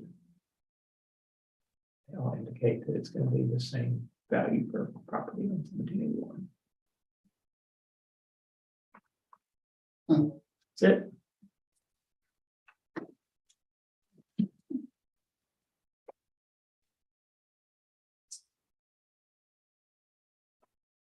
All right, Scott, your math maybe. I'm looking at the property here. Land, 1.5 acres barren of wetlands, 1.6 acres undeveloped, and what's the first one? 16,500, is that? Oh, that's a small amount. It's like, So 1.5 acres of it is showing it to be barren or wetlands land worth $450. And the rest of it is land, $1.45 a foot for part of it, and Now, is that a canal behind it or running through it, or is that just a? It's like just a tank or a lake or something, there's accumulation of water that's from the somewhere. part that's barren or wetland. Yeah, It's just removing that. This is just removing 1.5 acres from the 3.5 acres. It's removing essentially, you know, a third of the land. Actually, more than a third of the land, almost half of the land. and that first segment is about a quarter of an acre or so. No, it's 1 point. Oh, the first segment is not the segment that we're taking out, that's being removed. The barren or wetland piece is that. Right. The first section is a third, a little bit over a third of an acre. And that's really just because it's road, it's the highway frontage, right? It's on the 3036 land table. It's the same as everything that faces onto 3036.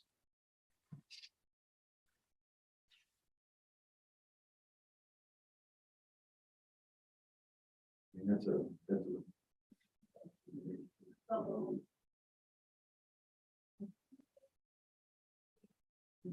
I mean, I could go down to their opinion value of 74.5, it's not that much. $950.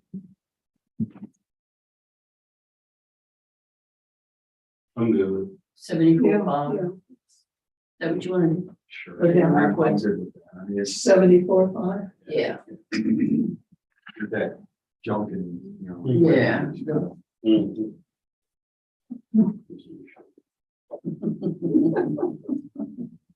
Did you get that, right, 74.5? Yes, okay. I moved it regarding case ID 2022 536, account ID 65960. That the evidence presented by the Aransas County appraisal district and the owner that we reduced the value of the land to 74,500. Okay, all in favor? Aye. Any opposed? Okay, that's all we got.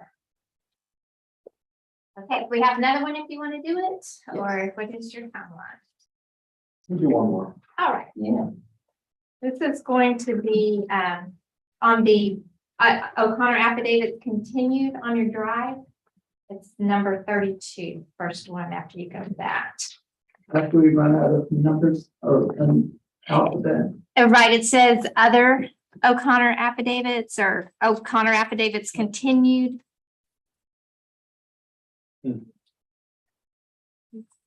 It's under the O'Connor affidavits, then continue. And it's case 501. And it's number 32. No, 501. 501, it's on page 6 of your listing. Page 6, the middle.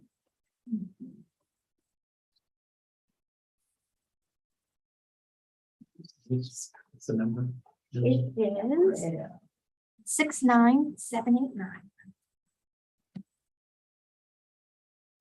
Sorry, 6, no, I'm sorry, I misspoke, it's the top, Oh, okay, there's a fellow line through that. right. You have a line for them? Yeah, to the middle one. That must have been when I was out. Yeah, we had a good time. Because I was out? All right. You'll remember that for later, I'm sure. That's funny. Thank you.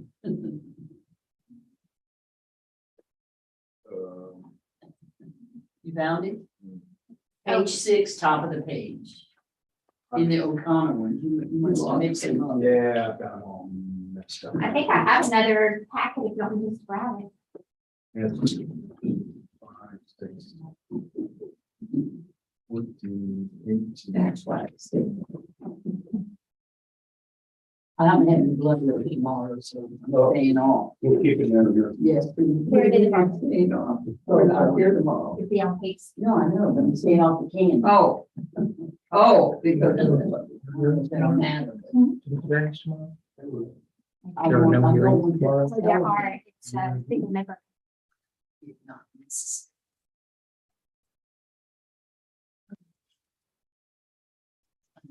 You're so sweet.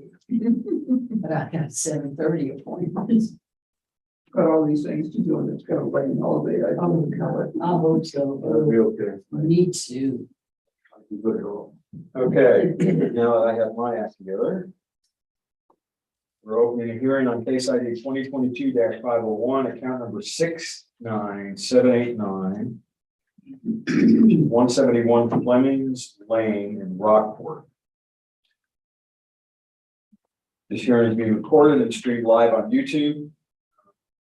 As with all O'Connor hearings, we have market value and equity under protest, along with a few other values that we'll address as we move on closing. We are the appraisal review board that will be hearing the protest today. We do not work for the appraisal district. We are appointed to perform an independent review of the protest. Protester has the right to appeal our decision, and appeal information will be provided to the protester with our determination. And according to tax code section 41.45H, it is assumed that all written material and evidence has been provided with the affidavit. The ARB members that are considering the protest have not communicated with anyone about the protest and are signing affidavits to that effect. I, Scott Wagner, do solemnly swear that I have not communicated with another person in violation of tax code section 41.66F. I, Joanne Ferguson, do solemnly swear that I have not communicated with another person in violation of tax code 41.66F. I, Ron Candy, solemnly swear that I have not communicated with another person in violation of tax code 41.66. I, Peggy Bird, do solemnly swear that I have not communicated with another person in violation of tax code section 41.66F. I, Scott Arrington, do solemnly swear or affirm that the testimony I shall present to the appraisal review board for the Aransas County Appraisal District is true and correct. District representative will read the affidavit into the record.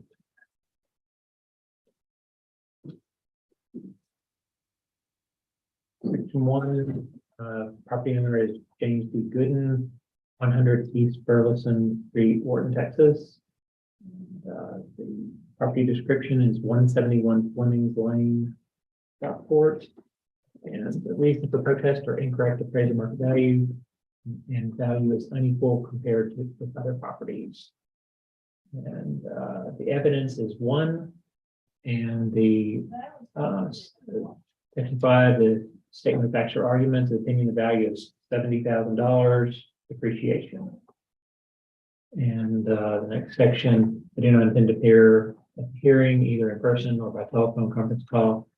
This affidavit and the evidence and or arguments submitted with it may be used for the hearing if they are in person. And it is signed in Aransas County by Robert Martin, and it is notarized by Brian Smith. All right, the first the piece of evidence here is the information about the property that I just read, except for the value of $72,550, which is the noticed value. There is no additional evidence. It's 41 cents a square foot for all 3 years, and it's land we're talking about. It's land. I don't know what to say about the rest of this. I mean, if there's not any information here, but I'll go back to the opinion about 70,000 and the word depreciation. And I'll go into my cross time now, and my cross time will be depreciation. There's no depreciation. I was going to ask. So Really? So, Because I'll just go ahead. Older dirt versus newer dirt. So yeah, land doesn't depreciate. So, all right. So I'll go into the district's evidence. And here's this property, 72,550.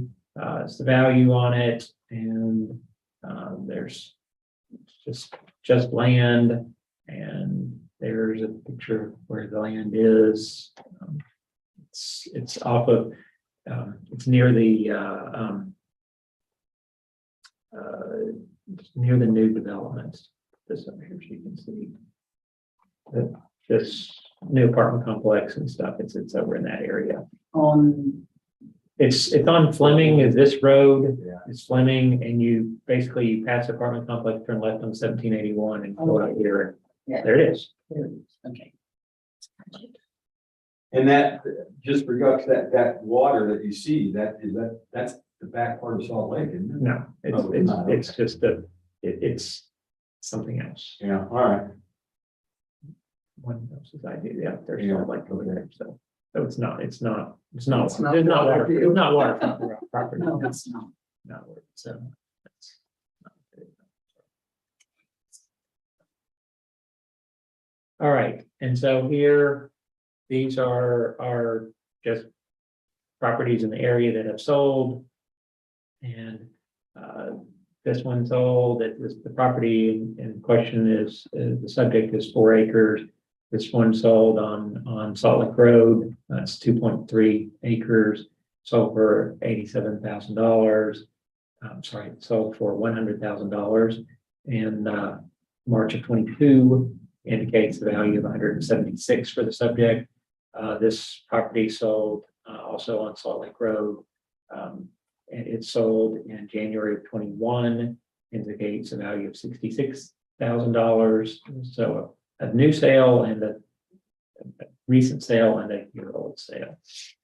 There and here, one over on Baywatch, which is near there. It sold for $51,000, indicates a value of $134,000, and one on Allen Parks, 2.4 acres, sold for $72,000, indicates the value of $118,000, and altogether indicates the value of $123,000 for a property that we have $72,000 on. equity, there's, properties here, also like road indicates 72,000. This also Old Salt Lake Road in the same not Sparks kind of area, which is meaning the area that's just south of Sparks. It indicates a value of $72,000 also. And the last one also indicates the value of $72,000. It's just kind of on a white table. That's it. Well, the evidence that he presented even showed 72. Well, 72,550, so. yeah, I wouldn't I mean, he necessarily even won't. call that evidence. It was just, it looked like it was just a regurgitation. Yeah. It's It's part of his evidence, so. I'm okay with the value that the district has, on here for 72,550. I don't see any change on it. As am I. Okay. Okay, I move that regarding case ID 2022-501, account 69789. After review of information from the appraisal district and of the information from the owner, that the property remain at 72,550. Q1 and Q2 were evaluated or looked at. No evidence was given regarding Q5. One second. All in favor? Aye. Anybody opposed? Okay, that closes that. No, I still have some pages and you haven't even touched. Yeah, we're getting close though. Yeah, we are. I'm guessing we have maybe another 10, 11. I think there may be less than 10 of those now, Really? because it seems like there was 12 to start the day. We've done. Okay, great. Yeah, I don't know. We'll have to check. Yeah, scratch that if we address them. Yeah. No certain date. That's what I'm gonna say. I'll make sure. Okay, folks, we're gonna break for lunch Okay, we can do that. Yes. and I'll see you back here at 1:30. You back?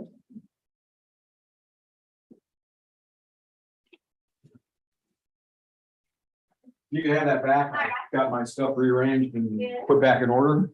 All right, so we will see y'all back here at 1:30. Yeah. Enjoy your lunch. Thank you. Anybody need to be charged? Oh, that's weird to look. And I'm down at 54. 44.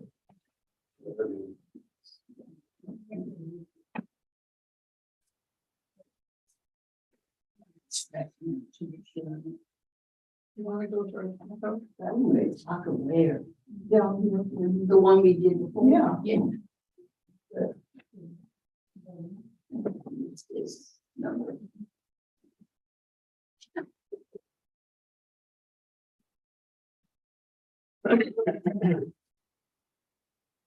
Does help, doesn't it?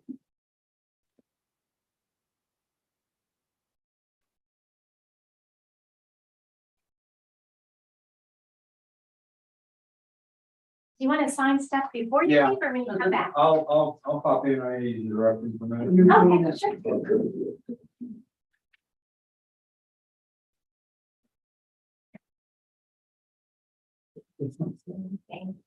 Mine, I think, oh, you got one already. I did. Oh, girl, you want to ball. Take that.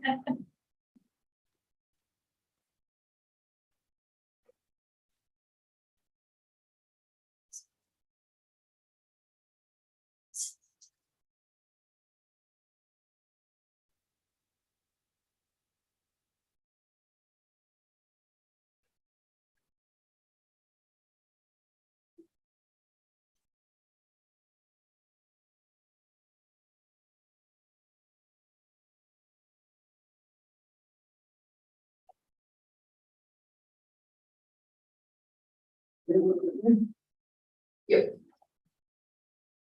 Got it.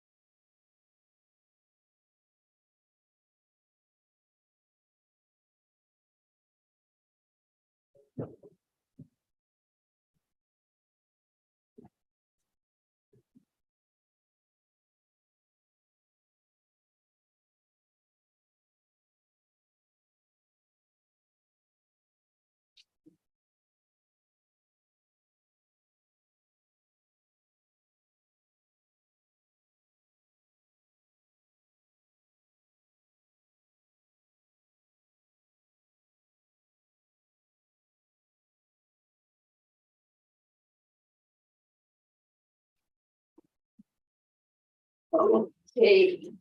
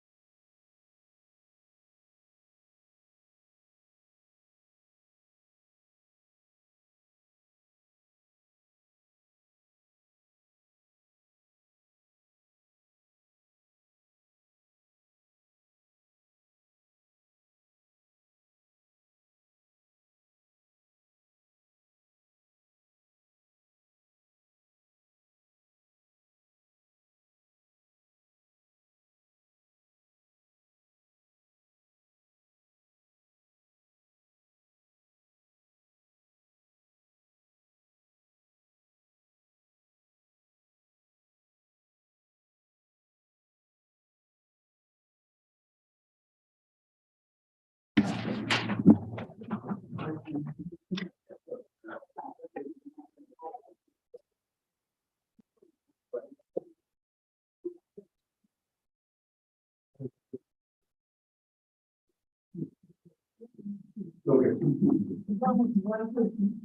The seat is not shared there.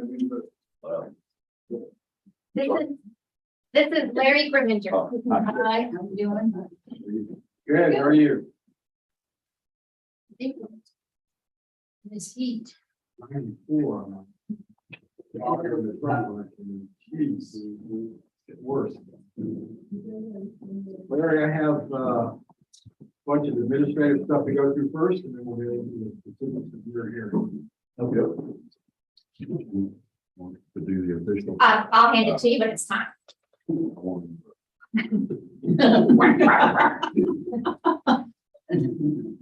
Okay, we're commencing a hearing on case ID 2022-1412. Count number 15015, which is 32 South Point Circle in Rockport. This hearing is being recorded and streamed live on YouTube.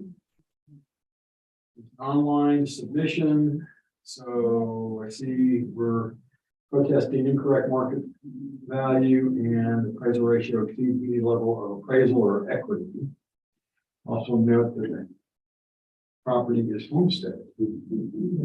Okay, we are the appraisal review board that will be hearing your protest today. We do not work for the appraisal district. We are appointed to perform an independent review of your protest.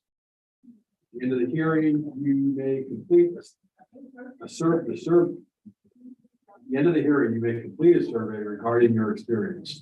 Survey may be completed using the survey form, which is there in front of you, or a copy is also included in the determination package you receive in the mail after the hearing, or you can take it online. All the information about how to return it is included at the top of the form. Survey is entirely voluntary. However, we always do appreciate any feedback you may wish to offer. You also have the right to appeal our decision, and appeal information is also included in the package that will be mailed to you to document our determination. In accordance with tax code section 41.45H, all written material and evidence that has not been provided must be provided at this time. So this is important. We have all of your evidence that you're going to be using today during the hearing. Okay, and I see we have pictures and some other stuff. Okay, and that's everything, right? Correct. Okay, good. The ARB members who are considering the protest have not communicated with anybody about the protest and are signing an affidavit to that effect. I, Scott Wagner, do solemnly swear that I have not communicated with another person in violation of tax code section 41.66F. I, Joanne Ferguson, do solemnly swear that I have not communicated with another person in violation of tax code 41.66F. I, Ron McCann, do solemnly swear that I have not communicated with another person in violation of tax code section 41.66F. I, Peg Bird, do solemnly swear that I'm not communicating with another person in violation of tax code section 41.66F. All testimony from all witnesses was beginning under the code. Now it's your turn to do that. Can I read that aloud? I, Larry Grimminger, do the solemnly swear or affirm that the testimony I shall present to the appraisal review board Aransas County appraisal district is true and correct. I, Edward, do solemnly swear or affirm the testimony you shall present to the appraisal review board, the Aransas County appraisal district is true and correct.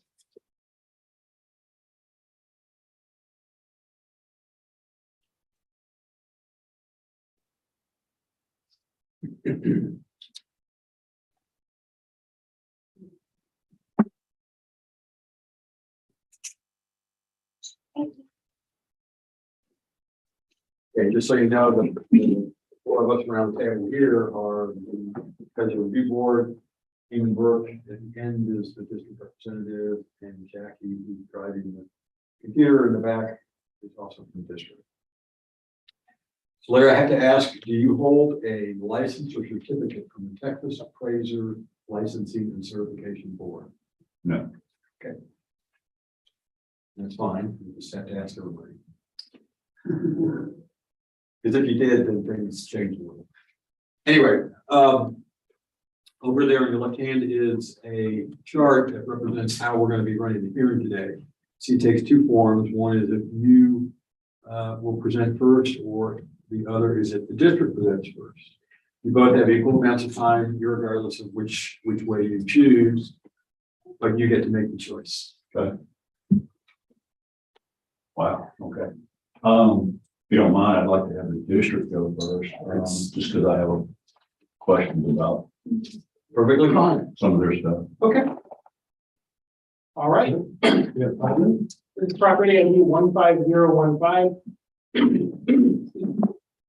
It's a single family residential home in Cape Valero. It is 32 South Point. Last year, the property was certified at 871,740. This year it was noticed at 1,117,440.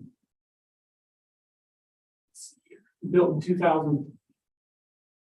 Doesn't have any effective age on it. It's very large. The account is described as having 5,000 square foot main area.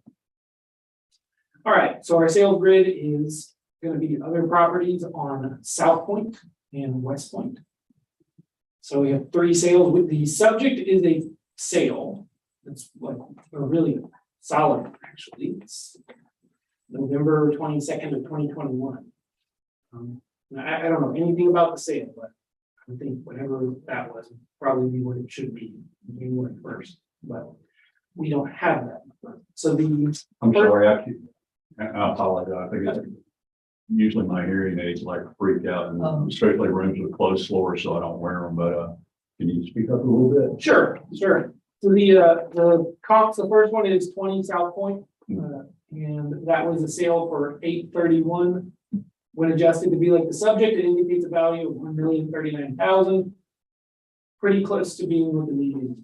The comp number 2 is 30 South Point, and it was a sale for 720, indicating the value for the subject at 1,017,000. And 25 West Point is 841, indicating the value for the subject at 1,035,000. If you notice, the land values are very small adjustments. One of them was only $500 different. It was $9,000 different.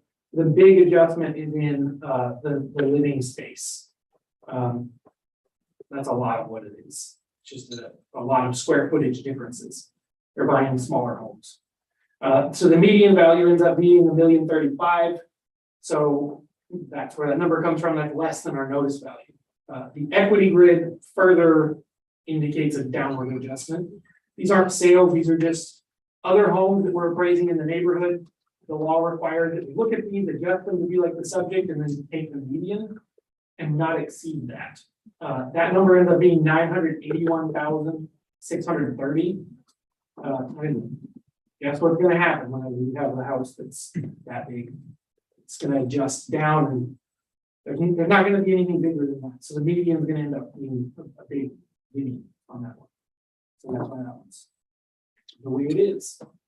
And then there's a sales ratio report that follows for most of Fort Bay. There's a lot of Cape Valero sales in there, but it's just a whole area.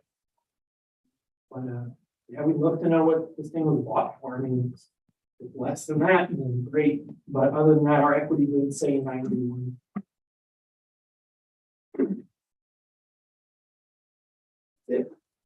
For our number. A good minute now. You good?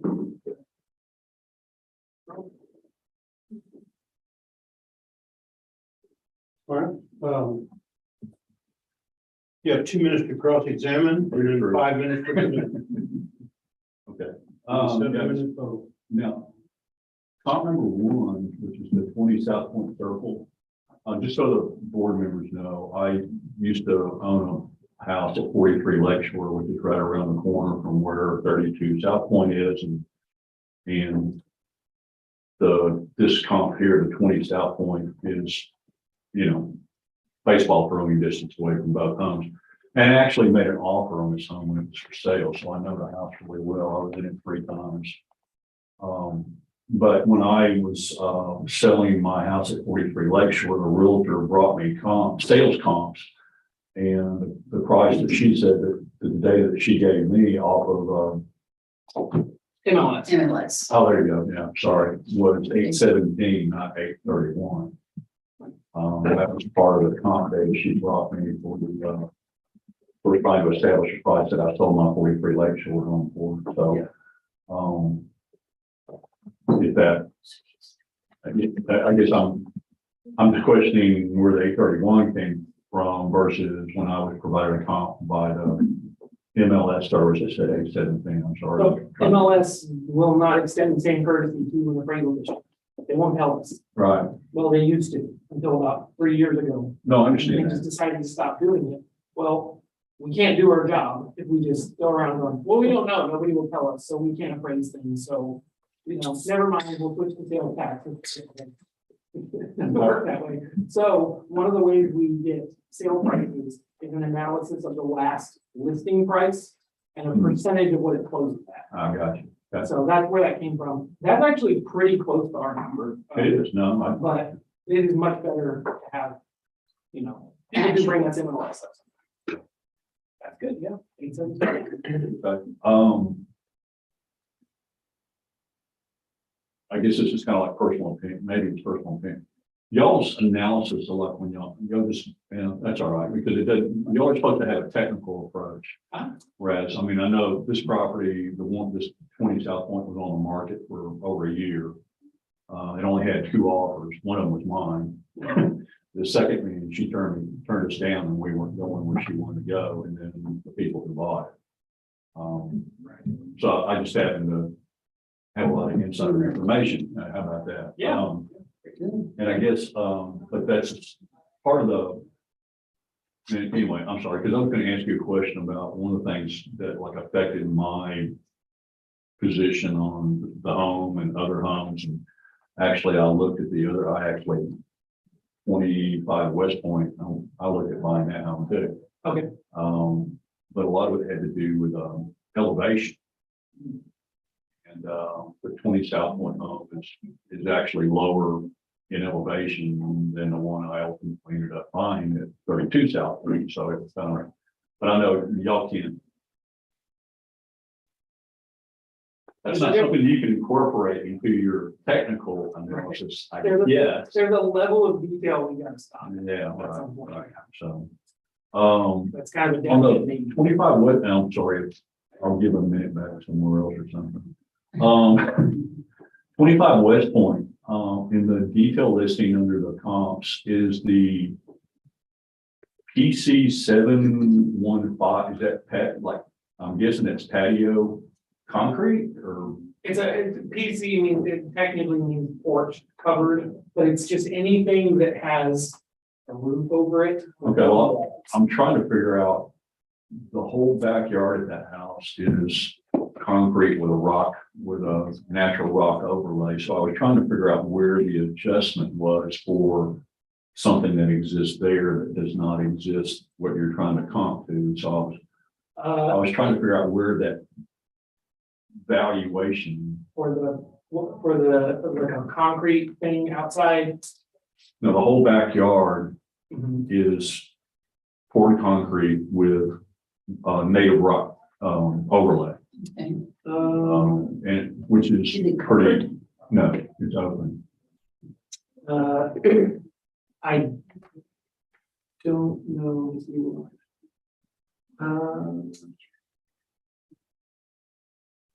Might be what that C is there. The C just means concrete. 845 is 845 square feet.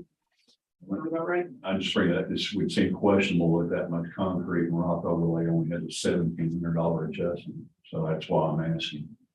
I was thinking it was more like the 25 190. Oh, I don't know. I have to look at the drawing for 25 West Point and see what it is, but that's kind of.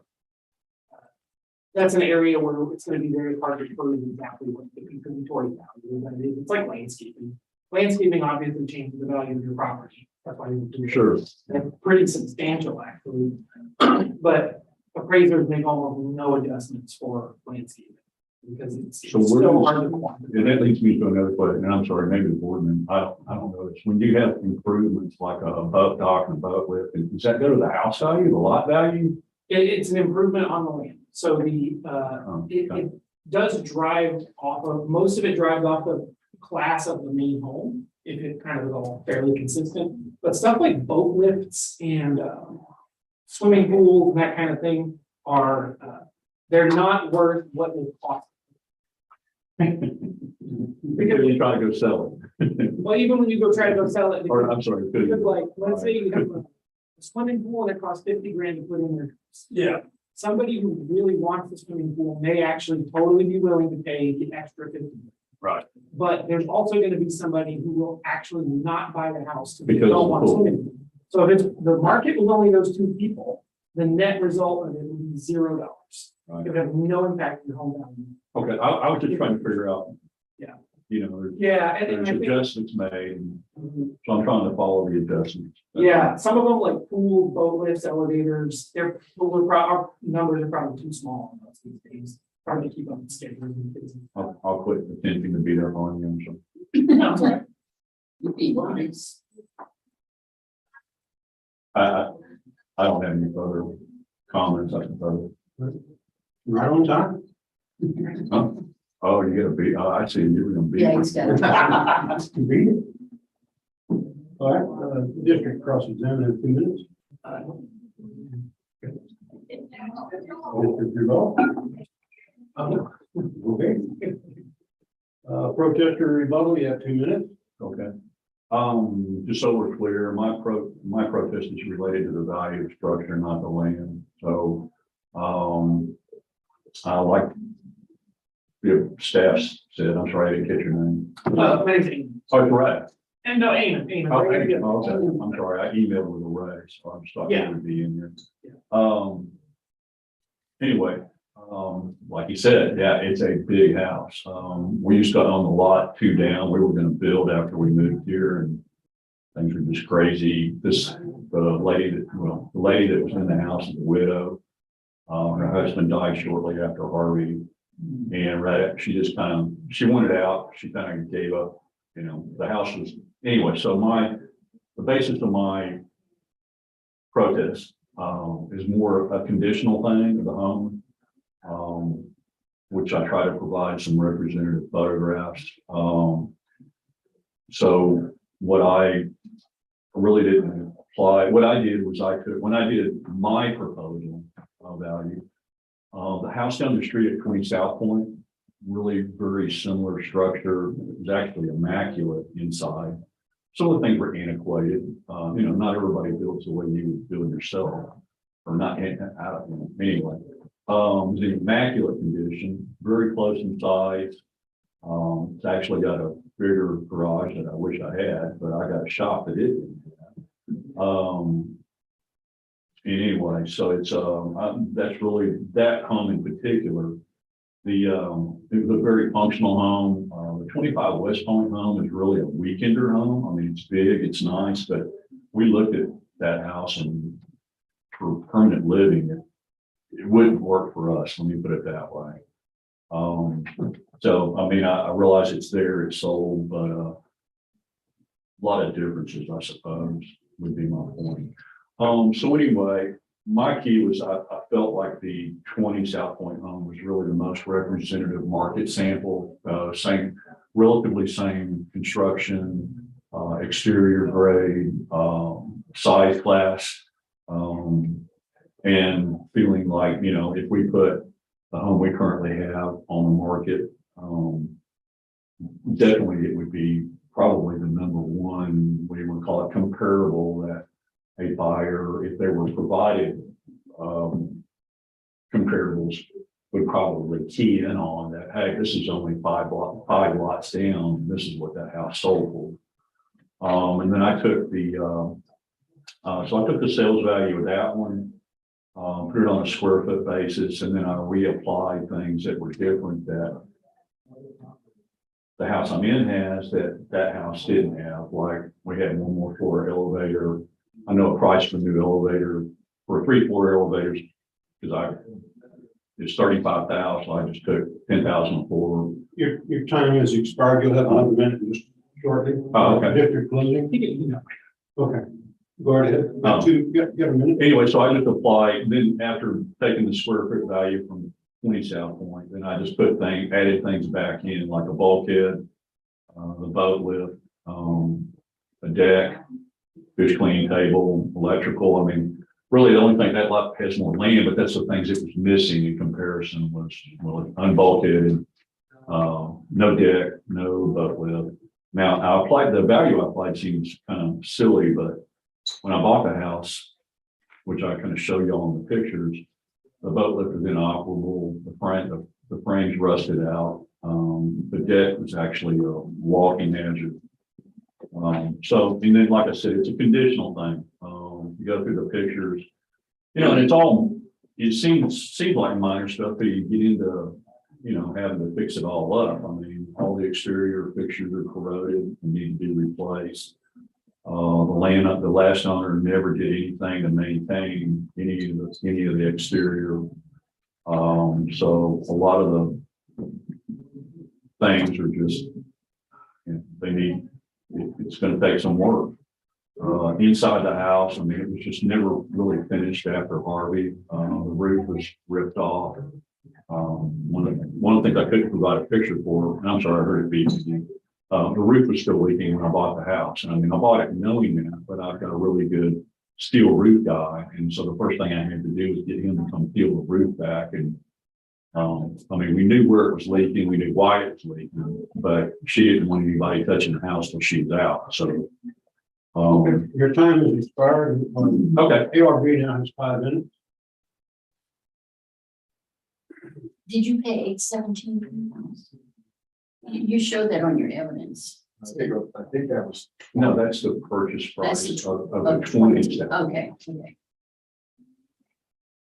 Kind of price did you have in mind? Well, I thought the equity definitely, you know, I mean, I proposed 842. They made an offer, an equity value offer. I'm sorry, I don't have 981. 981. I mean, somewhere in between would, I mean, I think would be reasonable. I don't know. You know, it may be more than 842 is. I guess I should defend my own submittals and say, well, I think 842 might, but I fix things up too, so. That's appreciate your honesty. Just looking on the property card, it doesn't even show a boat lift on there. Am I correct? Correct. Correct. Good subject. Okay. So is this a homestead? Yes, Your ma'am. homestead, but it's not showing yet, right? But it does. Yes, it is homestead. Okay, This is the first year probably. yeah, because you just bought it, right? You just bought it? Yeah, in mid-January. You don't own the piece of property next to you. Which way? Well, there's a vacant lot. Oh, no, that's, the Cowlands, I know them. Okay. Should have bought it.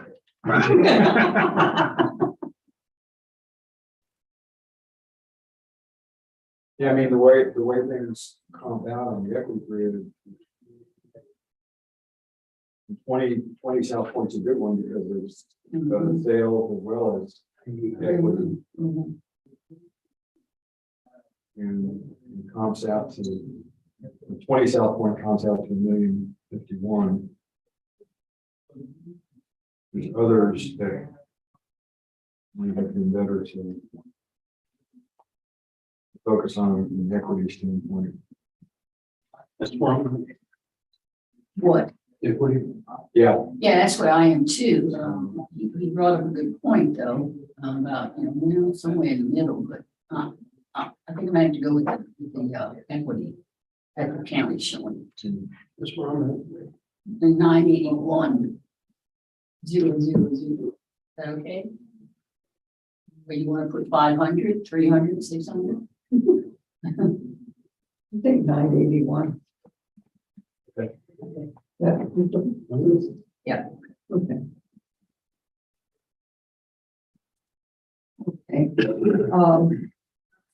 Opinion regarding case ID 2022-1412, account 15015.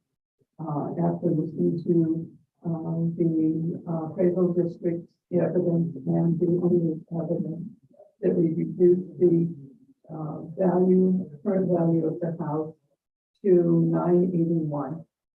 Second, I'm sorry, No, go ahead. is that it? Mhm. Second. All in favor? Aye. Anybody opposed? Okay, 981,000. No deal. Good deal, Larry. Thank you. That's it, you're dismissed. Just like in school. I know, you know, what, I went through this before and got lectured about Robert's Rules of Order and Here, then I Not here. then I didn't follow the rules, got yelled at. Oh. So, you know, telling Oh, we put them up there. there's your rules of order. Well, that's all, you know, yeah, I mean, that's helpful. Sure. You have a question. So he really wasn't turning it back to you. He was checking on that. he was giving you the tongues. Thank you. Thank you, sir. Have a good day. Try to stay cool if you can. Oh, yeah, well, moving up today. Yeah. Okay. All right, our next case is in person also. It is 1171. Oh, thank you. 171, page 6.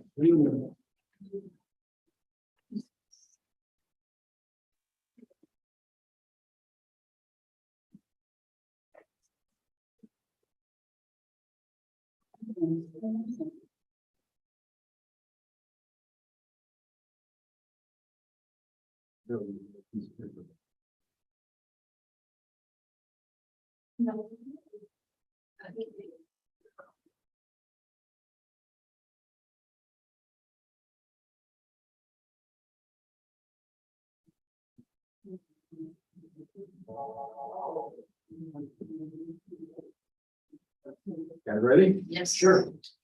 You betcha. Mr. Deborah, okay?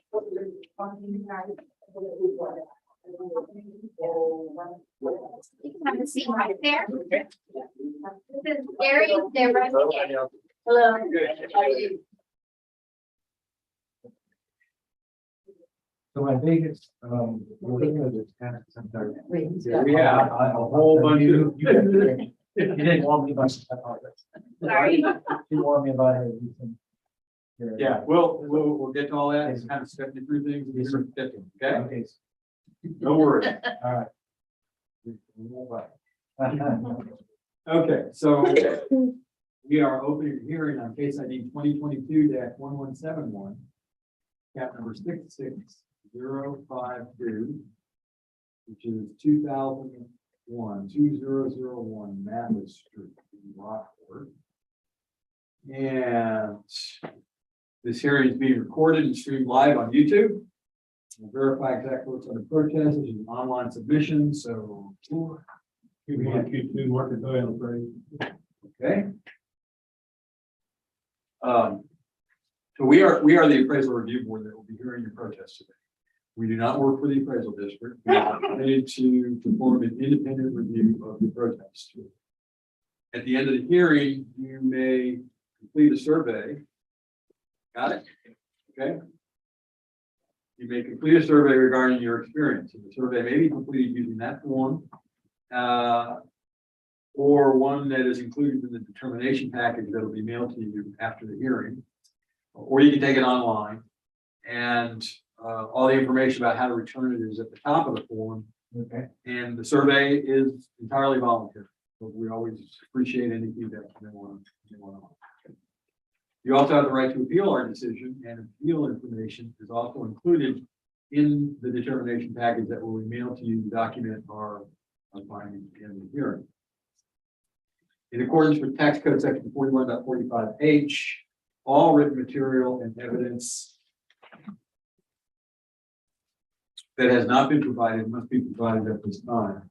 So I see we have some evidence of their number of pictures and so on. Do you have anything else that you need to include as evidence? Other than what's- No, I just wanted this to. Talk through the. And that's fine. The only thing is, we can't introduce anything else as evidence other than what you submitted before the hearing. Right. Okay? Yes. All right, the ARB members who are considering the protest have not communicated with anyone about the protest and are signing an affidavit to that effect.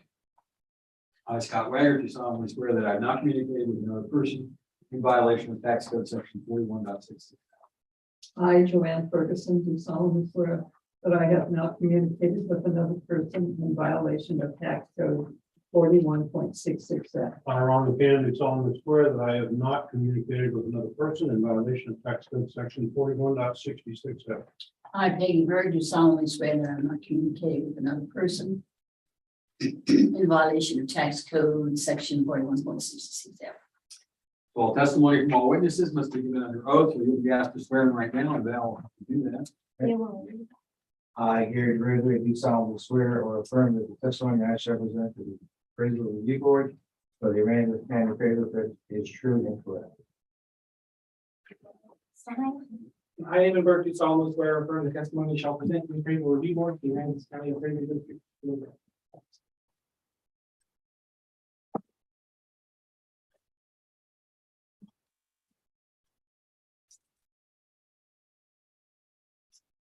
Okay, Gary, I need to ask if you hold a license or certificate from the Texas Appraiser Licensing and Certification Board.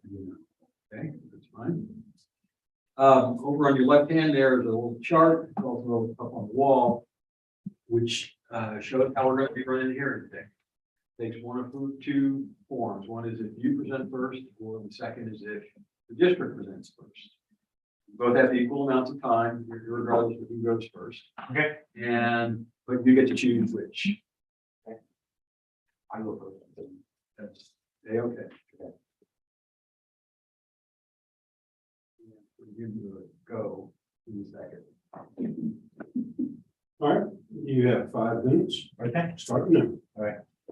So basically my protest is about the building that you see right here, which is the garage.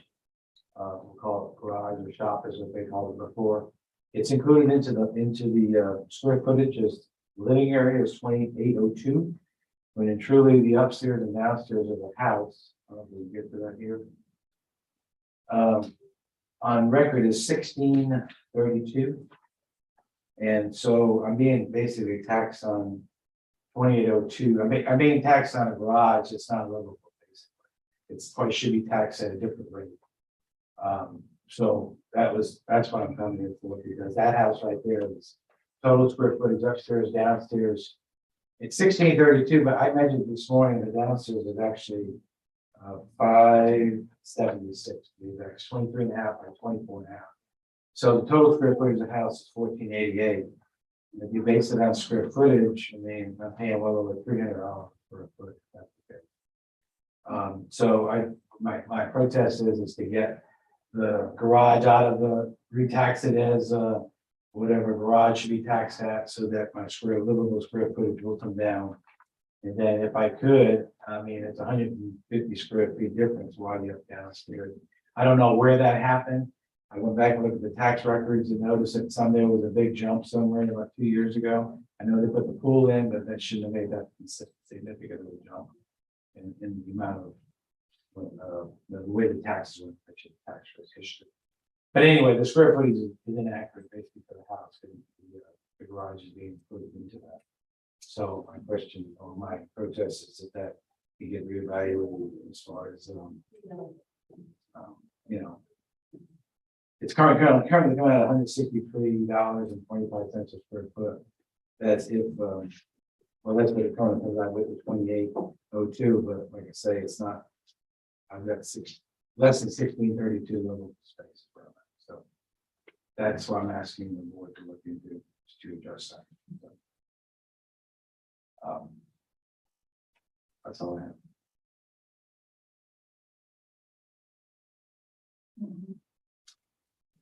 Can I ask one other question? You have two, you got, still got two and a half minutes. So, when I was looking at this, and I'm just leaving it to the classifications and how you break it down, as far as I know, there's probably a number or multiplier you use to each classification. And I just know if that was available on the website somewhere. Trying to find. I think it has to be in there somewhere, that's. How you come up with it. So, but like I say, that's my main concern is the garage is being counted as livable space. That's all I got. Okay, All right, we'll let Eamon address that one. Damon, you have 2 minutes and 5 minutes, so we have a minute total. Okay, yeah, pull up our evidence on the wall. Okay, so this is 66052, we're pretty sure it sold for 585, that's wrong, great, I'm happy to settle for whatever it was you paid for. Notice at 546, so this is how the property is described, scroll down just a hair more. Yeah, perfect, go back up a little bit. Just like one little scooch up. No, the other way. Sorry. Yeah, you're fine. Okay, perfect. All right. So when we draw a house, we have to, first of all, we're working with exterior dimensions. So we always measure from the outside walls stuff. And these things are all called these little abbreviations. And these little abbreviations pop up in our system like this, and then they'll have a description. This is kind of just a title. It's like a label, right? This could be anything. And then there's a class system that goes in right here. And then there is the size. So this is the calculated square footage of everything. That generates this number, which is a unit price for each thing. So your main area of your house, the air conditioned space, the living area is 96.67 a foot. That's the beginning of the calculation of the price per square foot. If you look at this thing, it says MA as well, main area. What does that even mean? And the area that's main. It's a WHSG plus. So that's a completely different type of thing. And it's $42.95 per foot. That's your garage. So it is being valued at a very different price per square foot as the rest of the house. The additive, what's the total square footage? I don't even know if it's even on this card, because that is useless unless you're looking at a cookie cutter subdivision. So some real estate people will live and die by, dollars per square foot of air conditioned space of the house, because they're dealing with places that look like wandering homes, where everything's the same. They'll all have the same feature, but we can't do that. You can, as far as whether or not it's on our website, this is just the end product of doing that and how it affects your property. Like when people ask, hey, can you send me your schedules? They're looking for like this, but about 15,000 times this much. It's a ridiculous amount of numbers that produces this stuff. But this is what it boils down to. That's your house, that's your garage. They're totally different. So it'll say you have that much because they're both called MA, but they're not being valued with the same square footage. And our square footage of your house, the upstairs and downstairs air conditioned space is 1,632 square feet. All right, that's it. Okay. And what do you do? Well, I mean, this morning I just measured the outside. I went to the outside of the house downstairs and measured 23.5 by 24.5. That's outside of the house. Downstairs, and I come up to 570, actually 575 3/4. So I say 576. That's why I say there's an inaccuracy there. Well, 23.5 by 24.5. Mhm. I don't know what you're measuring, because this one's 30 feet by 24. Well, that's what I'm saying. It's not accurate. I measured this morning. There's no 30 feet there. The top of the house. I mean, Okay, so the under. so see, the under is not as, it's not symmetrical like the underneath it. Right. So it doesn't fall the exact same square footage. Yeah, no, we don't have it, but exactly like that, but. Yeah, so it it's, is I different. mean, you can go measure it if you really want to. We probably will need to go. I would measure like that. you to. Yeah, so the NCAP standard for remeasuring the house is anytime two of the main walls of the house are inaccurate, we redraw the whole house. So Okay. we'll wanna look at that if this area right here is the wrong size. It is. I thought. So it's 8, we have it being 8 feet shorter than your upstairs. But you're saying that it's actually more like 12 feet shorter than upstairs, or maybe even 16. Yeah, I think what they just accommodated for was a carport, Okay. and then it actually sets that back further than the carport. I don't, we're actually making it narrower, not shorter. But I understand what you're saying. I can't see it through the trees and I'm not Superman. I get what you're saying. Yeah, I get it, you know, my thing was when I came to living space, because I did look at comps around and it was like, looked like their living space was accurate, especially when next door, Yeah, but, yeah, I didn't think they would throw that into actually. yeah. That's where I was really, but I can see the difference as far as accurate. Yeah, so And that's not our line anymore, that's just, you guys have that as far as that. where.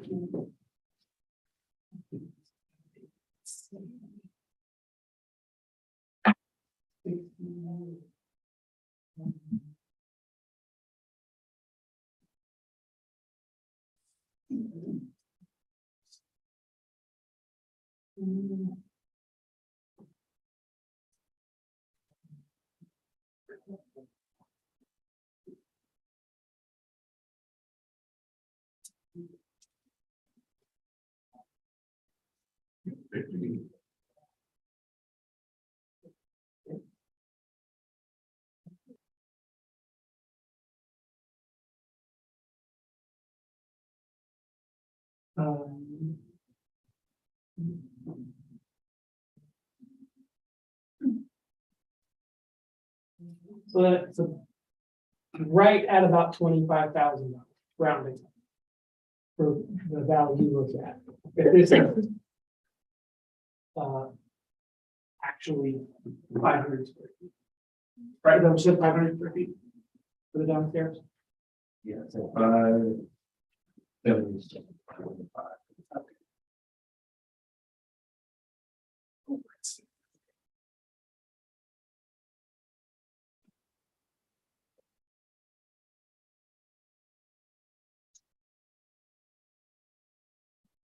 And well, yeah, we'll put a note in there that whenever we're doing our next drawing, we'll just check the rest.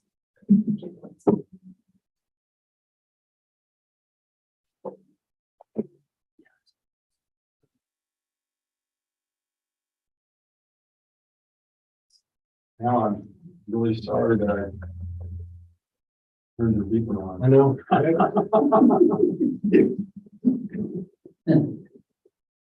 He was complaining last week that it wasn't beeping. Be careful what you ask for. Exactly. Time's up for the district. You have 2 minutes for cross-examination. No, I mean, you explained my, you know, I didn't know that was working out, like I said. As far as the shop.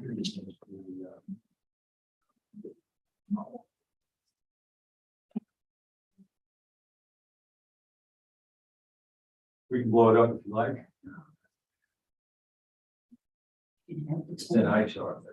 Yeah. Oh, that's much better. Thank you very much.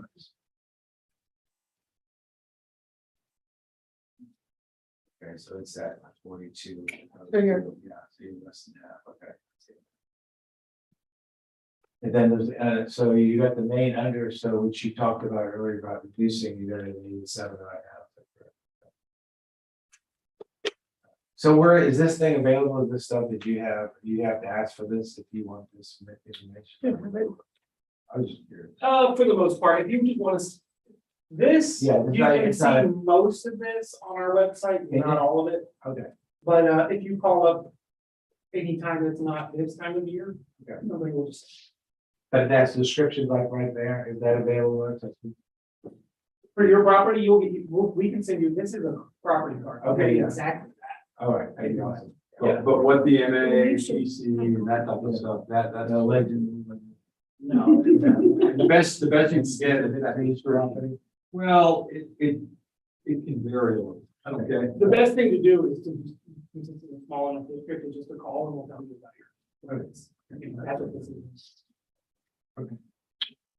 That's all I got.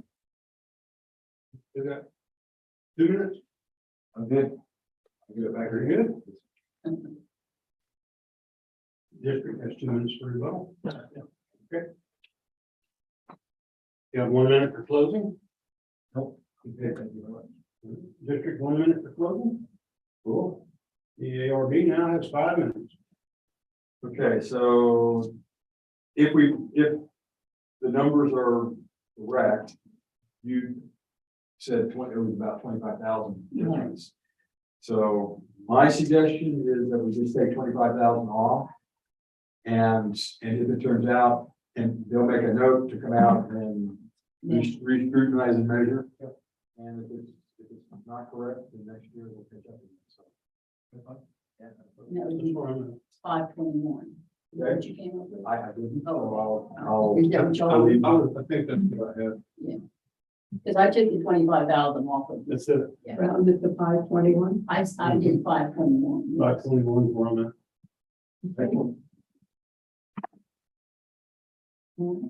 Okay. I move regarding case ID 2022-1171. Account 66052, that the current value be reduced to $521,000. That's it. Second. All in favor? Aye. Anybody opposed? Okay, Gary, that's the number, you understand where we're at? Okay. I think we're done for the moment. We're good. Thank you very much for your time. Thank you. And you said That's your. you can fill it out and leave it here if you like, whatever's convenient for you. Take it home, fill it out. Mail it in. Yeah. Or this address, the website's address is up there. Oh, okay. Training carrier. Yeah. Oh,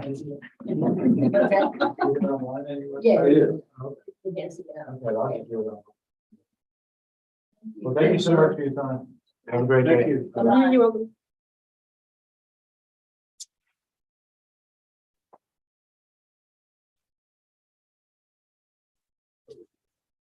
All righty then. That's the last one.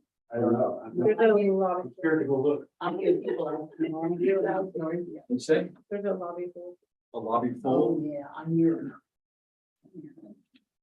maybe 2, 3 more. Ooh. Oh, wow. And it's 2:00. So 1:30. Yeah, I think so. I'm starting my timer up. Huh? Yeah,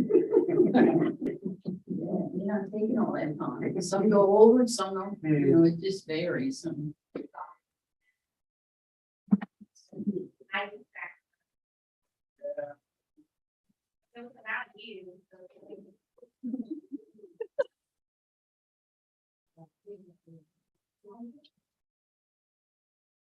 Yes. All right, our next one is also in person, and it will be the property owner and someone that's with her, because she is somewhat hard of hearing. She will be able to hear you pretty much and interact, but just in case she has someone here with her. All right, so this is case number 857. Thank you. On page 5. Bottom of the page. Right, 856. That's what it said. Yep. And I am gonna have both of them sign, do an oath, just to be on the safe side.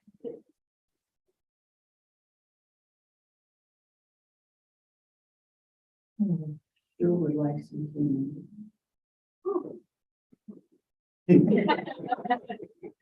That's poetry reading. Are you ready? Yes, ma'am. Yeah, it's always. You can do that, if you want to. I've got the work tomorrow afternoon. Don't you want to live here? No, I was right.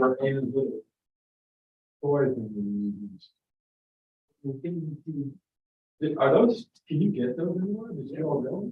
In order to just have to- Oh, Y'all can have a seat Hi. right there. This is right there.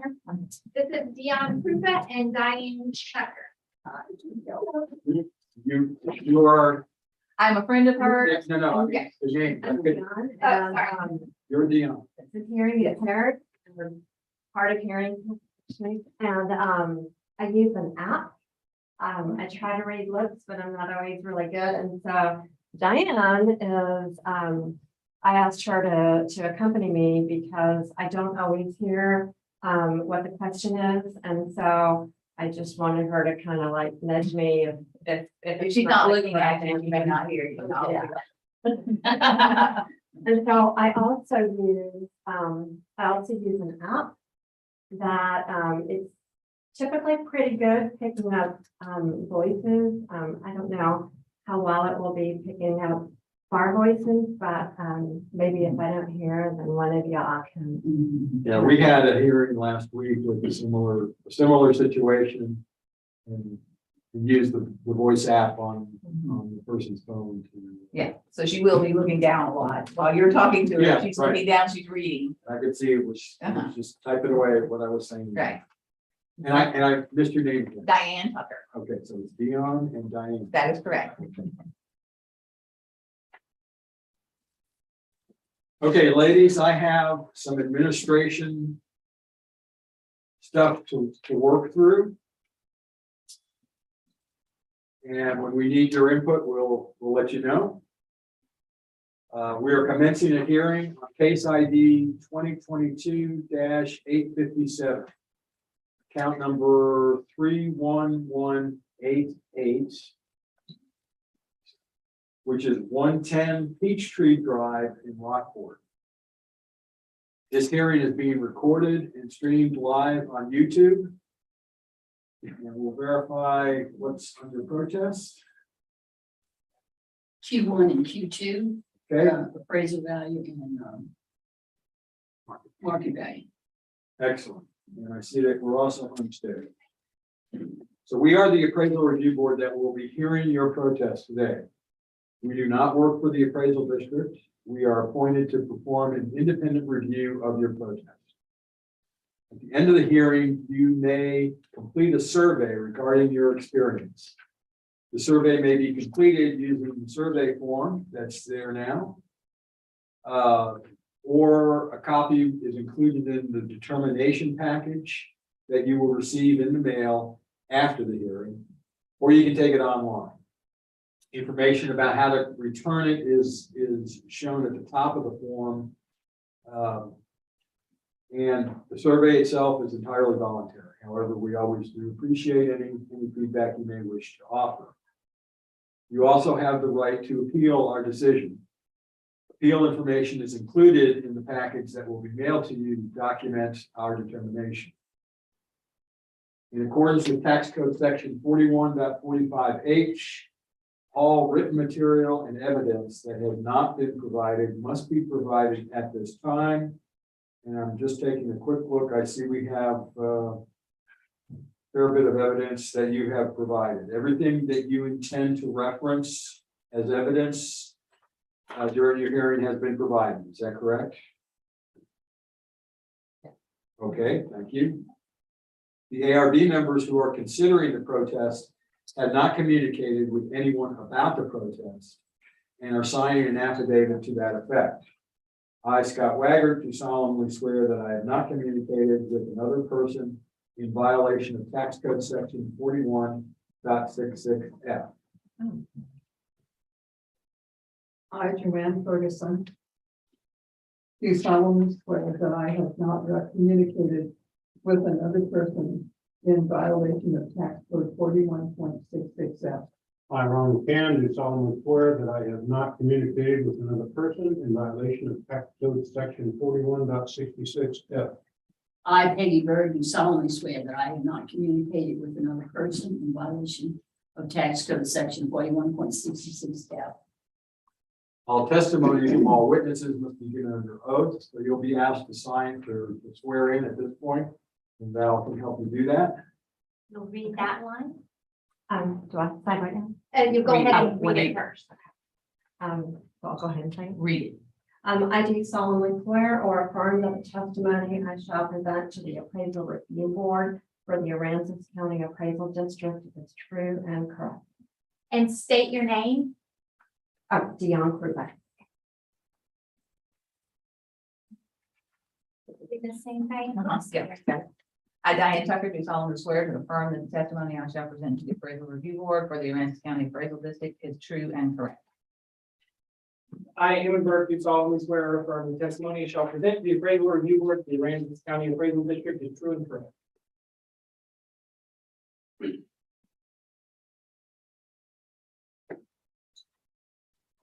All right, thank you. Okay, ladies, I need to ask whether either of you hold a license or certificate from the Texas Appraiser Licensing and Certification Board. No. Okay, that's fine. Over on the left side there is a chart which represents how we're going to run the hearing today. Takes two forms. You may have seen the chart before. One is if you decide you would like to present first, or if you would like the district to present first. You both have equal amounts of time, regardless of which way you decide to proceed. But you get to make the choice. Okay. I'll listen to you guys first. Very good. Okay. This is property number 31188. It's a single family residential home. Last year it was certified at $312,510. This year it was noticed at $361,920. There was some change to the property's description last year, but I think this year, the only thing that changed was either a neighborhood adjustment or maybe an old value came out. I don't know. But this was not, this house is the same as it was a year ago by and large. It was purchased in 21 for $335,000. That's pretty good. Okay, our sales grid. We have the first comp is the subject. It's always going to be your first comp because it doesn't need to be adjusted. So it indicates a value of $335,000. Comp number 2 is on Royal Oaks. It sold for $390,000. It is a newer home and it has more land. It's kind of a lot more land. So when adjusted to be like the subject, it indicates a value down, so it's $327,000. Comp number 3 is also on Forest Hills. And it is also a bit newer than the subject. And it has less land, so, or less valuable land. It indicates a value of $361,000 for the subject. So if you look at all of those, and we have 5 comps, the median is $351,000. But I will point out as a caveat that the subject was $335,000. The equity grid, these are not sales, these are other homes. And we're trying to see if we're appraising this property high in comparison to these other homes. And we are within $1,000 of our notice value. So the market grid actually says a lower number, so it takes precedence anyway. That's it. We just have a couple of sales in that area. When adjusted, indicates a negative adjustment. That it? Yeah, that's it. All right. You now have 2 minutes to cross-examine. My turn? Yes. Yes, 2 minutes. Okay, so, the photos that I submitted to y'all, first of all, when I was looking at the CMAs that y'all sent me. So first of all, I am not disputing the actual land value. I'm not disputing that. I agree that, that the value of the land, that you assessed was correct, or is correct. It's the actual structure that I am concerned about.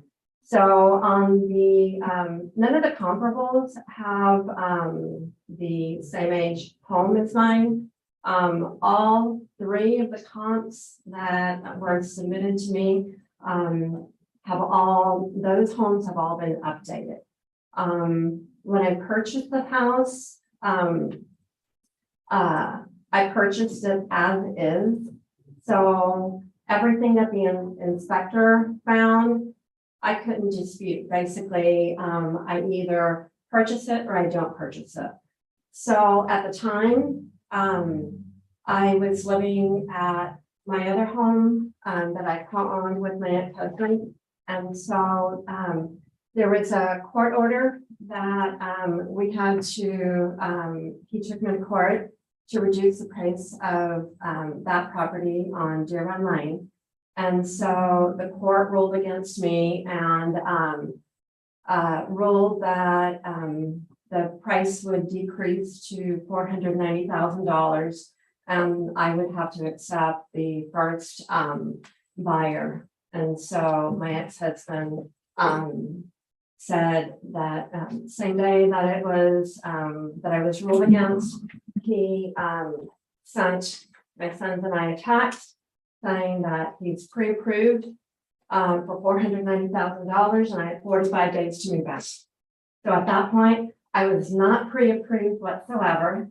So I hired I contacted a realtor and I got pre-approved. The 45 days was actually the week before Christmas. So basically I saw the first house and I bought the first house. And when the inspector's report came, it was either the owners already said you purchase it as is and that's it. And so that was the only house available in my price range that I could qualify for and in a safe neighborhood.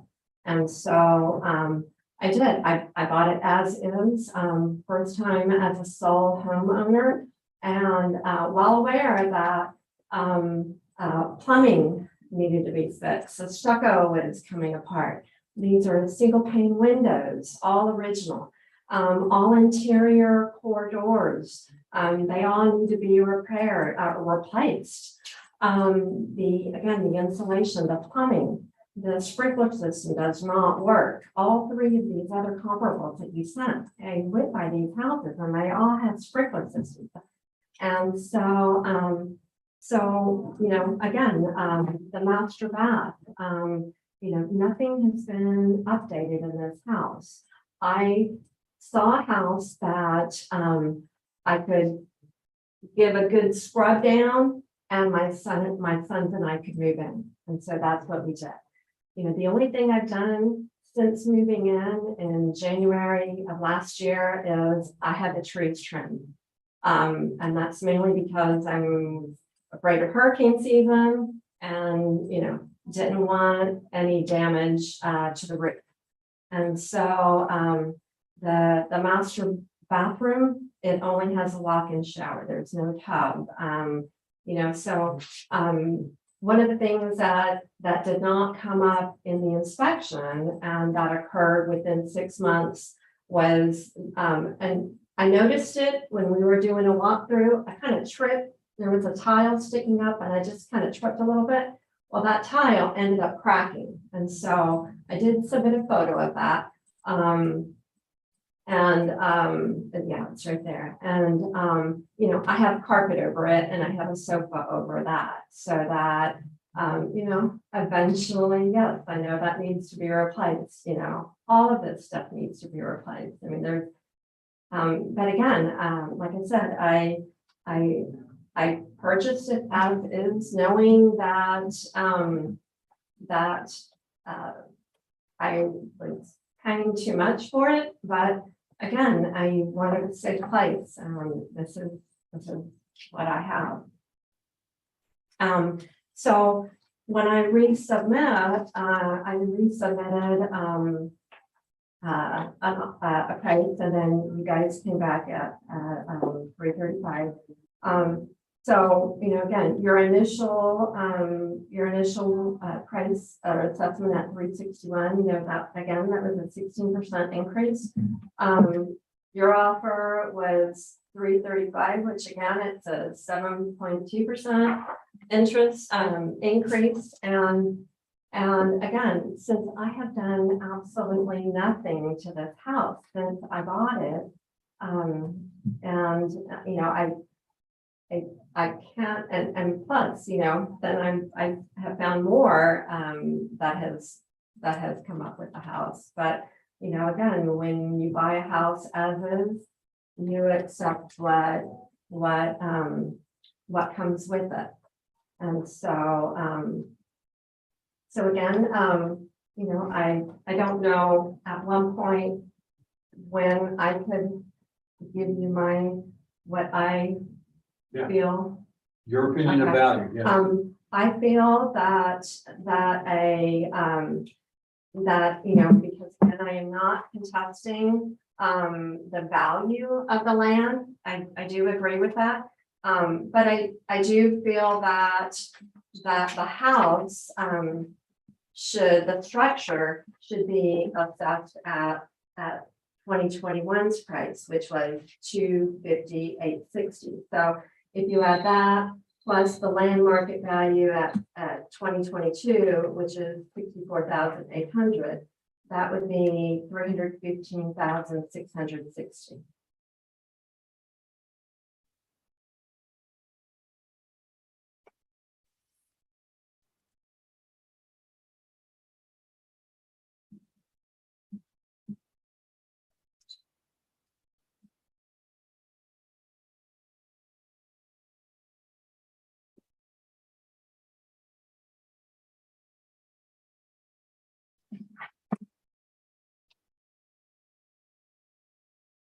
Is it Amy's turn? Yes. Yes. Yes. Yes, yeah, cross and revoke.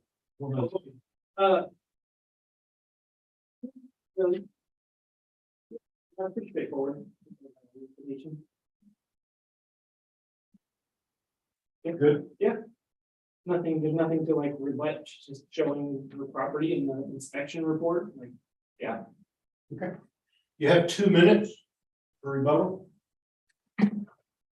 Anything else you want to add? Sorry, do you have anything else you want to say? Yes, and I did mention that the reason why I purchased the house, as quickly as I did, and in the condition that it was in. Because of my ex-husband never did come through and purchase the house from me. He held it up again in court to avoid paying child support.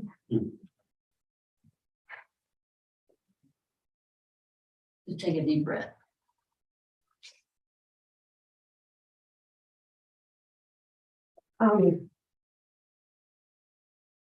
To avoid paying child support and to delay the sale of that house so that he could make additional repairs and hold me liable. So he did make additional repairs. He replaced both air conditioners and that's still, we still have not settled that in court. Because obviously I don't want to pay his repairs on the house. He made an offer at $490,000 to buy the house, and he knew the condition of the house at $490,000. But again, he held it up for 13 months. We talking about a different house here, right? At my previous house, it was on Deer Run. And so he made additional repairs to the house, and he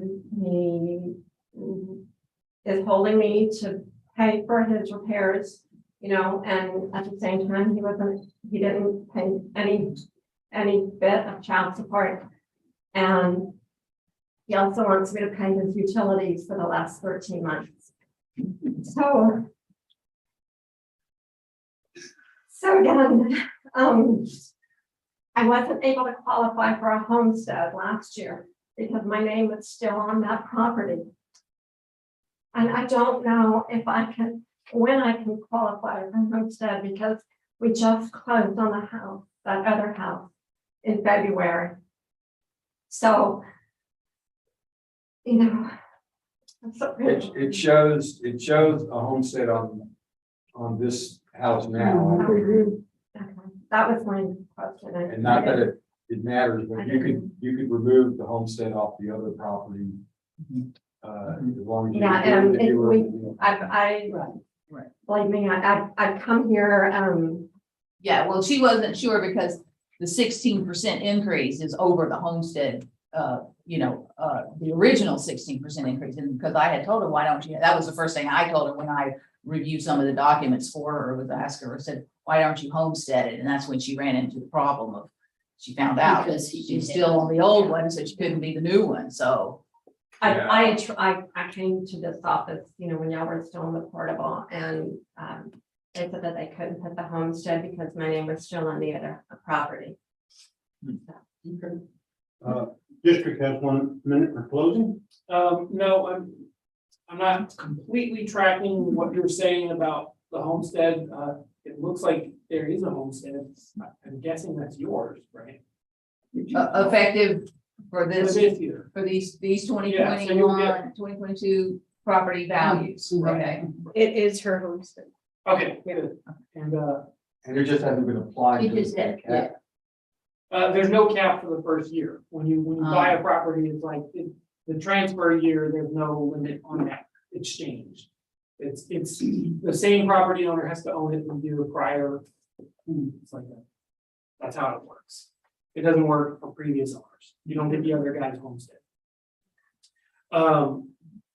Yeah, I mean, I know it's small consolation from everything you're saying, but, you didn't get a bad deal on your house. I just want to let you know that. It's kind of not really what we're talking about, but, yeah, you didn't like egregiously overpay for your house. So I hope that helps a little bit. You have repairs to do. It'll be worth it. That's it. Okay. You have 1 minute. 1 minute. You want to say something else? Okay. And yes, had we not gone through this pandemic and with the house prices the way that they are right now, yes. I could, I agree at some point, up to a limit with that, because I do know that, for me to turn around and sell this house, yes, I do need to make a lot of repairs to the house. Am I going to do that anytime soon? No, I can't afford that, but, again,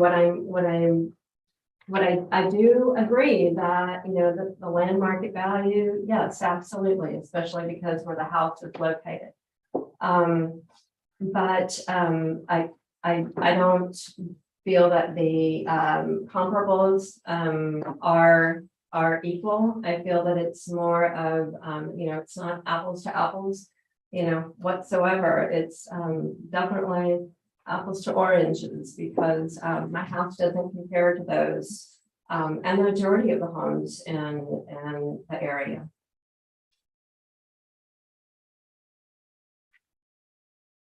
And I apologize for getting emotional. Yeah.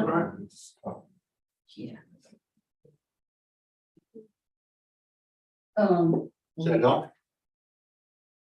You good? 10 seconds. Yeah. Okay. Right. The ARB now has 5 minutes. Okay, I have a question. Did you come in and were you offered $335,000? You mentioned something about an offer of $335,000. Well, I know that you all came in at the offer at 335. That's So Amens, right? That's the district that Oh, I guess, did somebody offer to settle this before the hearing? Let me look real quick. Is that what you start? Okay. That was my question. Yeah, a couple Yeah, weeks they ago. made you a somebody counter offer said, from "Hey, the original three we'll thirty-five. just settle this for your. Yes, y'all made the offer Offer. at 335. That's And what that then I rejected that. And so that's why we're here today.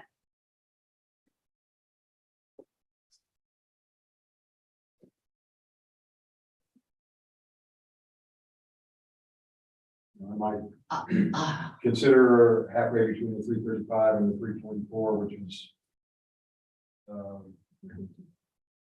I'm sorry. 334. 315, 660 was her opinion of value. And And then they offered 335. yeah, 320. That's where I'm at. Yeah, I could do 320.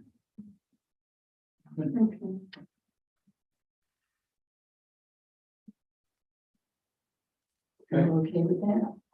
Nothing for that. Okay. I move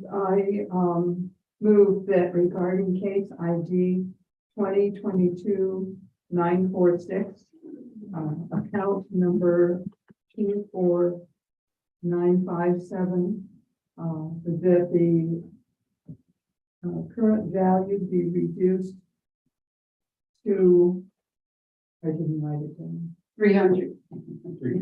320,000. 320,000. Yes. Okay, I will second that. all in favor? Any opposed? Okay, Dion, you understand the new number that we arrived at? Yeah. Okay, I want to take 1 second and, because you mentioned how things did not compare. And in the charts up here, what the attempt is made, there we go, perfect, is recognizing that two different properties, yours and a con, are going to be different. Property size will be different, the age of the house will be different, the quality of the house will be different, square footage, all these things. And so what the attempt is made here is to add or remove value from the comparable properties based on a comparison to yours. So that's where these pluses and minuses come into play. So that now when we try and do comparison, we have apples and apples. Okay, that's what's, so in the future, if you have to go through this and wade through all this information, may help you understand how they're arriving at some of the numbers when they're comparing your property to subject against comparable. Okay? And I wish you luck. You will be okay. Yeah. Thanks for coming. Great, appreciate your time. Okay. There you go. Use a form if you want to fill this out. What did you call that? Survey. Survey. I couldn't think of the And who name. do I? You can leave it at the front or you can mail it back in, whatever's convenient for you.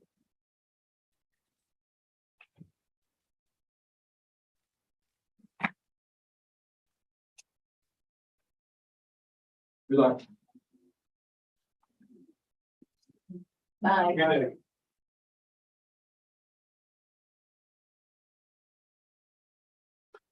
Next.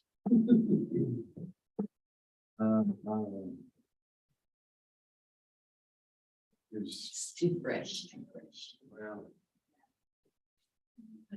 for a husband, sounds like a winner. Well, but you don't know this. Yeah, I know. Maybe so. But yeah, I agree.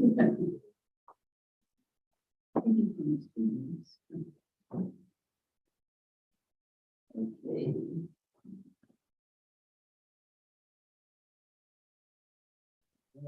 Next. You guys need to take a break. Okay. Sure. I just want to stay here. Is Take it for the- anybody out there? Yeah, more out there, David? Holly. Yeah. Whatever's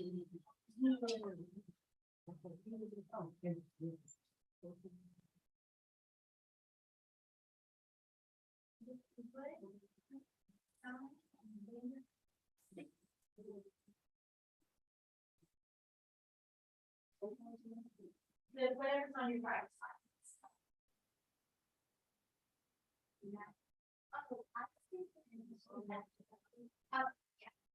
I just didn't see it. I'm programming in the other stuff.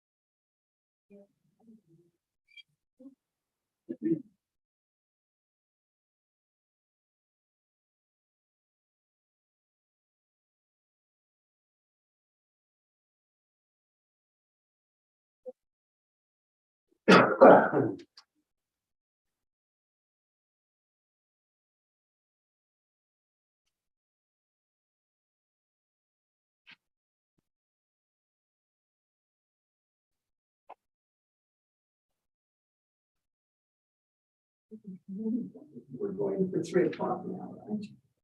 We're still on 1:30. Oh, we're still on.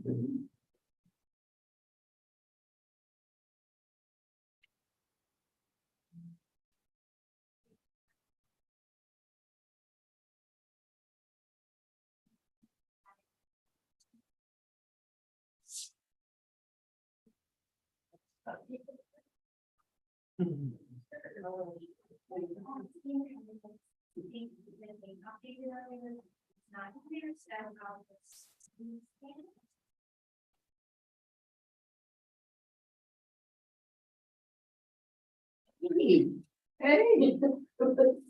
Am I in trouble? I don't think so. Not yet, huh? Okay, just Stick around, I'll be Yeah, in stick trouble around. before it's over. So Amy, what did you call that little doodad thing? This thing, Yeah. called an infinity key, apparently. I got it from the movie. Saw somebody make one out of Lego. Oh, cool. Yeah, it's kind of nice. There's also some really weird ones, and ones that are like. One of my daughters is really into this kind of stuff. And she showed me one that you can actually unfold and take it apart into 2 different ones. They do different things and it like makes all these weird shapes, like star shapes and a cube and amazing. How they open and fold out. Yeah, it's just a bunch of hinges. And it feels like you can stop, but it just never stops. I bet you could do the Rubik's Cube, huh? Yeah, I did used to do that. Yeah, I'm the same way. I used to be able to do that. Yeah, I forgot the little. I could never solve it. I have to take them off and put them back on. No, there was when it was originally released, it was like a big puzzle, you know, how do you do it? And there was a woman who came up with the first little system of notating how to do the algorithm so that it moves certain things without moving any of the other ones. And it's still the way people do it. People who are really, it's one of those things where like it's a totally useless skill. Yeah. But once you get it, it's really not that hard. It's like it impresses people. They're like, wow, that's crazy. But it's easier than like doing the magic trick. But the people who are really good at it do wild, like really weird things. Like looking at one of them that's all shuffled up for 20 seconds, blindfolding themselves, and then making another one that matches up. Wow. Like how? How are they doing this? If they rain, yeah. 1391. Yeah. Well, they live on, TikTok or YouTube or whatever it is, and these little toys, you put toes and slides, It's on page. exhibit toys, and Did you say 1391? Yeah, Yeah, page 6. and you'll see under taxpayer evidence, the property owners are deceased. This is, someone else who's named as the executor from 2010. But there's not any kind of change. So we've got that in the account.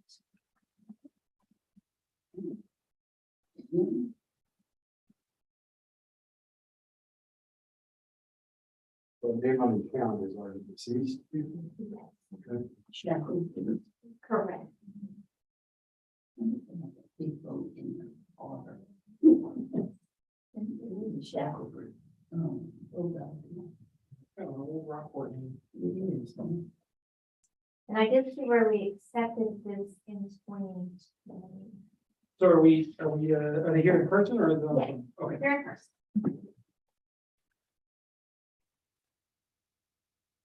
And then we have a phone, and then we're done with the 130 doc. Not the 30. And then Do we have any with no comment?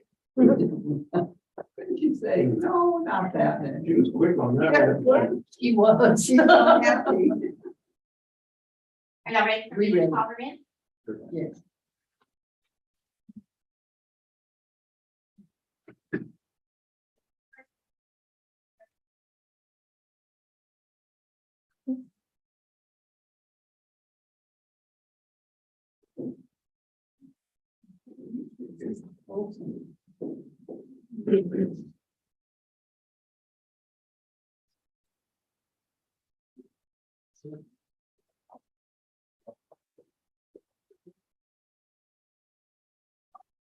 We can have a seat in that chair right there. This is Carol Garcia. Hi, Carol. There.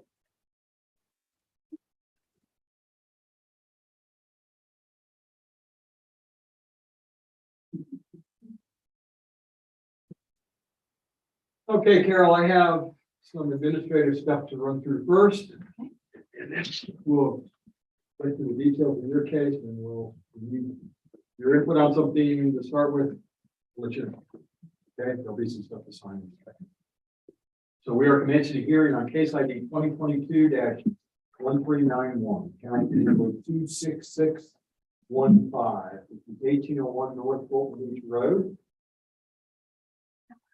Rockport, I'm in the region. Welcome for Rockport to be Rockport. Yes. I always think of Fulton Beach Road as Fulton, but. Well, I know, but the little sign is, I guess, they figured it out a long time ago. Yeah. I thought I was Fulton for years, but I thought. Okay, this hearing is being recorded and streamed live on YouTube. And we'll verify exactly what's under protest. Q1, Q2, and Q11. The property description is incorrect. It's correct. So we'll address all of those as we get through the hearing. We are the appraisal review board that will be hearing your protest today. We do not work for the appraisal district. We are appointed to perform an independent review of your protest. At the end of the hearing, you may complete a survey regarding your experience. The survey may be completed using that form there on your left hand. There's also a copy that will be in the determination package you receive in the mail. And you can also take it online, and all the information about how to return it is at the top of the form. Survey is entirely voluntary. However, we always appreciate any feedback you may wish to offer. You also have the right to appeal our decision. Appeal information is included in that package that will be mailed to you to document our determination. In accordance with tax code section 41.45H, all written material and evidence that has not been provided must be provided at this time. And I see we have, what looks like might be. So this, the one that says 2 has the evidence that was being provided. For the description, property description? No, just in general. Okay. The first one was the documents relating to the property. Yeah. owner. Okay. The ARB members who are considering the protest have not communicated with anyone about the protest and are signing affidavits to that effect. I, Scott Wagner, do solemnly swear that I have not communicated with another person in violation of tax code section 41.66. I, Joanne Ferguson, do solemnly swear that I have not communicated with another person in violation of tax code 41.66F. I, Ronald Kennedy, solemnly swear that I have not communicated with another person in violation of tax code section 41.66. I, Peggy Bird, do solemnly swear that I have not communicated with another person in violation of tax code section 41.66. Yeah.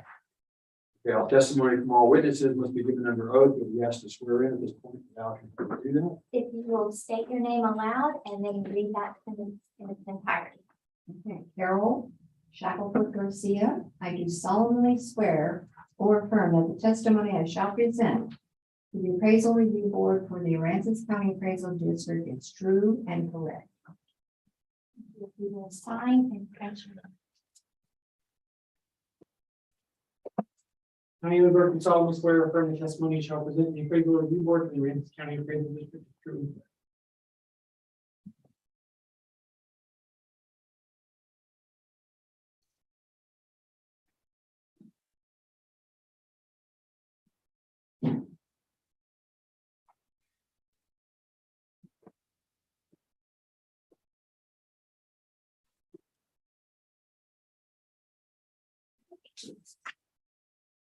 Okay, Carol, I need to ask you if you hold a license or certificate from the Texas Appraiser Licensing Certification Board.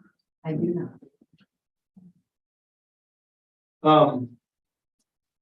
And just to let you know, the information that we're going to be presenting as evidence of yours as well as the district is on the tablet, but it'll also be displayed up on the wall. And the four of us around the table are the ARB.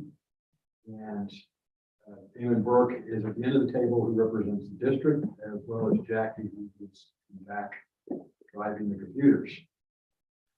On your left side, there is a chart that has the hearing procedure times. This is how we're going to run the procedure, the hearing today.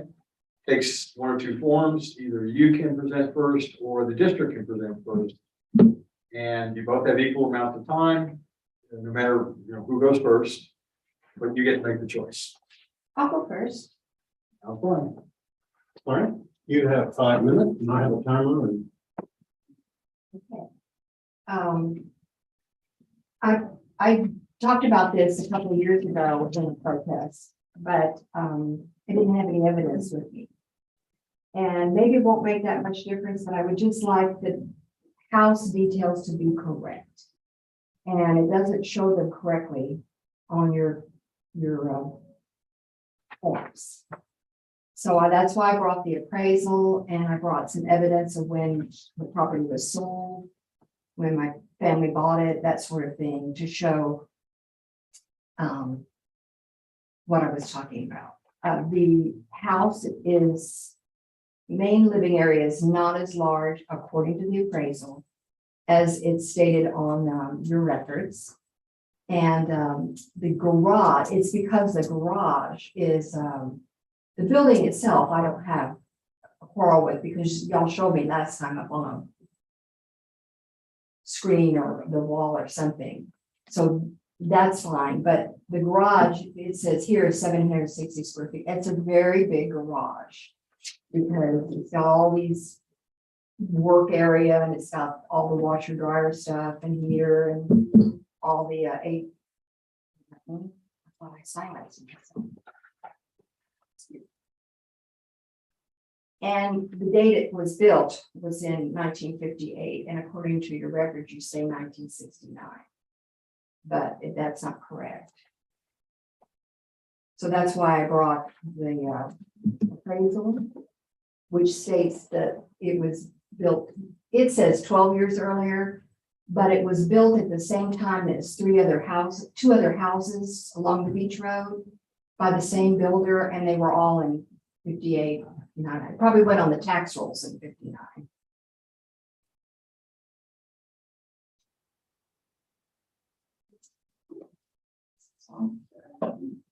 I think it was. That's okay. Okay. I should talk about the land. Okay, you sent me some comparisons. The one I thought was absolutely the closest to our house, the same look, the same age, nothing done inside, no remodels, is 5991 North Fulton Beach Road. That I've seen that house inside.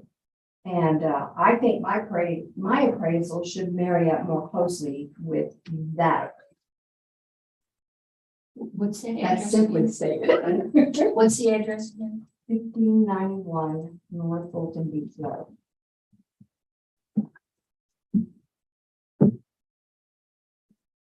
It sold last year, so I didn't know what the sell date was. It's this house. Right here. It's very similar. It's a lot bigger, and when it was originally built, it was built a little more quality. Wasn't built by the same builder, but it was a lovely home in its day, just very lovely. The other thing is, we've never remodeled the house. It's got the same bathrooms, same kitchen, the same oven, the same everything, but that doesn't matter that much, but it's all the same. So we have maintained it, but we've never renovated. So we'd just like it to have that. It's probably coming back in style again. I hope so. Anyway, and the other things that I noticed, I don't know if I should say everything at once, is that many of these, the two sales that you showed me and their prices.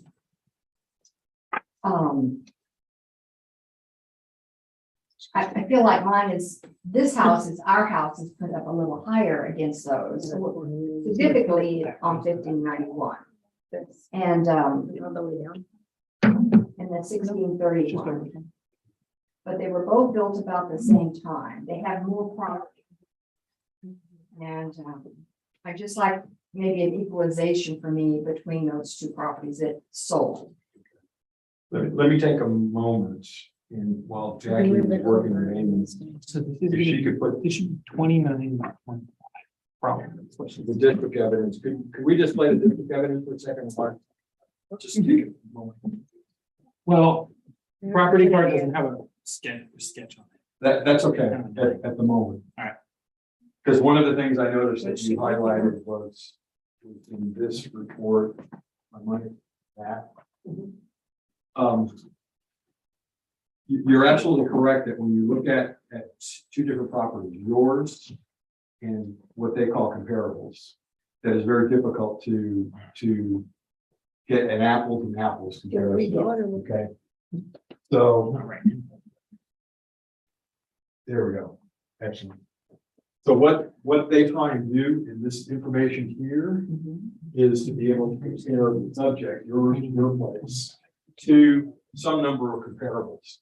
Now, what they do is they will make adjustments to the comparables based on the quality of the house. So that 5 MB versus a 4 SS versus the 5 FB and so on. That's a quality level. And then make adjustments to the living area differences. Yours at 1799, at least as it's identified now, 1799 square feet versus this comp, which has 2016. But what has to happen is they have to take the comp and add value or remove value based on features that are present or not between yours and the comp. To come up with a value down below, so hopefully we get an apples and apples type of comparison. Now, this report is what's called a sales ratio report. What they do is they look at all the sales within an area and compare it, the sale against what it was appraised for, to get at the very back of the report, and Jackie's explaining, to get a level of confidence between how is the district appraising properties against the sales, because market value analysis by law is one of the key elements that that the appraisal district has to use in determining, setting the appraisal value. So while you see you may see one here.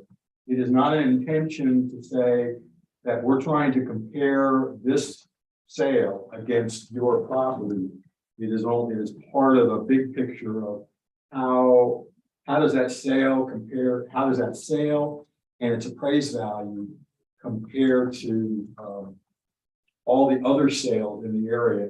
We come up with a level of confidence down here, which says that the district, in this case, it's 94%, says the district is actually appraising slightly lower than what the market value is of all of this raft of properties. And in the area that they analyzed, it was 87 total properties. So I know I took a few minutes to go through that, but hopefully it may help make it a little easier to understand how some of these comparisons. Okay. It doesn't address yet, and we haven't yet talked about any of the things that you identified with your property itself, the house, in terms of the size. And I'll now back away. We're on the district cross. We have 2 minutes and then presentation. 5, total of 7. So this is 26615, right? Yep, okay. So last year, this thing was certified at about 575. This year it was noticed at 760. So 2 things have happened. The land value went up and the improvement value went up. Let's see. This is the effective age on this thing is 1984. So it's got quite a bit of depreciation on it. And then you can't see the drawing, but what she was describing, our drawing, when I looked at it, the garage needs. Yeah, hold on. Okay, basically the garage is 24. And it just needs to be made 24. I don't know. Yeah. See that's the garage. It basically just goes all the way out to the wall. Like this is all garage, right? Like on this house, the thing that pokes out is all garage. Here. I guess so. The appraisal said it's 760 square feet. It's at 720, which is 24 by 30. Yeah. So that would explain, that would just say it's basically like this. And then it would make the house a little bit smaller. So we've got it at 1,800 square feet. And so you're just taking away some of here and adding it into the garage. There's a note here to just change that. So anyways, if you keep going down, we'll look at our sales. I will tell you that, not that this is anything great, maybe I shouldn't be talking right now. The little storage room in the pump house, and it's not as big as it says it Yeah, is. go back up to the property That's card. where that is. Yeah. Go, back out. It's like 8 by 8. I mean, Okay. it's not that big a deal, but I mean. It is 8 by 8 is what Uh-huh. okay, and we had it as being some other size. It's also gonna be torn Like 8 by down 12. because the wells don't work anymore. 96 is like 8 by 12, right? That if it's a pump house, there's just like a water well in it. It just has the 2 water tanks. Or Yeah. pumps. It's a little pump Yeah, house, we normally don't. pressure tanks. It has no value. You don't put people's pump house. Plus Harvey ripped the door Even if off. you look like little homes, and you look for a million. So, then you. It helps guys. Yeah, I'm just saying we can take that off and no problem. It's like $2,000 in value. If we were drawing this today, we would ignore them. So the well house, we just generally ignore those things. But you were asking about like the actual age of your house, 1969. That is actually older than appraisal districts existed. There was no appraisal district until 19. So when these things started, it was like, there's like a. Well, BC there's 2 time. other houses, the same builder, Mhm. they're all, they say 58, Yeah. 56. It's just sort of like trivia at this point, because we run everything off of an effective age. So like their homes in our system that say they were built in, 1904, and really it was like 1892. We just know, who knows? You know, Wow, we don't have the actual age right on the Village Inn motel. And it's like, We've had it so Historical. long, we're not possessing them. yeah. All right, and so these are our sales. The first one is an older home, effective age 1990, 4SS. It's in the same area. And it was purchased for $665. So you scroll down a little bit. But it's a bigger house. It is, honestly, yeah, it is a bigger house. These are like really comparable. At this point, like the differences between them, like because of their original age, it feels like, this just feels like these are two people. This was included to show what a 5-class home is like, because it's not even on the bay, that's a little tucked away. So that's just looking at mainly the improvement value. You know, what is a house worth around here, kind of thing. And then the second thing to tell the story of that is on the next page. This is a land sale. So the improvements value changed in the neighborhood, the land value changed in the neighborhood, and those were why. So we had some homes that were selling for more than we had on them, and we had land that sells for more than we had on it, and we had to change the value. So we're at 708 on a sale of 810. So we didn't even get there on that one. But that's why the land table changed in the neighborhood adjustments for the improvements changed.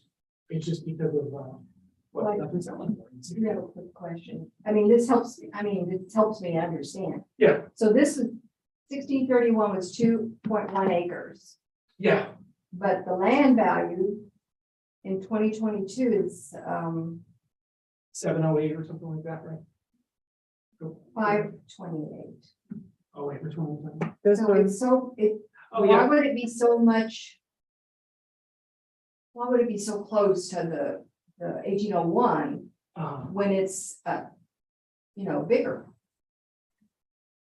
Yeah. Not enormously bigger, but it is bigger. And that, I had that same question with regard to 50. Well, you have a negative adjustment for the land, so there's that, but hang on. Okay, so. That's gonna cancel that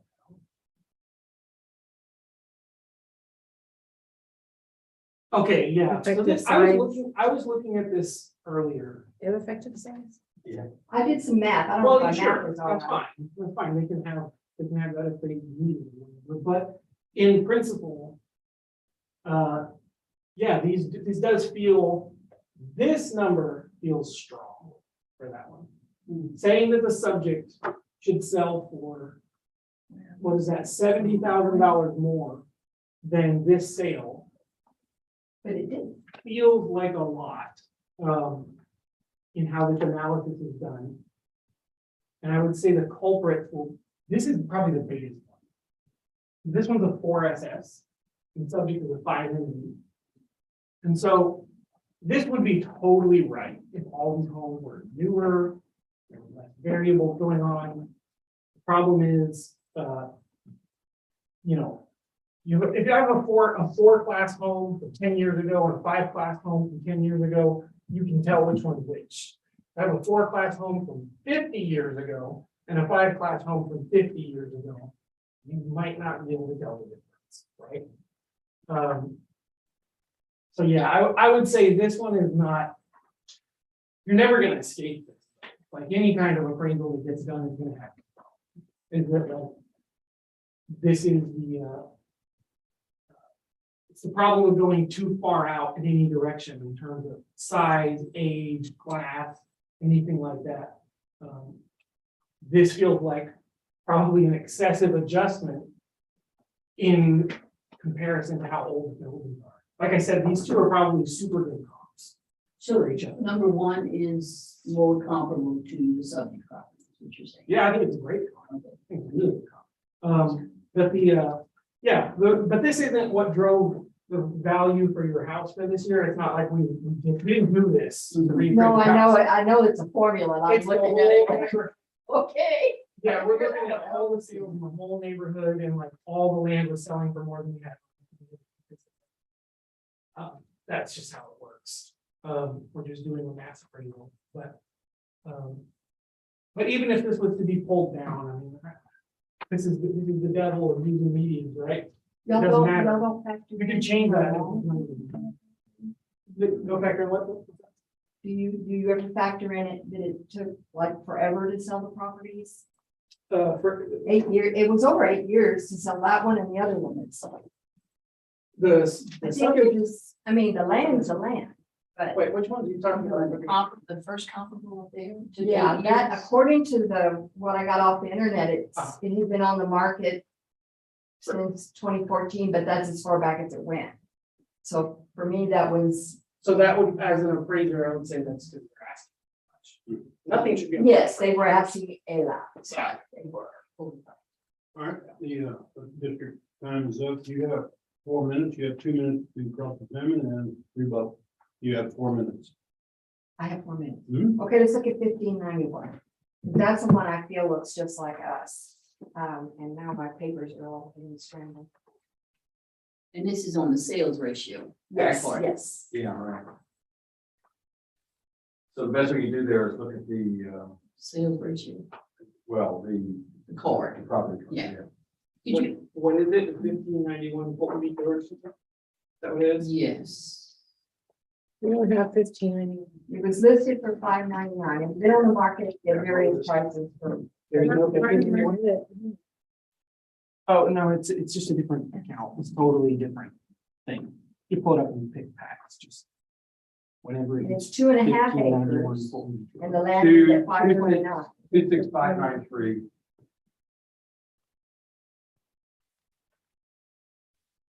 Sorry.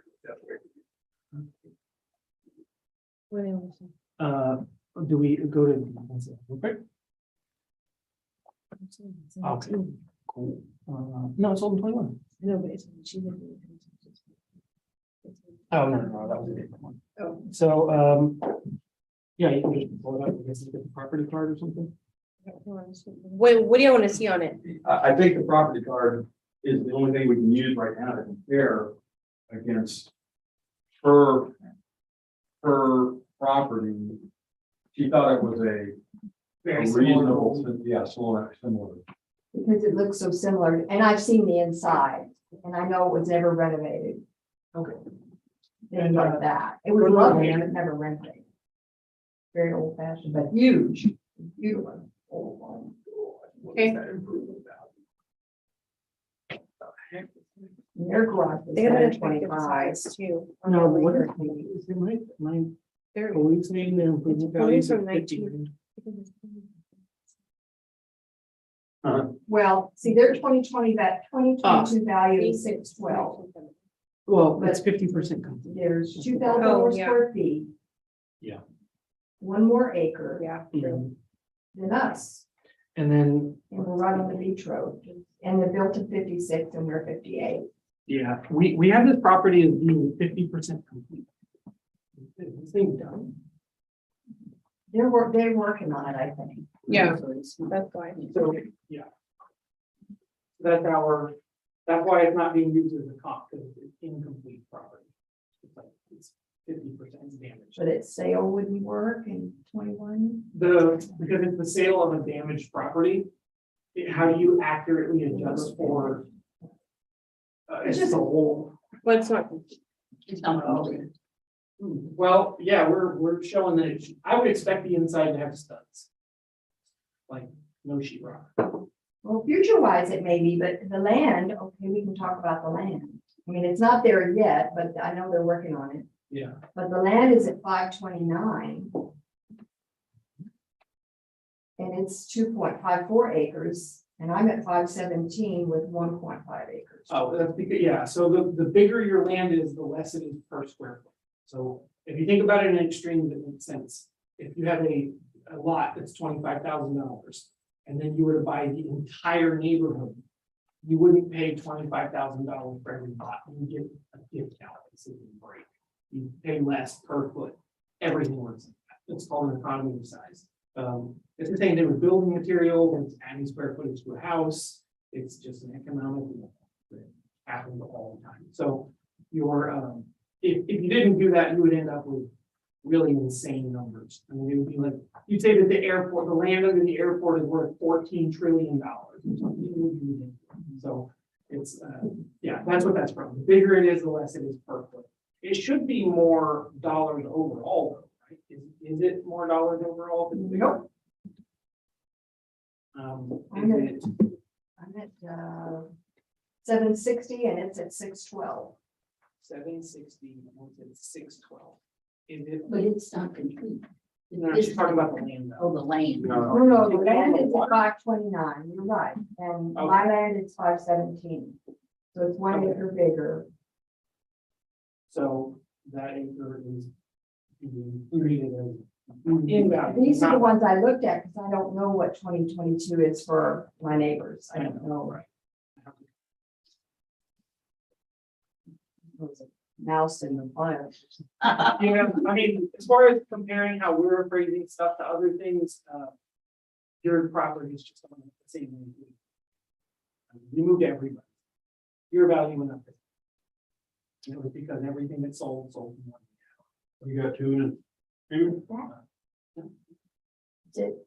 Yeah. That it? Yeah, and I think it feels like 9 years ago, but there is changes to be made as far as the garage size and there's other things. That were discussed. You have 1 minute closing? I hope y'all are taking notes. I feel like that was. That for me or that for y'all? You, Me? you. Well, I just, naturally, I would love to have it as correct as possible, and, I know there has to be a fairness meted out. I don't quite get the land. I get it, but not to the extent that this one was, but I don't have any nice words, good words to rebut that. 1 more acre, it shouldn't be that much difference. I mean, there's only a little bit of difference. Yeah. You might be right. I looked at I it. mean, $12,000 difference. That acre should be a little bit more than $12,000. I mean, I get, I haven't looked at it. I don't know. There might be, if you I would, mean, if you off the top of my would, head, I would like, appreciate that. there was water on it that they was taken out of the value because it was low and watery. It's a beautiful lot. Whoever got it, be good. Yeah. They had some vision. District has 1 minute. Uh, You done? All right, the ARB has 5 minutes.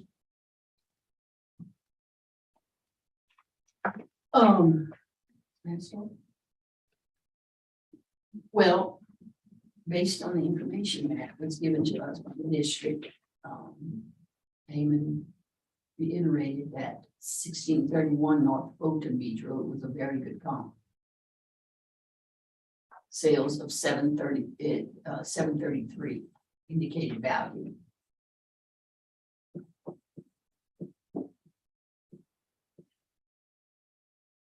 I had it with 711.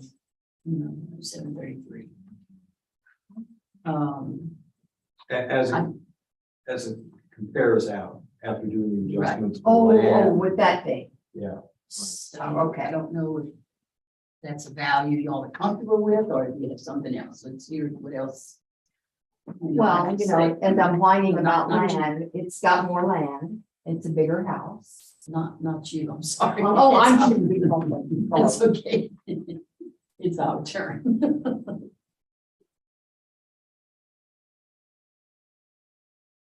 Wrong? I'm thinking, Okay, I'm okay with that. okay. yeah, I'm looking. That sounds really. 733,000.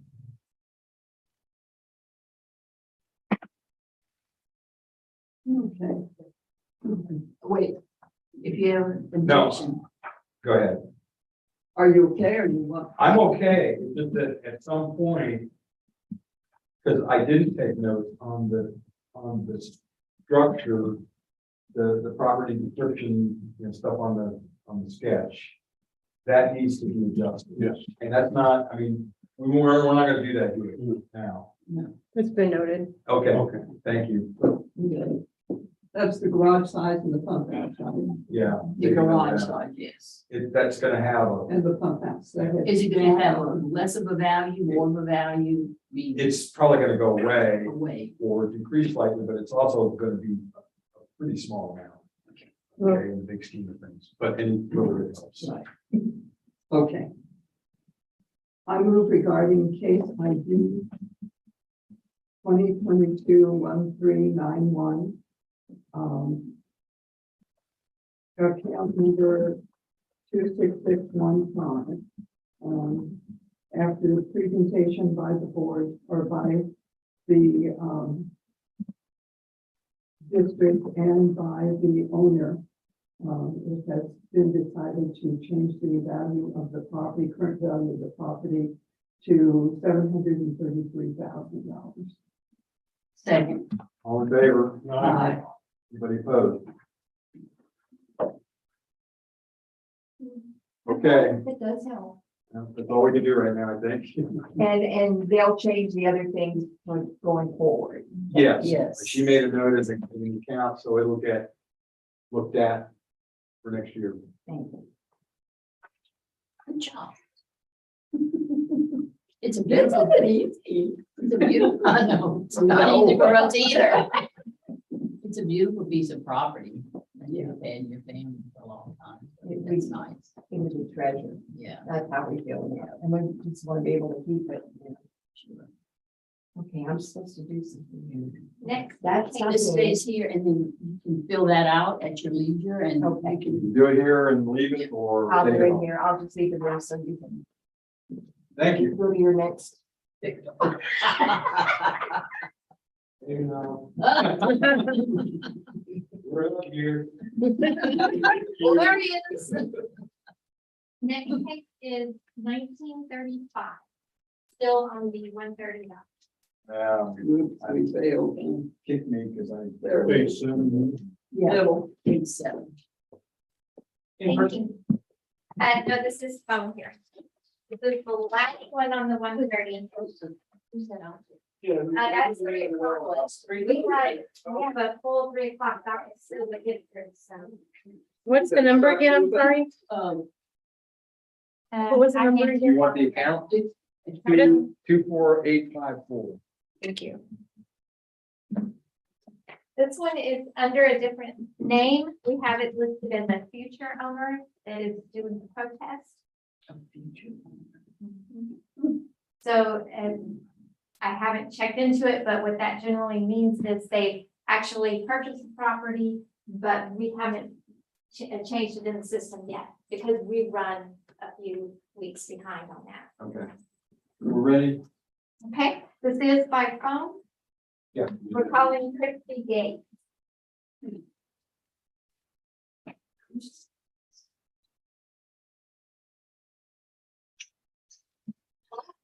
Is this Christie?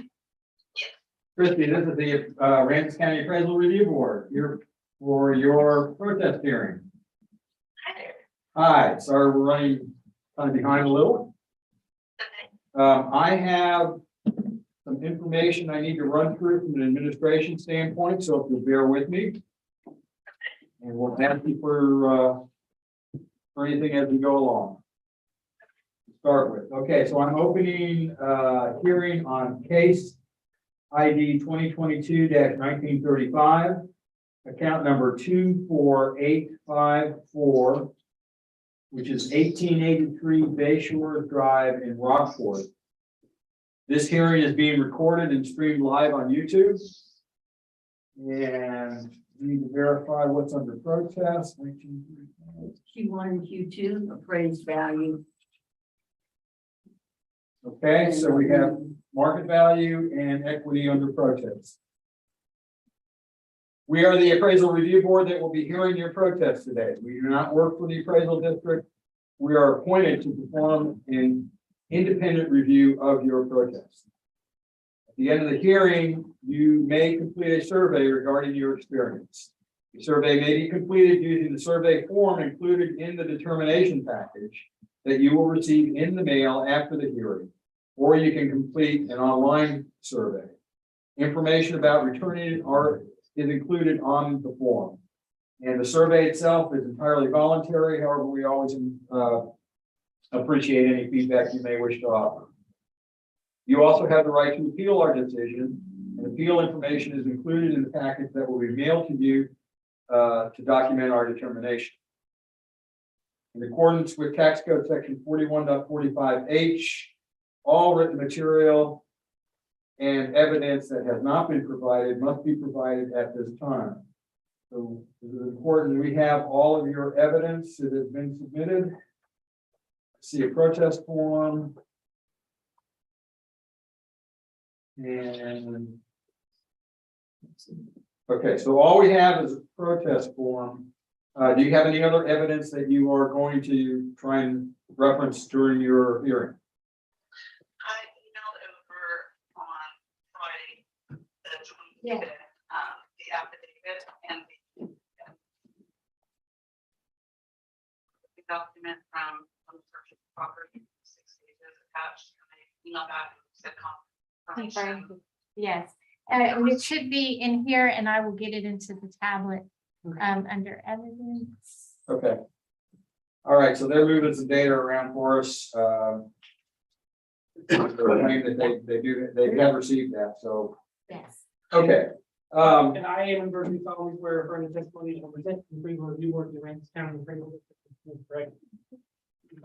Haven't quite gotten there, but that's okay. No, I thought you. The ARB members who are considering the protest have not communicated with anyone about the protest and are signing affidavits to that effect. I, Scott Wagner, do solemnly swear that I have not communicated with another person in violation of tax code section 41.66F. I, Joanne Ferguson, do solemnly swear that I have not communicated with another person in violation of tax code 41.66F. I, Ron Sanders, solemnly swear that I have not communicated with another person in violation of tax code section 41.66. I, Peggy Bird, do solemnly swear that I have not communicated with another person in violation of tax code section 41.66F. Okay, all testimony from all witnesses must be given under oath, and I'm assuming that you, in fact, are under oath as we have a signed affidavit from you. Yeah. Okay, and the district representatives that are sworn in. I need to ask, and I'm sorry, if your name Dorothy or Christy? Christie Gates. Okay. Yes, Dorothy was the prior owner. Okay, fine. I just want to make notes. We don't end up calling you Dorothy all day. Okay. I need to ask, do you hold a license or certificate from the Texas Appraiser Licensing and Certification Board? No. Okay, that's fine. In the package that you should have received is a chart that has the hearing procedure times. Do you have that available? Yes. Okay, so that shows how we're going to run the hearing today. It takes one of two forms. Either the protester, you can go first in presentation, or the district can go first. You both have equal amounts of time in either case, but you get to make the decision on who goes first. I can go first. No, let them go first. They can go first. Okay. Okay. I'll be quick about this. 24854, it's a single family residential property on Bay Shore. And last year it was certified at 888.30. This year it was noted at 951.40. There was, let's see, there was there's a listing, said it was listed at 1.185 at the time that the listing was being, as far as, but nothing happened with it. So the note says a function was removed on some sort of I don't even remember what BSG is, honestly. Yeah, so then it looks like nothing really. slip. Boat slip, that's what it is. But it's function boat slip, so it should be working, not working. The sales, so we have 1885 Bayshore was purchased for $745, indicating the value of the subject at 911. 1895 Bayshore indicates 817. 29 moving crane, 999. And 19 bid indicating 1.05. Oh, yeah, 1.05 basically. The median indicated value for the subject is 955,667, so this is, we're just following the sales in the neighborhood. We would expect this thing to sell at about that. And then the equity grid shows a reduction to 937.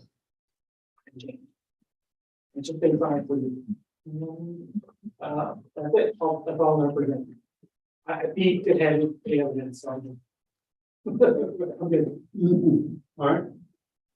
Chris, you have 2 minutes, cross-examine. I don't have any questions. Okay. You have 5 minutes for your presentation. Okay, as you stated, the property had been listed for quite some time. They dropped the price and we offered actually, I don't know, $850 on the property.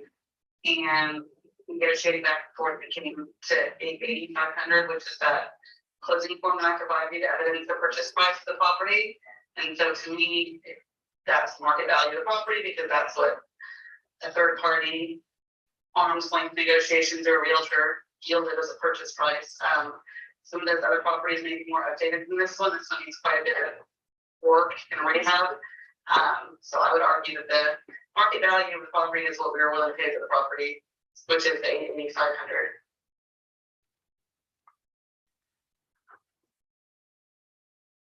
All right, you still have 4 minutes? Okay, I'm done. Okay. Yeah, I agree. Yeah, Okay, do you agree on 885, no, 880, 500?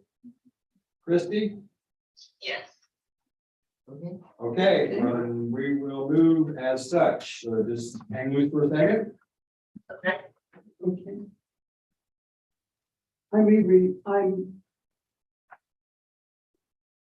I move that regarding case ID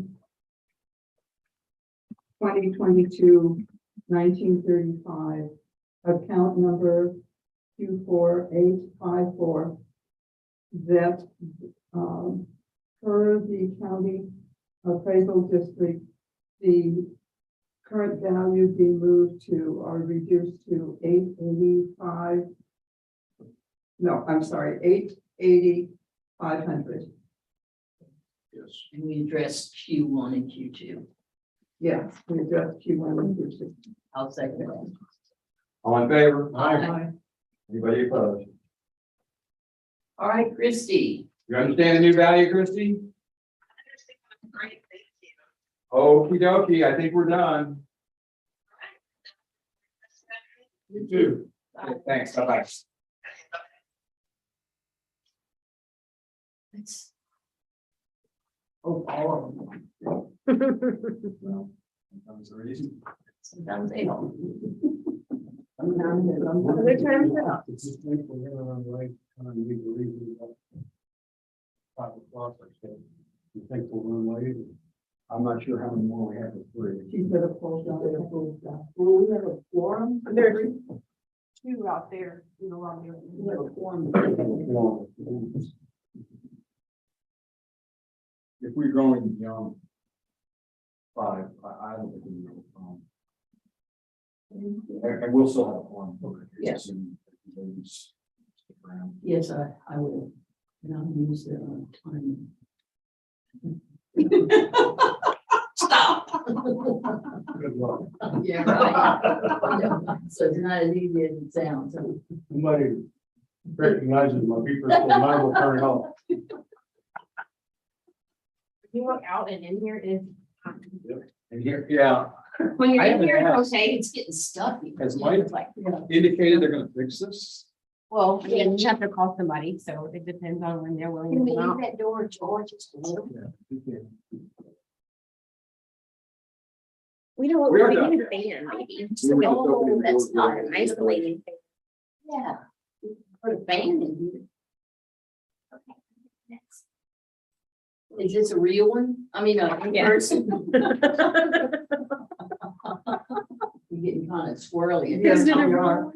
We stuff, you got a mouse in your pocket?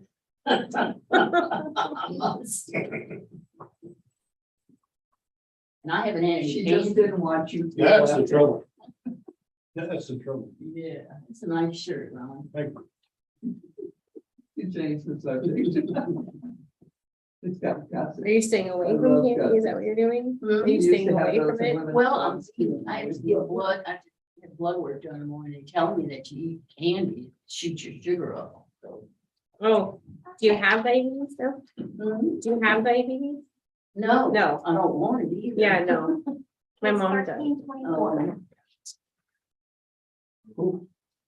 1324. It's on 3 o'clock. Yes, it is. Cool. I missed one. Wow. Page 11. Oh,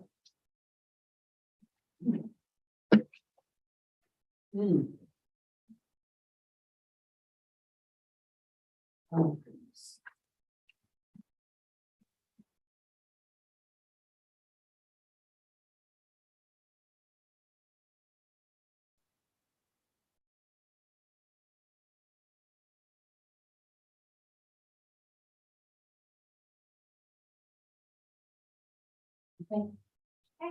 Everybody ready? Yes, ma'am.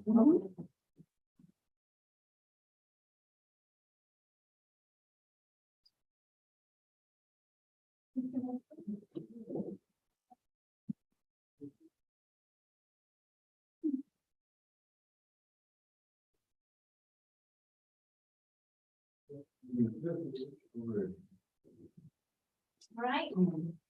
We can have a seat right there. This is. Good afternoon. Hi, how are you? I'll pay you in about 20 minutes. Won't take that long. All right, get towards the end of the day, the faster the better. Mr. Mancius is one of the owners of Shellridge Properties LLC. Do I need to say something? I'll let you know. And I caught, did I didn't catch your name again? Steven. Steve. Okay, I'll call you Steve. Absolutely. Okay. Stephen, I have some administrative stuff to run through first. And we'll get to the point where we get you to swear in a minute. We're commencing a hearing on case ID 2022-1324, 2022-1324. Account number 60566, which is 2417 Shell Ridge Road in Rockport. This hearing is being recorded and streamed live on YouTube. And we'll verify what's under protest. Q1, Q2, market and appraisal. Good equity, very good. We are the appraisal review board that will be hearing your protest today. We do not work for the appraisal district. We are appointed to perform an independent review of your protest. At the end of the hearing, you may complete a survey regarding your experience. The survey may be completed using that form that's there in front of you, or a copy of the form that's also included in the determination package you'll receive in the mail, or you can complete it online. And all the information about how to return it is at the top of the form. The survey is entirely voluntary. However, we always appreciate any feedback that they wish to offer. Yes, sir. You also have the right to appeal on this. Appeal information is included in the package that will be mailed to you to document our determination. In accordance with tax code section 41.45H, all written material and evidence that has not been provided must be provided at this time, and I do see that we have a good bit of evidence. No, sure, we do. We have some evidence. Do you have any other evidence that hasn't been provided? No, sir. Okay, excellent. The ARB members who are considering the protest have not communicated with anyone about the protest and are signing an affidavit to that effect. I, Scott Wagner, do solemnly swear that I have not communicated with another person in violation of tax code section 41.66F. I, Joanne Ferguson, do solemnly swear that I have not communicated with another person in violation of tax code 41.66F. I, Ron McCann, do solemnly swear that I have not communicated with another person in violation of tax code section 41.66F. I, Peggy Bird, do solemnly swear that I have not communicated with another person in violation of tax code section 41.66 F. So all testimony from all witnesses must be given under oath. That will help you do that. Swear in there. I, Steve Mancias, do solemnly swear or affirm that the testimony I shall present to the appraisal review board for the Aransas County Appraisal District is true and correct. Will sign and raise your hand. I am Berkeley solemnly swear or affirm the testimony I shall present to the appraisal review board to the Aransas County Appraisal District is true and correct.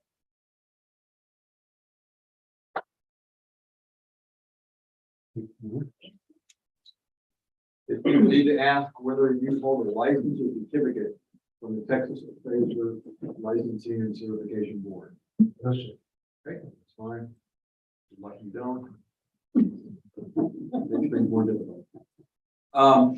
There right in front of you is chart, which is the hearing procedure times that shows how we're going to be running the hearing today. It's one of two forms. Either you can present first or the district can present first. You both have equal amounts of time, regardless of how, which you choose. But at this point, you get to choose, make the choices, whether you'd like to go first or the district. I'd like to. I do have a question though. I believe that two boxes were marked. One was market value and the other one was equity, which essentially is unequal compared to other properties. Yes. Or do we have to argue both of them, or can I pick one? Not know. This is the first time that this property has ever been contested in Aransas County. So Sure. we checked the wrong box for informal, and that's the reason why I'm here. Okay. Some of the substances, this has been an excellent learning curve for the neophyte in the room. You should, during your evidence presentation, cover both market and equity. You'll see when we get into it. And when I say cover both, you can cover, first market and then equity. I think I'd like to, compared to other properties on Shell Ridge is, I don't have a lot of access to sales.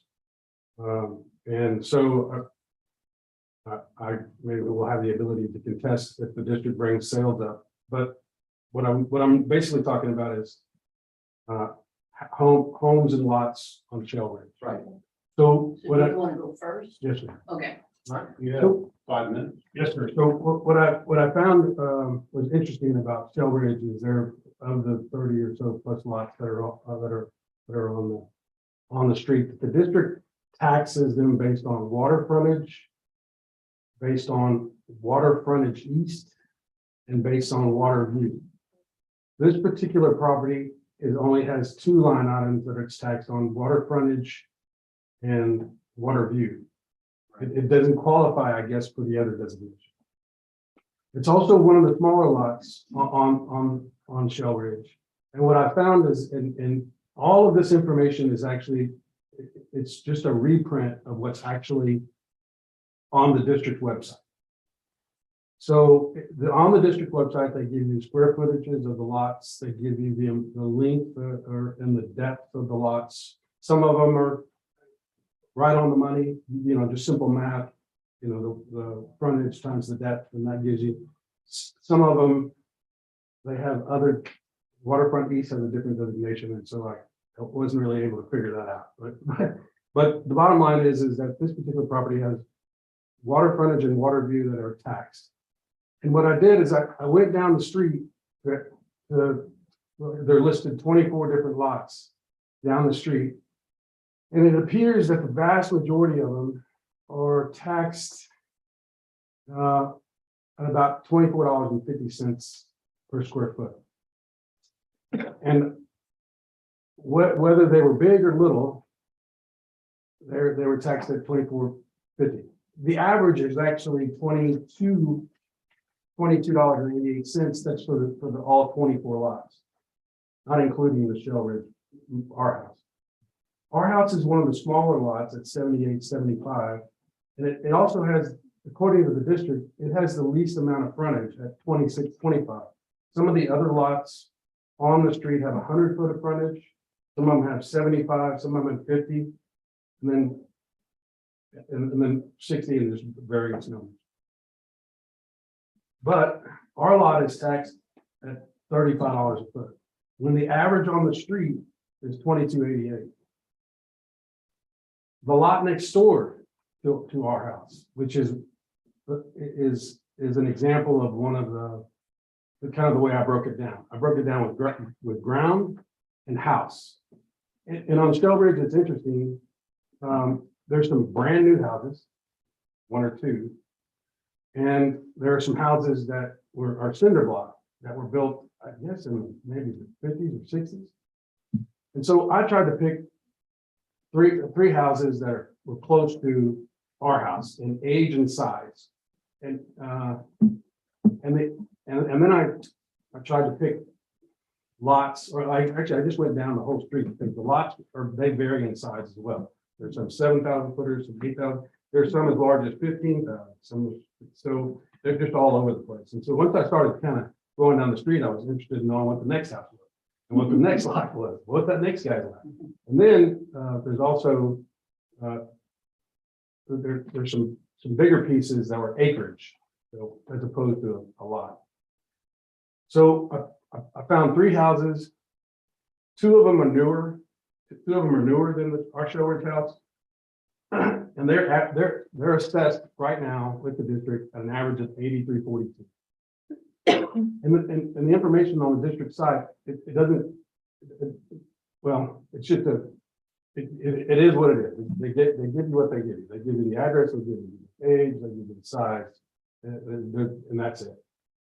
And it seems to me that to be fair, I picked a house that's a little smaller, a house that's a little bigger, and then one that's pretty close to where we are, at least the closest one on Shellbridge. Seems to be fair that we're at the average of 8342. We would be at a value of 209 and not a value of 246.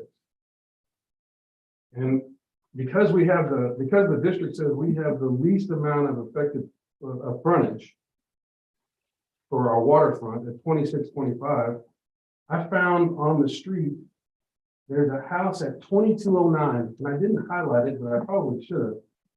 It's a 15,000 square foot lot. It has 100 feet of frontage and 150 feet of depth. And his value is 1642. And I thought, well, so of the 24 lots, there's 2288 is the average. A house next door to us, their lot has a 45 feet of frontage. The district is saying it's 6,800 feet, and he's taxed at 2450 a foot. But if so far as the district's concerned, if we have 2625 and we're the smallest on the street, we should be taxed the least amount at $16 a foot. Your time is up. You'll get some more time here as we go on. District has 2 minutes to cross and 5 minutes for presentation, 7 minutes total. Okay, I'll just start with for the 60566 single family residential on Shellbridge. Is 2417 Shellbridge Road. Last year it was certified at 443.70. This year it was noted at 528.760. It is a 5SS, effective age 1999, built in 1999. I will point out one thing as far as how this is described in this boat slip. BSG3, $5,000, and it's not on this property.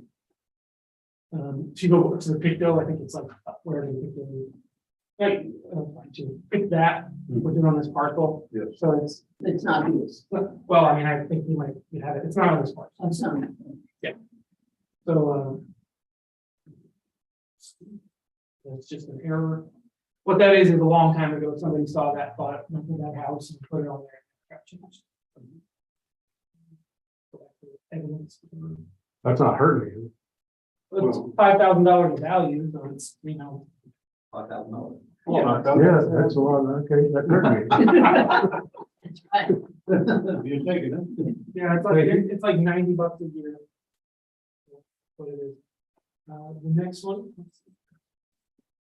I mean, 10 years, you're starting to get the real money. It's a staggering, life-changing amount of money. Well, So the comps are in South Rockport, except for the last one. You go down to the last one real quick. Oh, yeah. Oh, I think. I did, sorry. No, sorry. Yeah, this is the only comp that's in Shell Ridge Road, and it's from 2019. So this is a little cutout, and it will never be part of the greater South Rockport neighborhood because it's not in the city. Shell Ridge Road is actually, they're another little town. So this was just included because I think this is probably the last good sale that we have any information for, and you can see it's 3 years old. But so the other homes are gonna be in this area. So that's what we're confident to, because that's what's transacted. So the median indicated value for the subject based on sales is 549. There's no 525. Again, there's no neighborhood adjustment in here. This neighborhood is just houses with land. That's all it is. There's no neighborhood adjustment. There's no effective age in this thing. This is a cookie cutter 5SS for Aransas County. If you took this house out and you put it in on this street back here, or you stuck it in the country club, or you put it out in Lamar, it would be worth the exact same. 5SS. So there's no stuff going on with that. Yep, and then the equity grid. So this is comping it to other stuff nearby. This is going to be comparing the buildings mostly. It's going to be comparing and contrasting differences in buildings. Get the median of the comparable properties, and it's 517, which indicates a negative adjustment of $8,000. But I would add on top of that the boat slip needs to come off that too. So yeah, for me, the equity number would be like 512 rounded down. That's what that should be. Also, real quick, we'll go back up to the picto, and we'll hopefully try to elucidate what's going on, but it's sort of wacky. Zoom out just like one.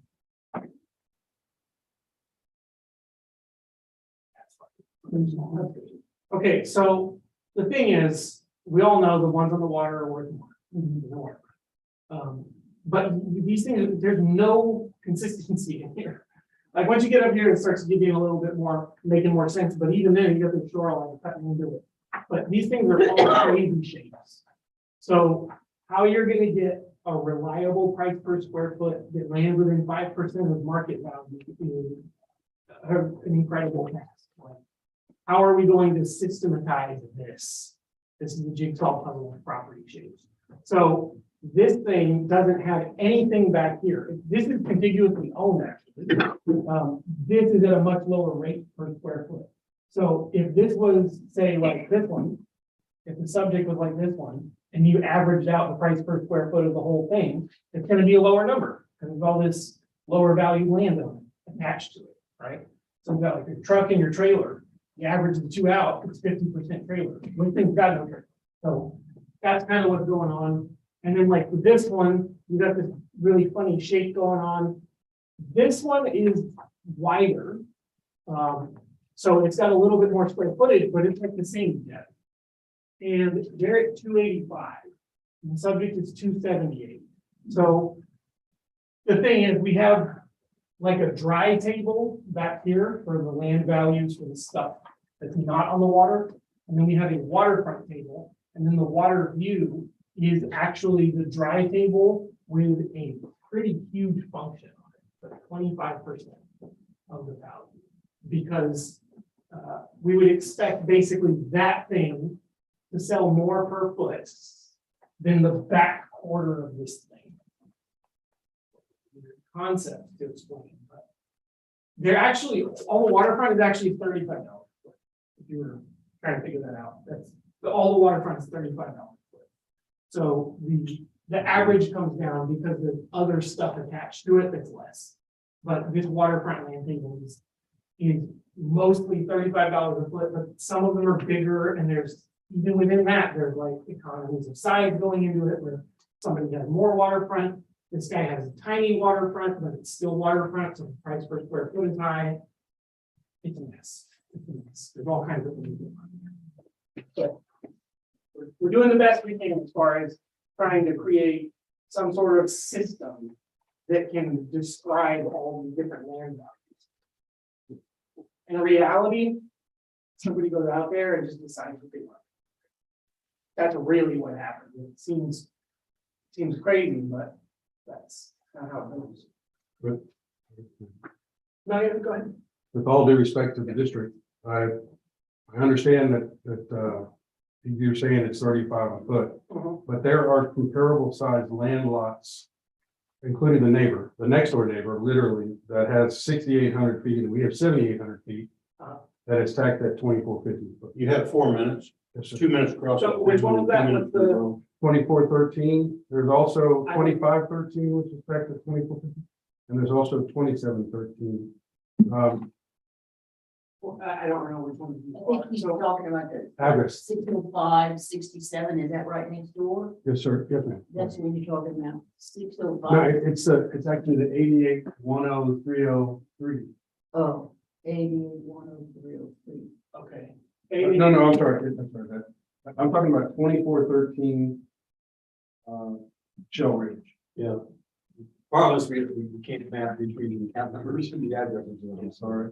Okay. Actually, That's that a will learning. be addressed later on in any of our. Well, It's probably should have been solved one day. so in the information that I provided, these are actually the three houses. Can I take a look at that and get for you? So the one you were talking about was this, the highlighted ones?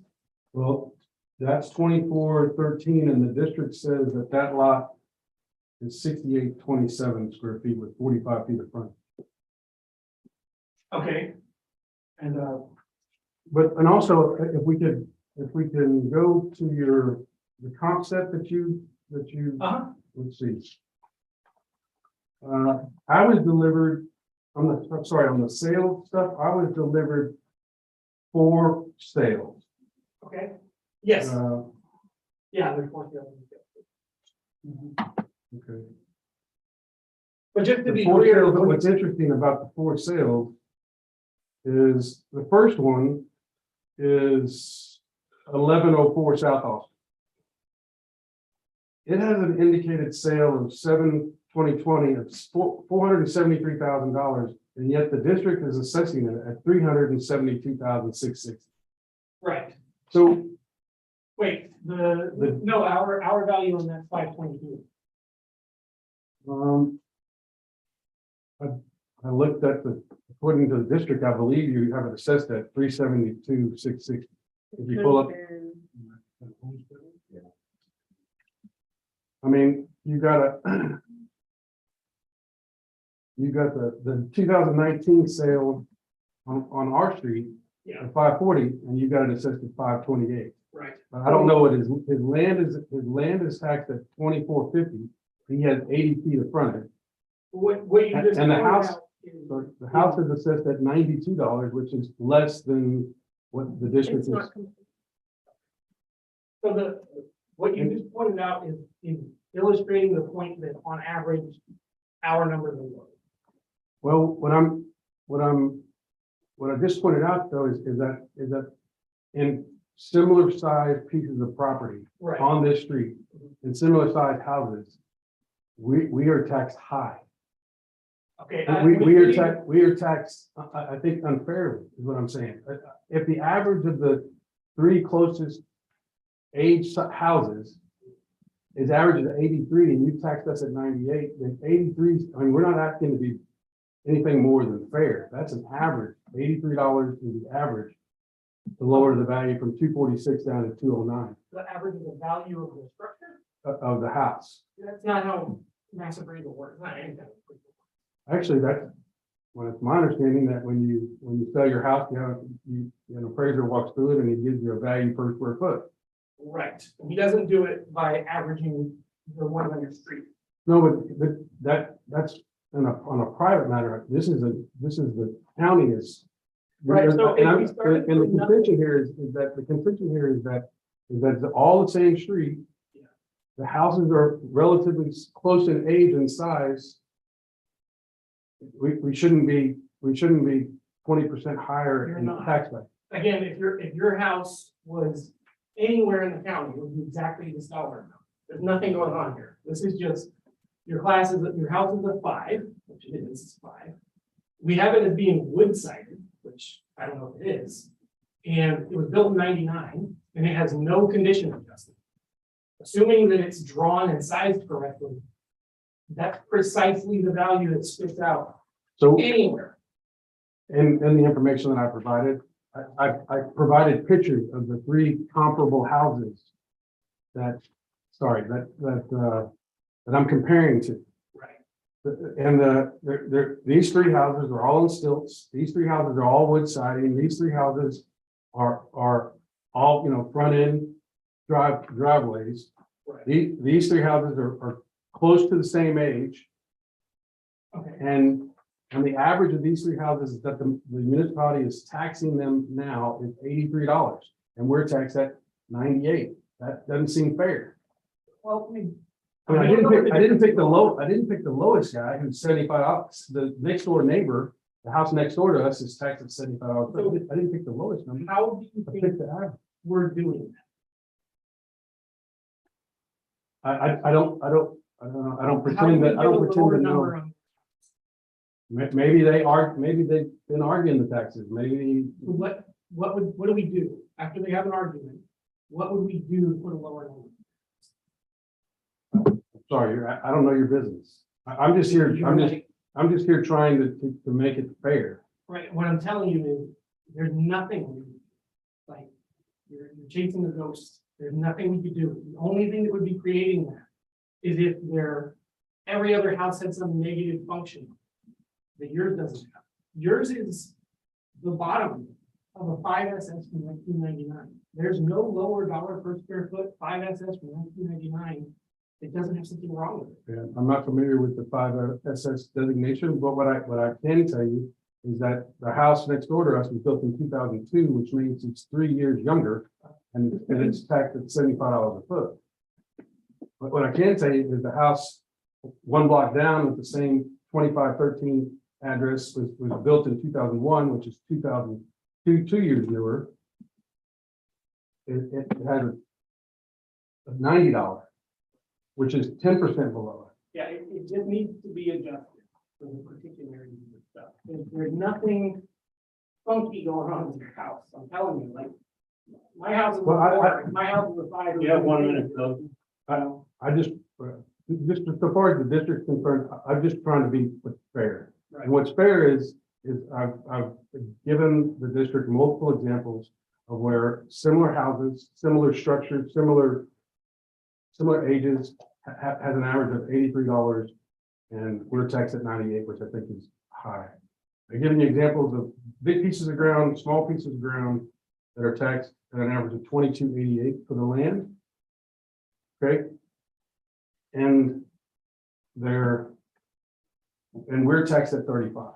That seems unfair. It seems like that they're all on the same street. I'm not penalizing somebody for having 100 feet of frontage or 80 feet or 50 feet or whatever. I'm just saying that the average is 22.88.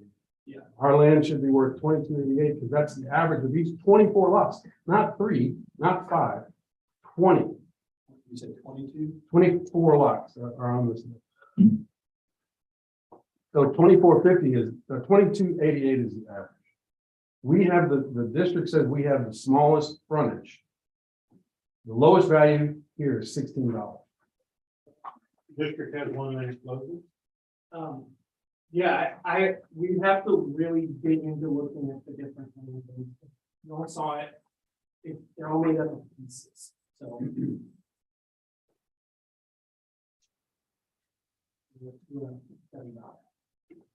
Take a long time.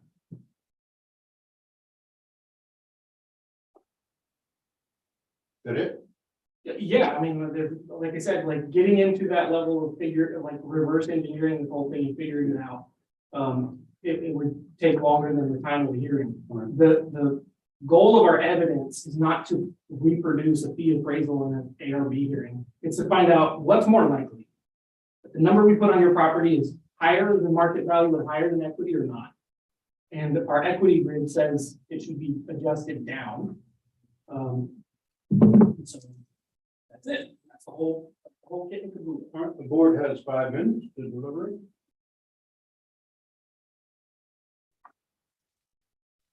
Yeah, I personally found the discussion kind of bounced around, and I don't expect you to necessarily be an expert in appraisal techniques or that kind of stuff.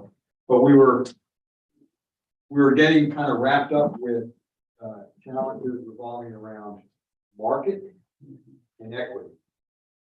And how comparisons are done between your, a subject property, yours, and in the comps with respect to adjustments due to quality of construction, size of improvements, age of the property, and features of the property.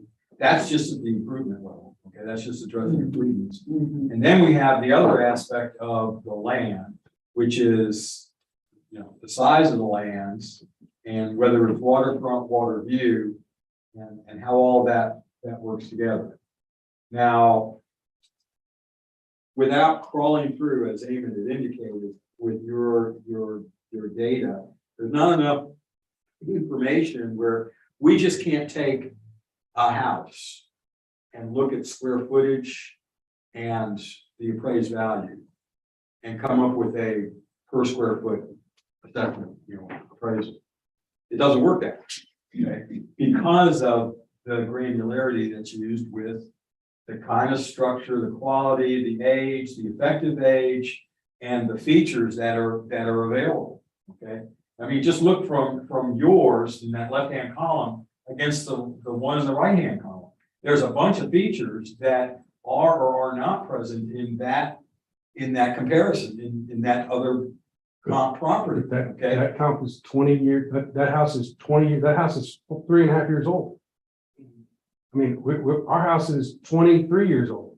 Yeah, right. And It doesn't seem fair to compare a 2018 constructed house with a 1999 house. it is when you end up taking $27,000 of value out of that comp because of the difference in age.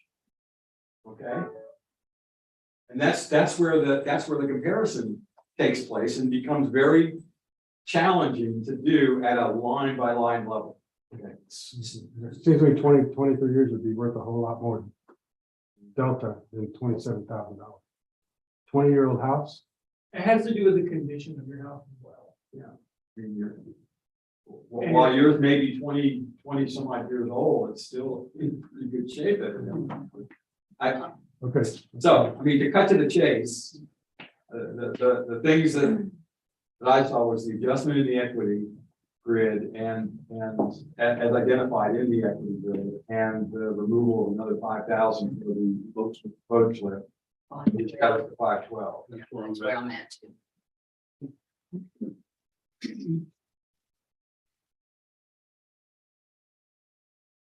Well, Yes. That's what I. okay.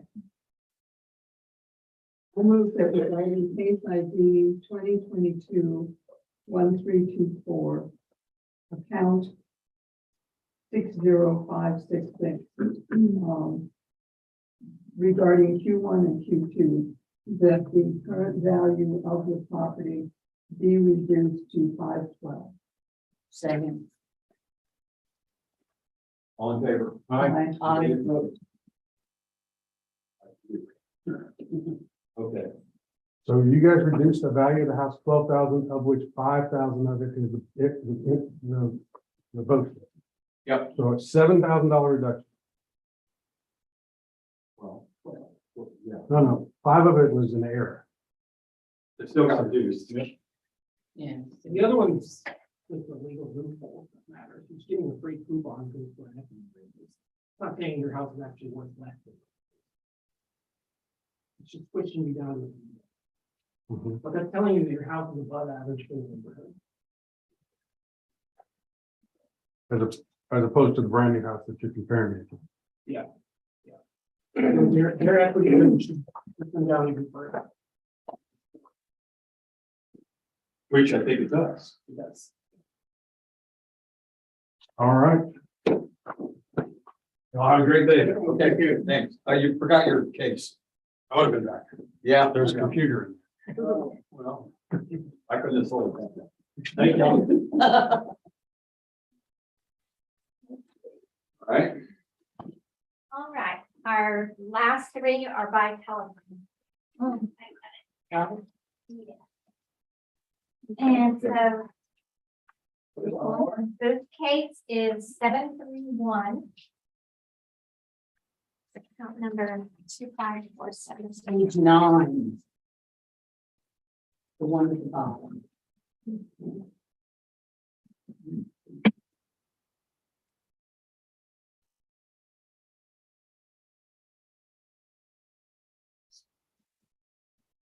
So you need to leave it.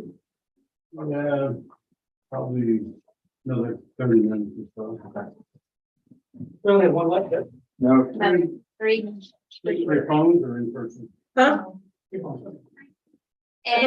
Thanks. No. Russell Stavinoha and Helen Stavinoha both signed affidavits. Russell called in.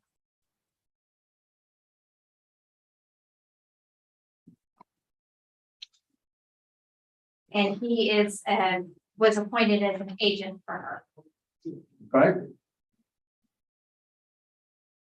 The appeal process will be explained in the quick work that you did in your certified name. Hello, Russell. This is the Aransas County Appraisal Review Board calling for your hearing. Like you wondered where we were.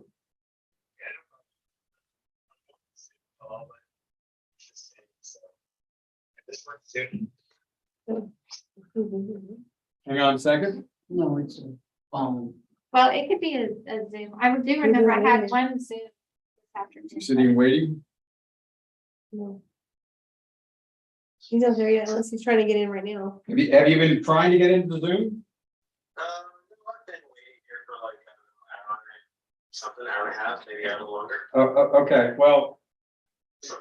it would probably be more expedient to just continue on the phone. No problem. Okay, Works fine. I have some administration stuff to go through first. So if you hang loose with me. So we are commencing the hearing. Hang on, Bill. I need the sheet. Oh, sorry. Oh, she doesn't anymore. Yeah. No, okay, so we're commencing the hearing on case ID 2022-731, count number 25470, which is 2292 North Fulton Beach Road, apartment 708 in Rockport. This hearing is being recorded and streamed live on YouTube. And we're verifying exactly what's under protest. Market and equity under protest, okay? We are the appraisal review board that will be hearing your protest today. We do not work for the appraisal district. We are appointed to perform an independent review of your protest. At the end of the hearing, you may complete a survey regarding your experience, and the survey may be completed using the survey form, which will be included in the determination package you will receive in the mail after the hearing, or you can take it online. Information about how to return it are included on that form, as well as how to access it online. And the survey is entirely voluntary. However, we always appreciate your feedback. You also have the right to appeal our decision, and appeal information is included in the package that will be mailed to you to document our determination. In accordance with tax code section 41.45H, all written material and evidence that has not been provided must be provided at this time. So this is important. Do we have all of your evidence? 13. Yes. 731. I'm just looking here. Bunch of pictures. Okay. So I provided additional evidence when I dropped off my affidavit. Got it. Yeah, we're looking at it here. Okay. And we just want to verify that this is all your evidence. You don't have anything else to provide. Does the Excel spreadsheet since I can't see it, does the Excel spreadsheet have 3 variables at the top? then a suggested property value, and then 1, 2, 3, 4, 5, 6, 7 contiguous comparables, and then another suggested property value. Yes. Yes, Perfect. We're looking at the same document. okay. The ARB members who are considering the protest have not communicated with anyone about the protest and are signing an affidavit to that effect. I, Scott Wagner, do solemnly swear that I have not communicated with another person in violation of tax code section 41.66F. I, Joanne Ferguson, do solemnly swear that I have not communicated with another person in violation of tax code 41.66F. I, Ron Kennedy, do solemnly swear that I have not communicated with another person in violation of tax code section 41.66. I, Peggy Bird, do solemnly swear that I have not communicated with another person in violation of tax code section 41.66F. All witnesses from all testimony from all witnesses must be given under oath. I'm assuming that since we have a signed and notarized affidavit from you, that you realize that we are considering you to be under oath. Yes, sir. Okay, I am the person solemnly swear affirming the testimony shall present the appraisal review board for the Aransas County Appraisal District is true and correct. okay, Russell, I need to ask you if you hold a license or certificate from the Texas Appraiser Licensing and Certification Board. No. Okay, that's fine. In the package that you received from the district, there should be a sheet which is the hearing procedure times. Do you have that handy? Yes, just a second.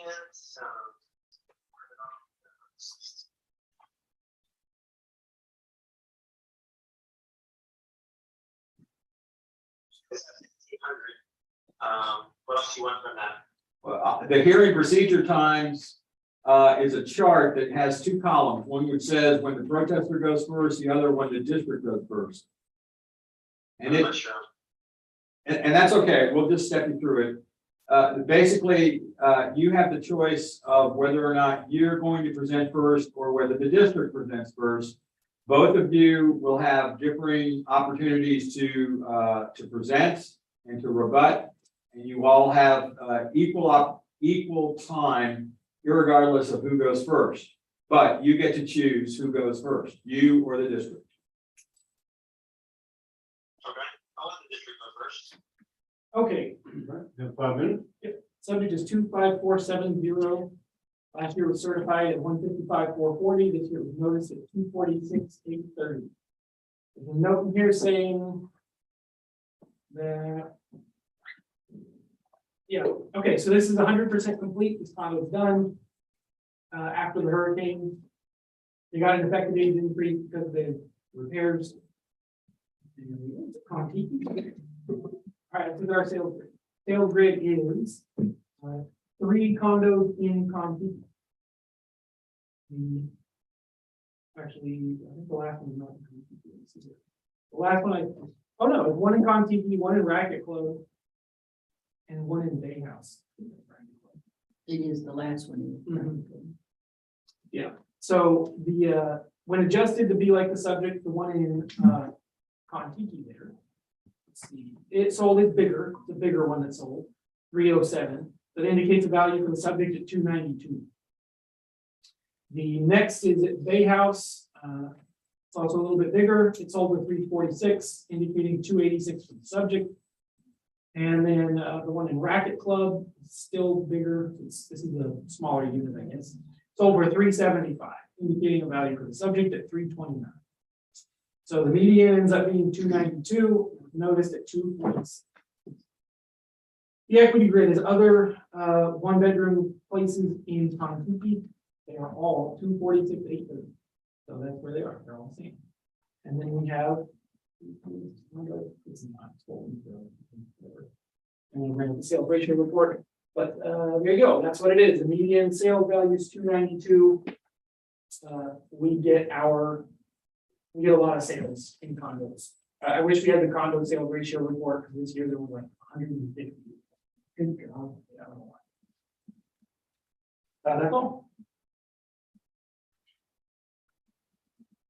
Okay. Russell, you have 2 minutes to cross-examine and 5 minutes for presentation, so 7 minutes total. Okay. So you mentioned that all the houses that you were comparing me to, none of them were single bedroom condos that were recently sold. I believe that's correct. So there were no Kentucky single bedroom houses that have recently sold for near the number that you're comparing me to. And I will state that in the past, it is understood that the sales price of a 2-bedroom or a 3-bedroom were about $90,000 more per house, per condo. So the difference is huge in regards to a single bedroom versus a 2-bedroom versus a 3-bedroom. So if I was to use rough numbers, typically it was 155 for a single bedroom. It's about 245 for a 2-bedroom and 35 for a 3-bedroom. So that's typically the actual value that homes sell for. I did notice in your report, you do not have a single bedroom comparable in Kentucky. You did also state that all of them are the same value.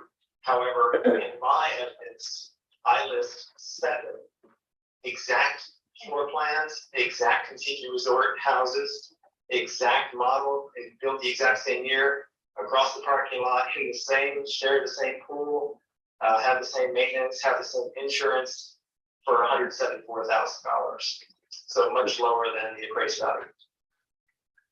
And you mentioned a lot of other examples, and I think I'm looking at the same document, sales ratio report.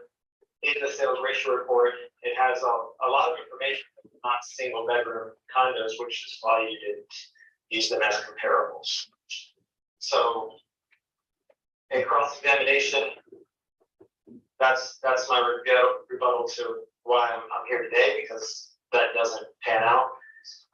That's why I'm asking for a lower value. So let me see.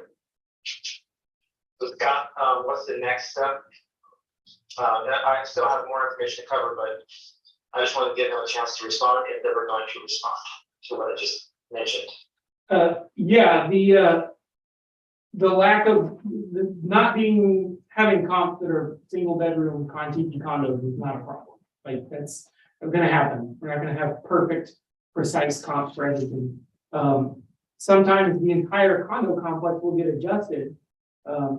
And then there will be a subcategory in that condo complex that wasn't part of the sales. That's okay, that happens. We're doing a mass appraisal of the whole county. The units across the street, there's a measurable difference. I think, if I remember rightly, they're in opposite side of the water. If they're the same size and the same complex, it's the building is gonna be different. It's gonna be how they're situated. It creates a difference in value. Also, you were saying, where did that $90,000 come from? What is that? Well, we've been looking at condos for sale for years, 2-bedroom versus 3-bedroom. So I'm looking at the picture in your sales report. Let me see what page it is. I'm looking at Aransas County evidence, property number 25470.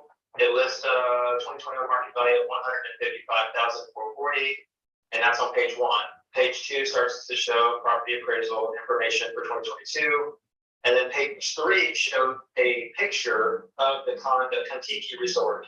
Can you look at page 3? Oh yeah, we can look at that picture on that. Yeah. Okay. So let me know if you have that up. We got it.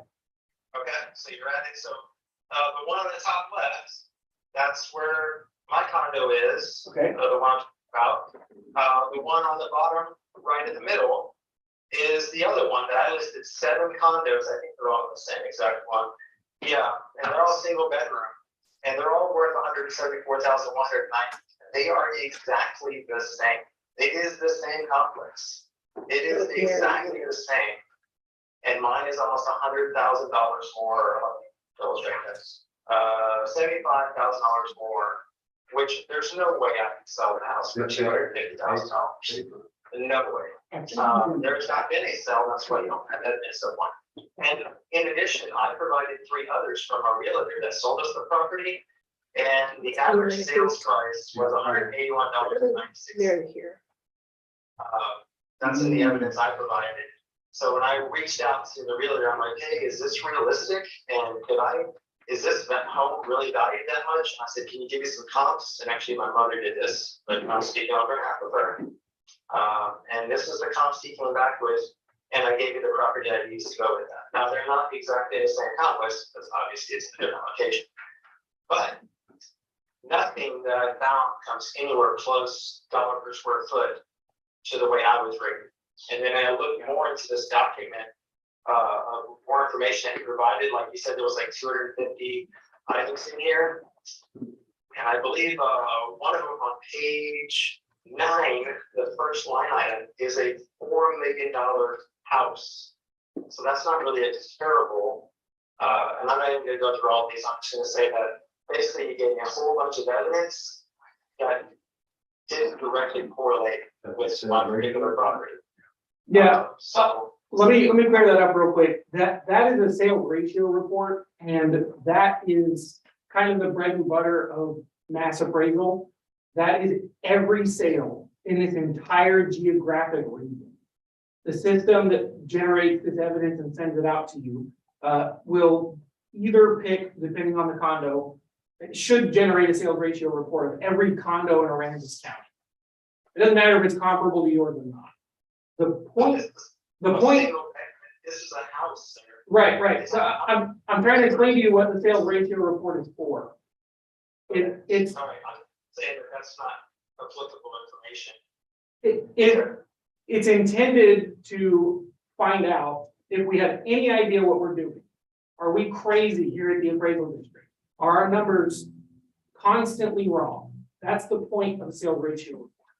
And what this is saying isn't, you're right, it's not that applicable because it's all of the Fulton Beach Road geographic region. So yeah, it's gonna have some condos in it, a bunch of houses in it, it's gonna have vacant land. This isn't the best sales ratio report to look at for yours, because yours is a condo. The big discrepancy between the ones that were listed in your evidence, the ones across the way, it's all location. I mean, a condo on Marion in the country club is nothing like a condo at Conti.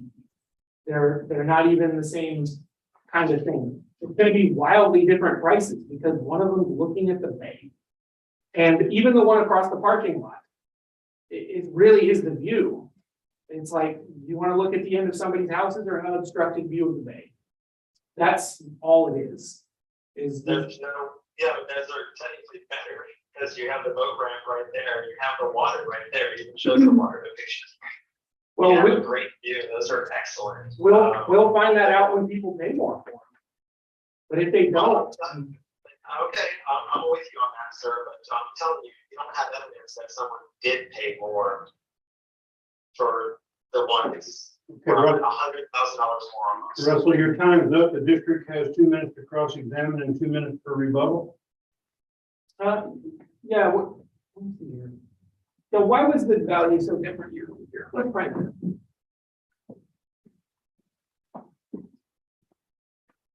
Look at last year's value. Was it?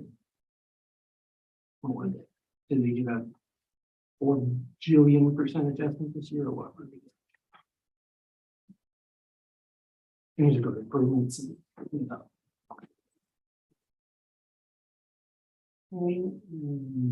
So click on mass adjustments. And then this year, what is it?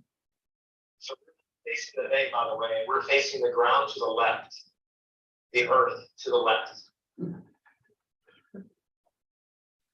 Okay. You're facing the HEB property?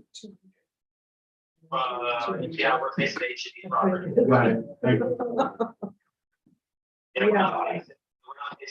That's what it is, there's right. So the neighborhood adjustment went from 110% to 200%. That's what the value change was. That's brutal. And so here.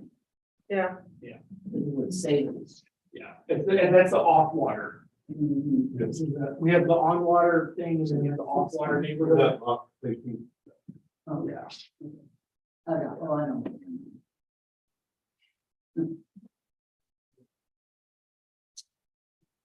I can tell you we didn't change it for fun, but yeah, the only comp I have is the front of the complex. That's good. Don't worry.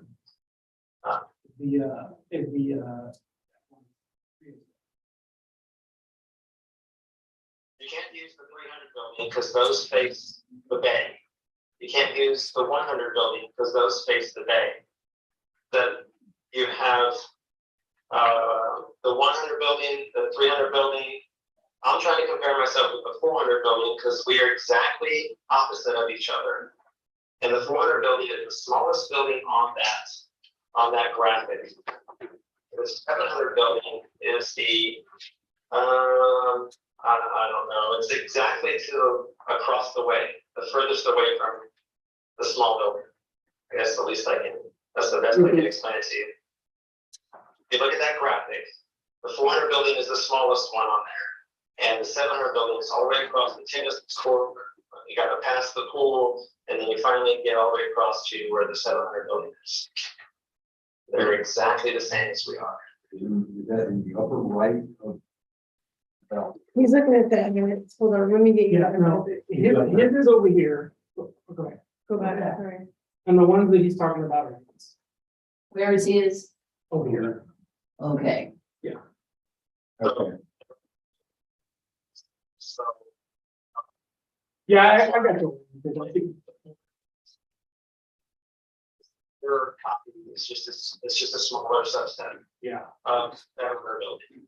Floor plan, exact same year, everything's the same. Yeah, I would guess, this sale just drove an enormous change. There's one property I do over. This is a neighboring one.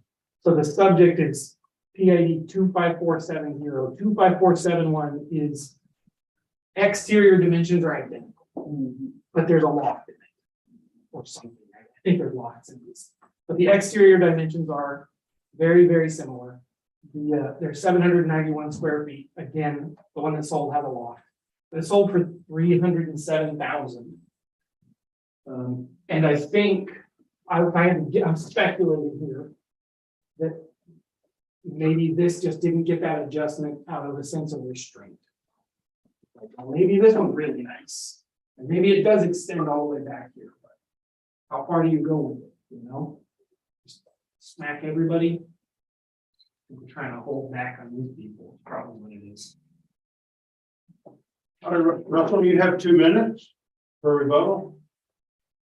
Wish I could show me your screen so I know what you're talking about. I think bottom line is 174,190. My suggestion, and that's even going by your own recent tax appraisals or a building that's exactly the same as mine. Is I do not have a bay view. They have a boat dock. They have access to, which is excellent. All I can see on the side is brush, and I can look towards the pool. Y'all misunderstood it in the beginning, thinking that we had ocean view, which we do not. And, you know, that would be, but we do not have that view. So, just trying to make sure we have apples to apples, and I would like the property value lower to 174,190. If that is acceptable for the 400 building, I believe it should be appropriate for the 700 building. That'll be all. All right. District has 1 minute closing. If we got oriented, You good? Yeah. All right. Russell, you have 1 minute for closing. Do y'all have any, I mean, usually there's more back and forth.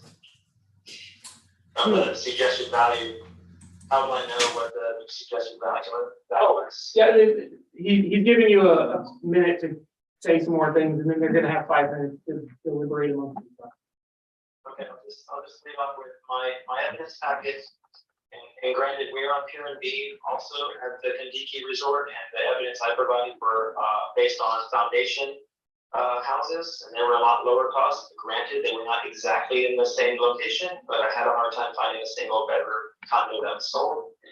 So to make your job easier, I broke down 7 identical square footage and layout, and there's no loft in them. They're exactly the same floor plan as the one I have. And so they're valued much lower than my value currently is. and they have the same view or same, similar access, as I do. There may be some subtle differences, but in general, I believe the value should be lowered to 174, 190, which would align with the current appraisal of items in the 400 building. That'll be all, thank you. All right. The board has 5 minutes to deliberate. Can we verify that one of those that is the appraised value, 174,190? Like the 408 building, which is 25446. Yeah, 25446.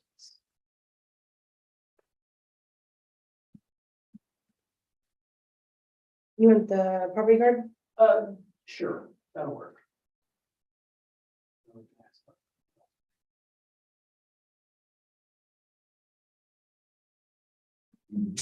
Yeah. It is.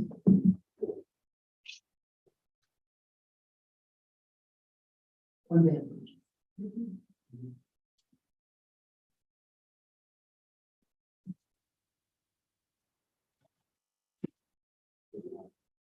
Hmm?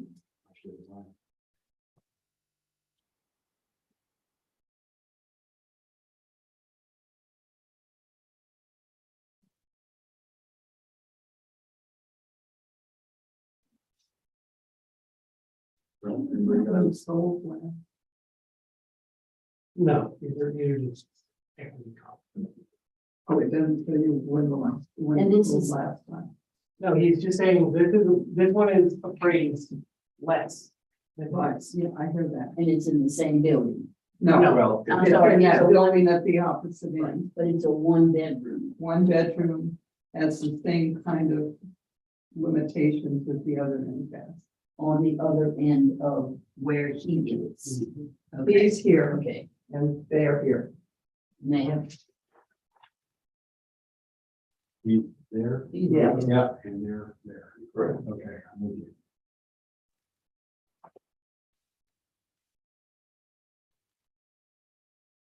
I'm hard pressed to argue against it. Yeah. Because, I mean, if nothing else, his view out that way is land. land. Yes, Mhm. yes. Right. Right. Okay, 174, 190.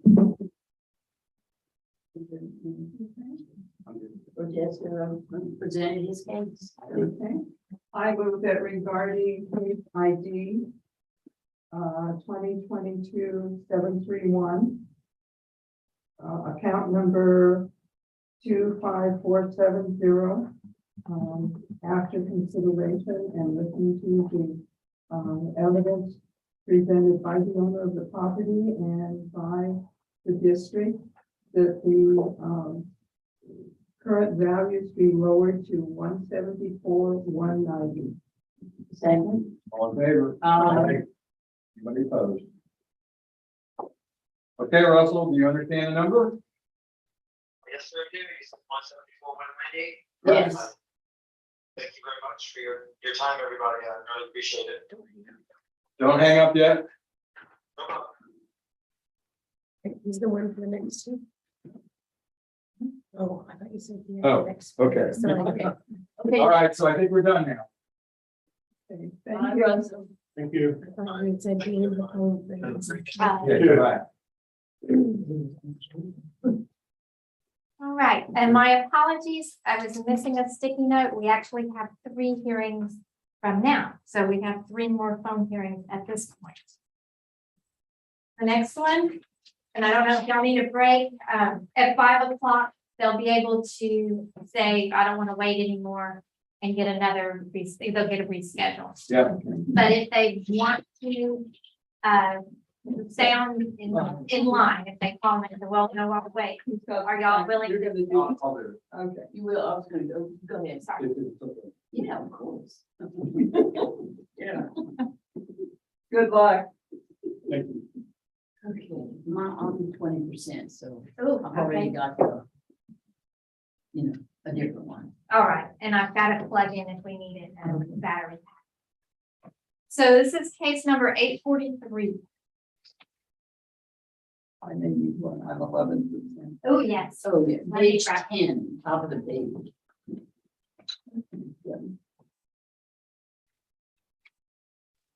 Yeah. Why are we using all this?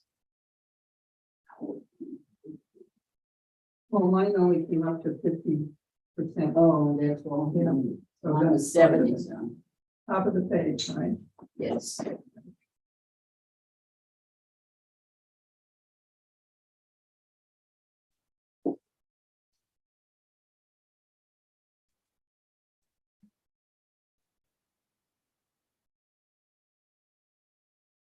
And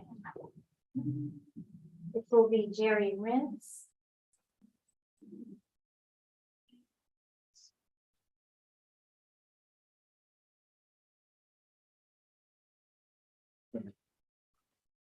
Ready? Yes.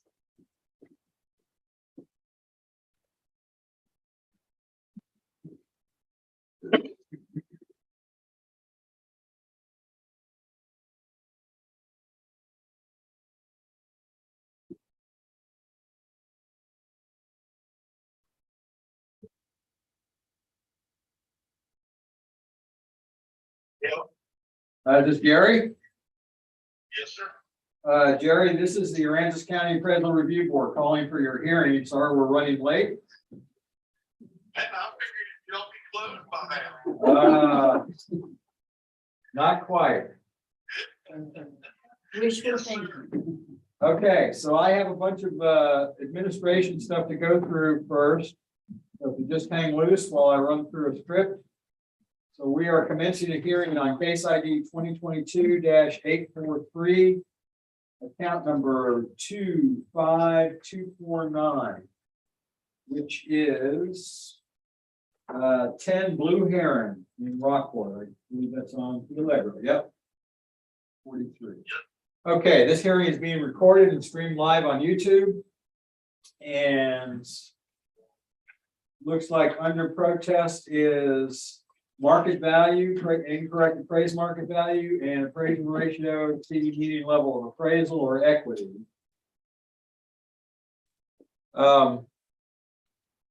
So we are the appraisal review board that will be hearing your protest today. We do not work for the appraisal district. We are appointed to perform an independent review of your protest. At the end of the hearing, you may complete a survey regarding your experience. The survey may be completed using the survey form, which will be included in the determination package you will receive in the mail after the hearing, or you can take it online. Information about completing and returning the form are included on the form. The survey is voluntary. However, we always appreciate any feedback you may wish to offer. You also have the right to appeal our decision. Appeal information is included in the package that will be mailed to you to document our determination. In accordance with Tax Code Section 41.45H, all written material and evidence that has not been provided must be provided at this time. So do we have all the information or all the evidence that you're going to be referencing in your protest? I see we do have some evidence. Just paging through real quick, looks like an affidavit. Okay, so I have an affidavit. Okay, is there anything other than the affidavit that you need to provide? I'm not sure what's on the affidavit. It's not along with three of the ones, that's all I have. The next one. Yeah, that's what it says. Make my property the same as, okay. Okay, so the ARB members who are considering the protest have not communicated with anyone about the protest and are signing affidavits to that effect. I, Scott Wagner, do solemnly swear that I have not communicated with another person in violation of Tax Code Section 41.66F. I, Joanne Ferguson, do solemnly swear that I have not communicated with another person in violation of Tax Code 41.66F. I, Peggy Bird, do solemnly swear that I have not communicated with another person in violation of Tax Code Section 41.66F. All testimony from all witnesses must be given under oath. So, Jerry, I'm assuming since we have a signed and notarized affidavit from you, that you understand that you are in fact considered to be under oath. Okay. I am in solemnly swear affirm the testimony you shall present to the appraisal review board for Aransas County Appraisal District. Okay, Jerry, I need to ask, do you hold a license or certificate from the Texas Appraiser Licensing and Certification Board? Okay, that's fine. In the package of information that you received, there should be a sheet that says, it's titled Hearing Procedure Times. Do you have that handy? Got a lot of papers, bear with me. Is it on form? No, it's a separate piece of paper that's at the title. It's in landscape mode, so it says at the top, hearing procedure times.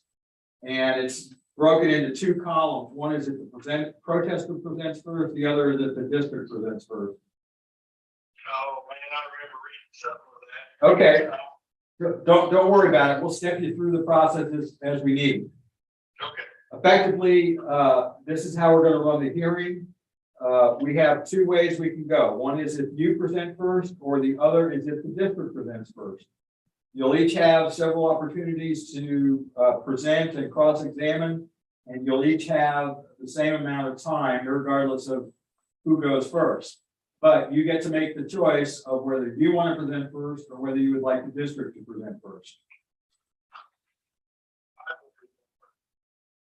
Okay, very good. Well, you have 5 minutes and you can start whenever. Okay, on form 52 and 3, item section 3, reasons for protest.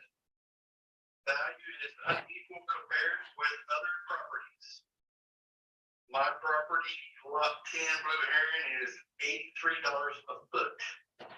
The property that straight across the channel, not the street, the channel for me, on Albatross is $60 a foot. Lot 15, 17, and 19.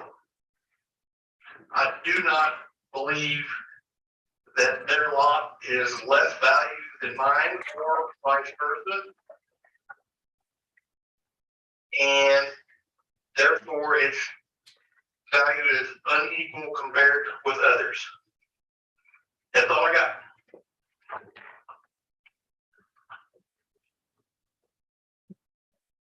Okay. You'll have some more opportunity to talk. So Amy, you've got a total of 7 minutes. Okay, so 25249, single family residential on 10 Blue Heron. Last year it was certified at 628,100. This year it was noticed 795,450. Picture of it. And also the sales grid, because we're not protesting sales. Let's see, equity grid. Circle the. On the protest. Circle and did one, right? Yeah, equity. Equity circle. I'm I sorry. mean, I can just say. The median value on our sales grid is 828,487. So on the equity grid, we've got, first one, 30 Blue Heron, and then 7 Nassau, and 11 Nassau. The primary driver of value on these things is the house. There is a land value. I'm happy to look at that. But the thing that it's adjusting on here is going to be the building. That's where the 814 comes from. Let's see. And then I haven't looked at what they are across the street. Or sorry, the canal. Let's look at the let's look at them real quick. But everything on his street, his neighbors are all at the same price per square foot. They're all the same. I checked. They're all the same. Let's see what's going on with the one across the way. 15, yes. Well, they've got, what is that from? Go to, is there a note explaining what that is? In the, maybe in the land part of it. On that, and then. Albatross, across the canal and say, Bar. Okay. Economy. No, it's just the whole thing. What the legal on this? Lot 24 and lot 8. Okay. Oh, what's the street address? 15. Okay, what about 17 or 19? What are those doing? I don't know if this is, You're all using areas. okay. They're all got the same things. kind of adjustment. Oh, okay. That's weird. And then 19. I don't remember why, I put it in there. Someone kind of told me to put it in there. One of those years ago. It's in 17. Yeah, it was a long time. ago. Here, hold on. How did we get such a brilliant- That's ancient. Yep. Okay, well, do we know which one we're looking at? On that? Wait a minute. Victor? Yeah, can you pull up the parent on Victor and see what this is?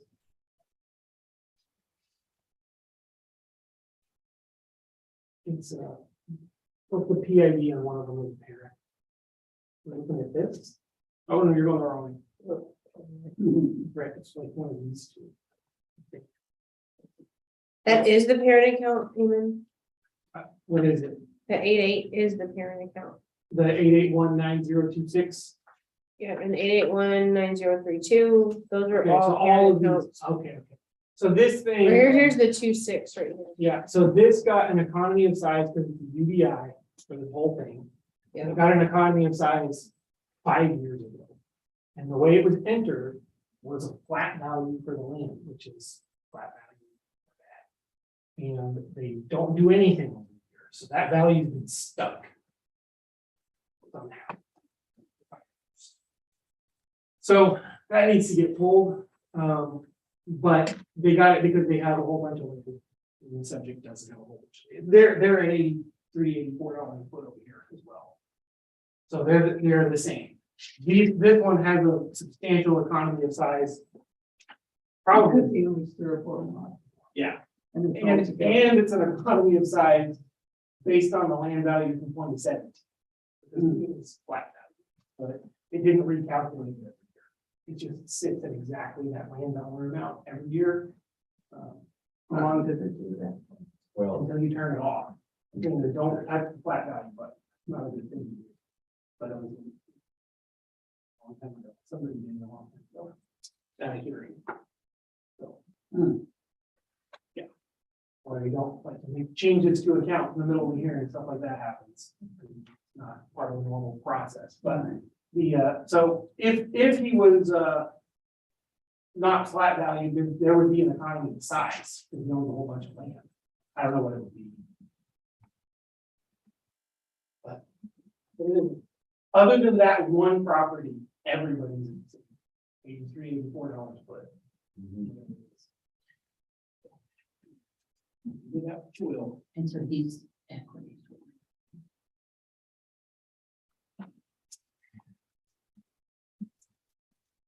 Have some more time. so. Okay, you done for the moment, David? I'm done completely. I mean, our only buffer to that argument is that one property is not a median. So, I mean, it's not fair that these people have been getting a break for no reason for a couple of years. But this test is a median, so he's right about this one property, But all the others. But it wouldn't be a means. It would be wouldn't median. It wouldn't be, it wouldn't even be. it's one guy getting an unreasonable deal. Yeah.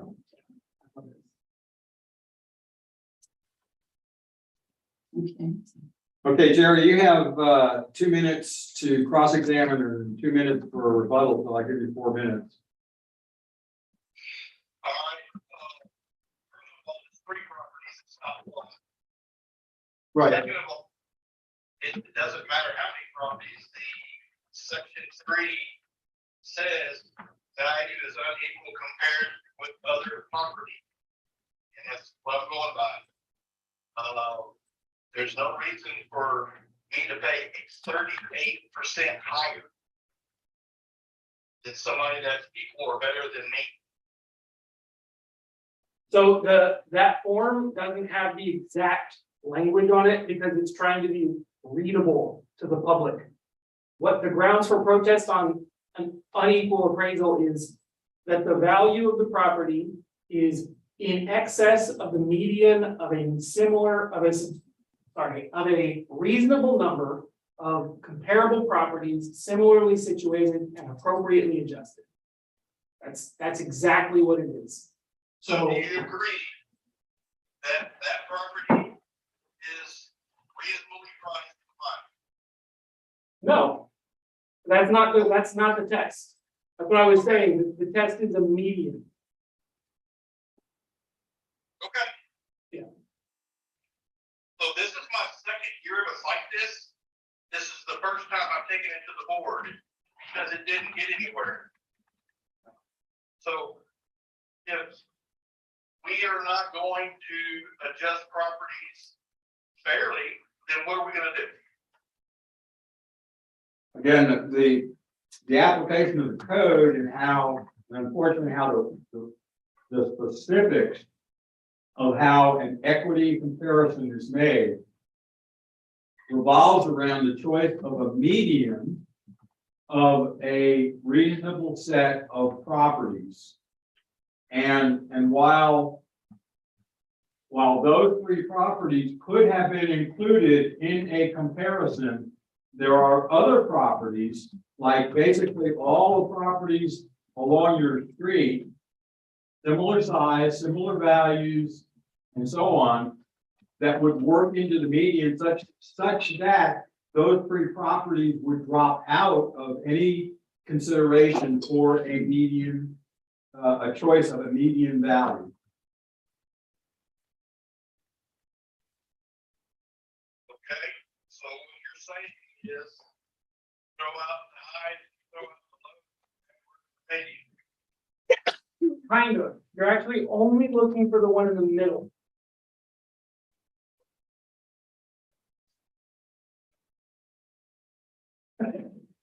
I'm sorry, we couldn't laugh. I understand. That's the same thing I would have done.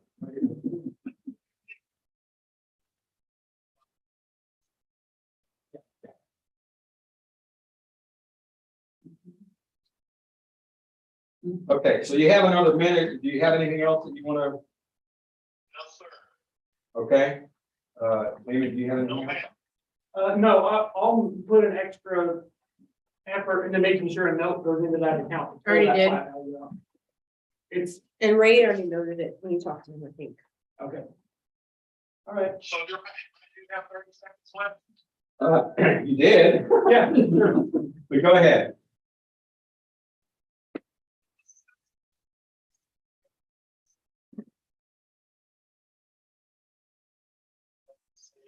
Error on somebody's part. So therefore, I should be the good old boy that gets a discount for bringing it to your. Yeah, I wish we could. But hang on a second. I'll turn it over to y'all. Okay. Let me ask you, sir, what value did you put on this? You have an opinion? Do you have an opinion of a value of your Well, property? my deal, make my property the same as lots 15, 17, 19, Albatross, $60 a foot, but I totally understand that's the low end. And I would be happy with any kind of discount, it would satisfy me. Oh, thank you. Okay, you got anything else? No. Okay. Okay, Jerry, I'll give you one more minute in case you got anything else you want to use in closing. Thank y'all for being with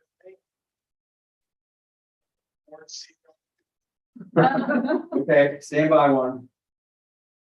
So. That's important. Yeah, it really is unfortunate. Like you The can find this district- thing, right? Yeah, the district has, All right. That'd be kind of cool. Yeah. yeah, the district has presented their case and even the median value, I mean, the equity value is lower, I mean, higher than what he is here, so I think that I don't, yeah, I don't think so either. I wish we did. So the 795, 450 is what we come to. Yeah, okay. Okay, I move that regarding case ID 2022-843, account 25249, after listening to the appraisal district's evidence and the owner's evidence that the current value remains the same at 795, 450. I'll second. All in favor? Aye. Anybody opposed? Okay, sorry, Jerry, that's, the number 745, or 795, 450. We're in the second year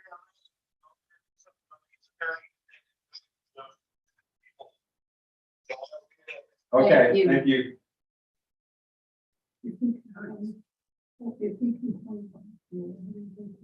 I don't know where he complained. Oh, yeah, well, yeah, there's no, I don't think he came to the board. but, yeah, that's not really what we here, it's like, that, I think dangerous. What's the attorney, what's the attorney's? I don't know what that was about either. I would get it, that guy's. The one on the end, yeah, Yeah, pretty much. and somebody opened it. Hopefully not on the. Number 2. Is that bad, telling? Keep that in there.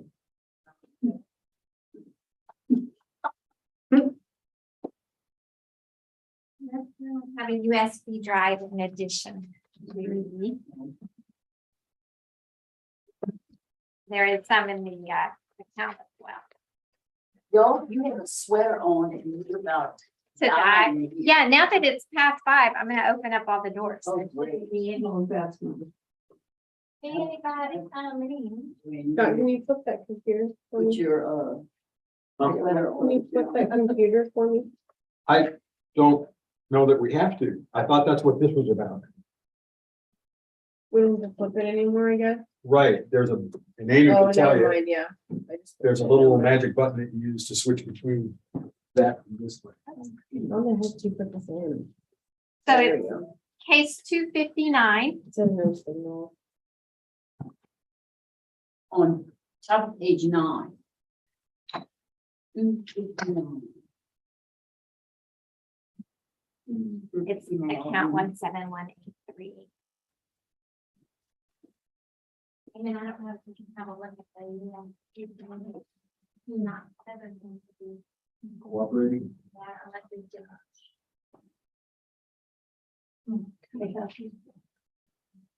Yeah. I just. No, I just, Sure. I just, hold on. I'm thinking of it now. Yes.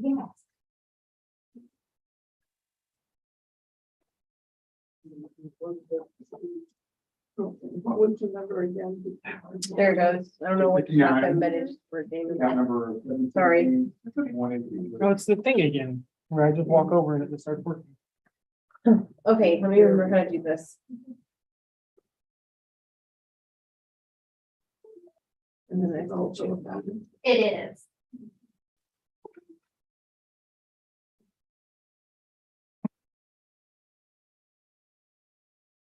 We good? Yes, Peggy, right. Yeah. And it's on page 11. Page 9, 9. top of page 9. Oh, crap, that's what I wanted to do.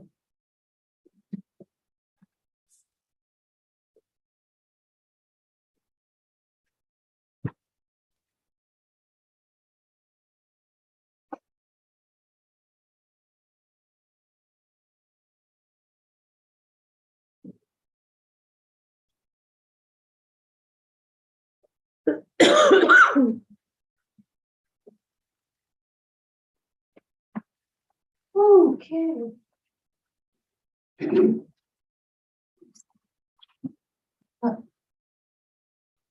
Susan Murray and Scott O'Donnell.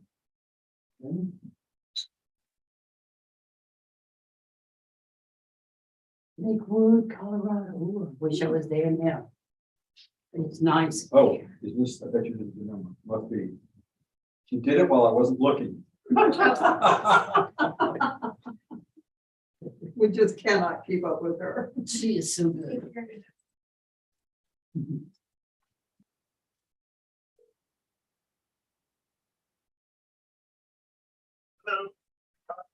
Hello, Scott. This is the Aransas County Appraisal Review Board calling for your hearing. Yeah, this is the Aransas County Appraisal Review Board calling for your hearing. Can you hear me okay?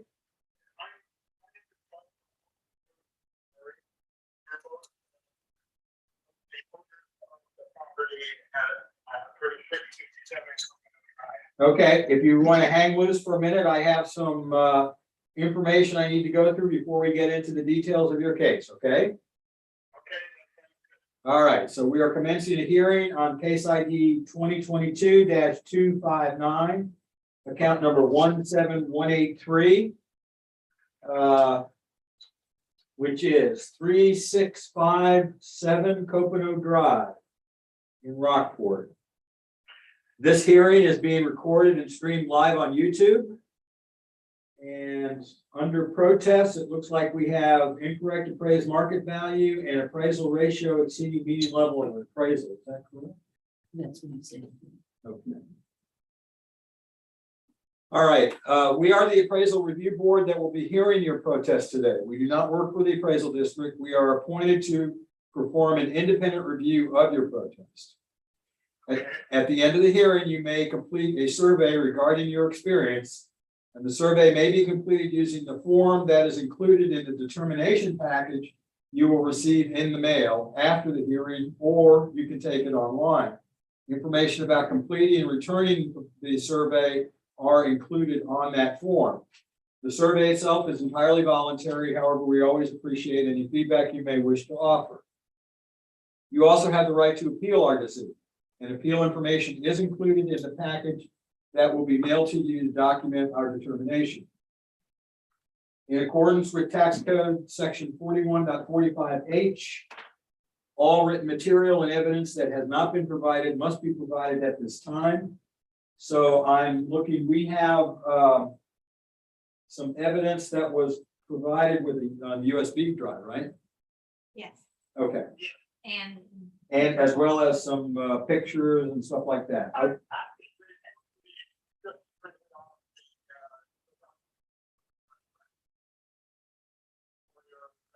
Okay, well, that's helpful. Is there any difference between what's on the flash drive and what we have the hard copy of? Okay. Good, so we don't necessarily have to switch back and forth. Okay. do we need to?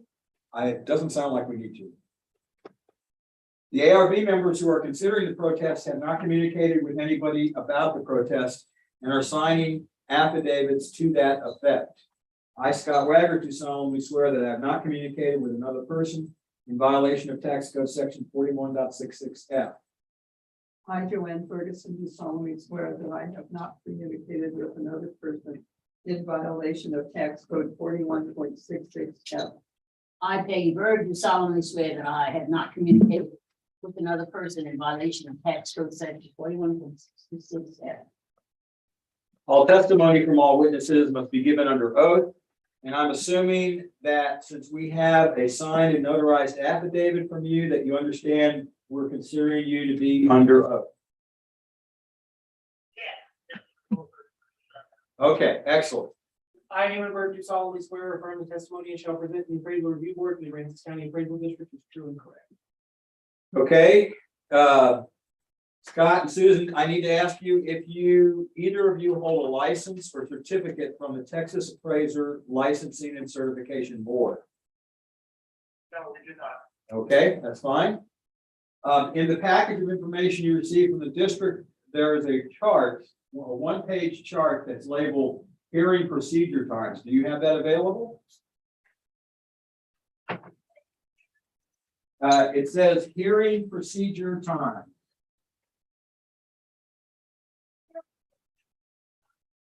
Times, yes. It's a table that has two columns, two sets of columns. One when the presenter goes first, the other when the district goes first.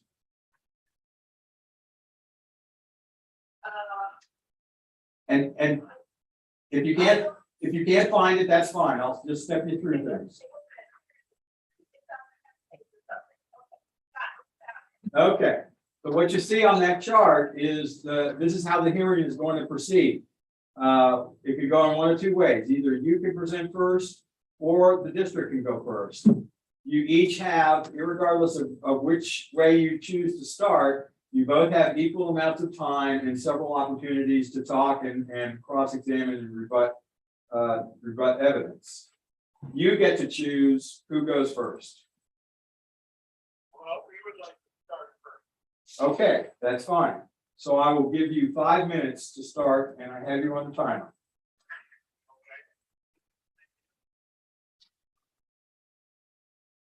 For allowing us the opportunity to run the opportunity.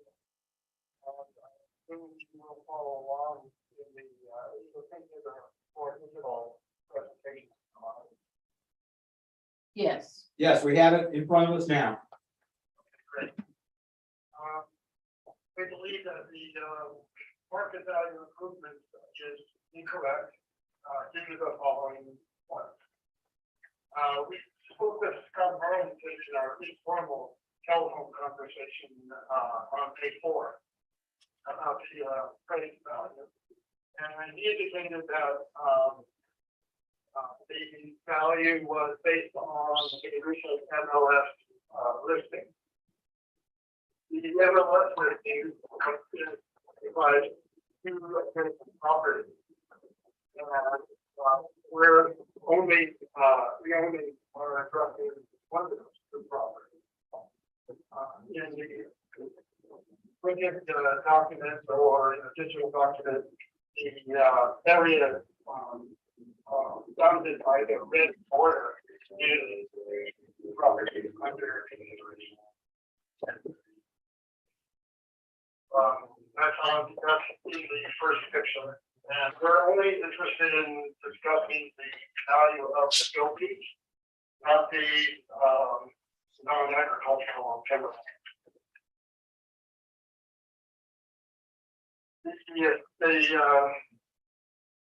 On page 2,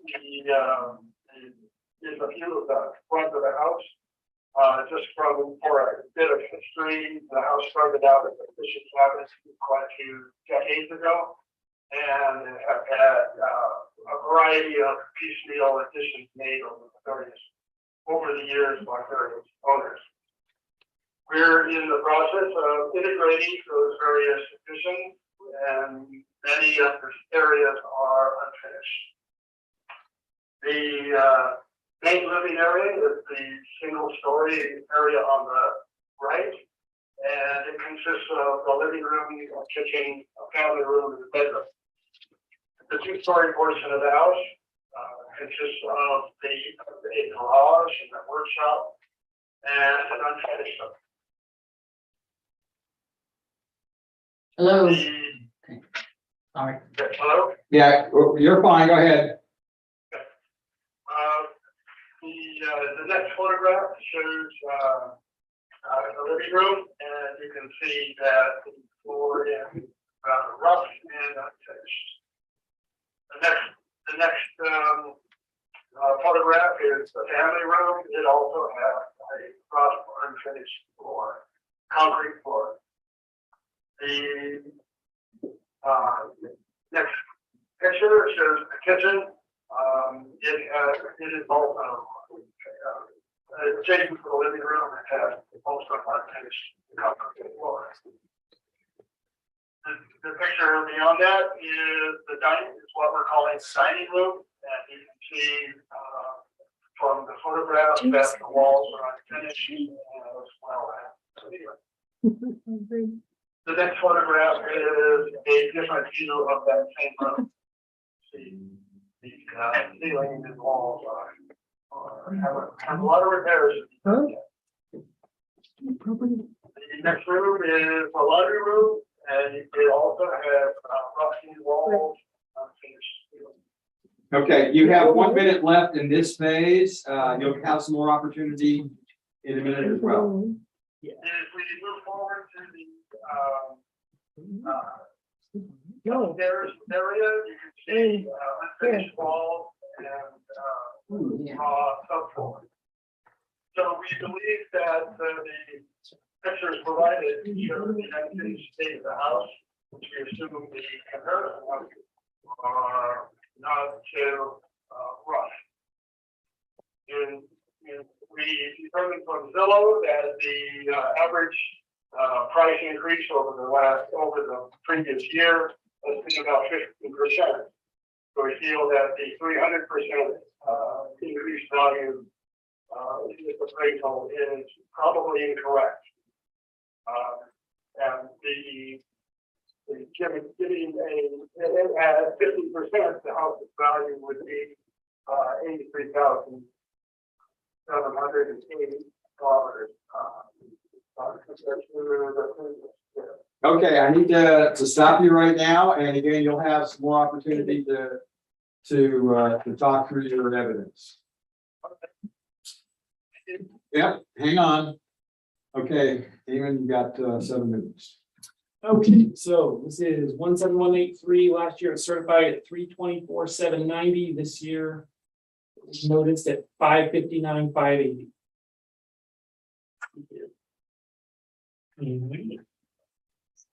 Where's your number? Am I on the right property? Is it 17183? Yes. Okay. Okay, and then let's see, let's look at the sale grid. So the first sale is in Pocono Village area, the same sort of place. Indicates a value for the subject at 476. That is a downward adjustment. We got a sale on Ridge Harbor, the 4ST, Pocono Point and Pocono Ridge. The indicated values for the subject based on those sales is 515, 582. Our median ends up being 548, 560, which is a downward adjustment from our notice value. And the equity grid is showing other properties that are in this area, and we're at 568 on that. So we're meeting the test on that. Let's see. So it looks like 7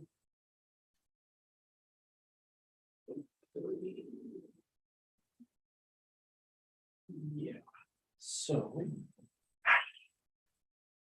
the property.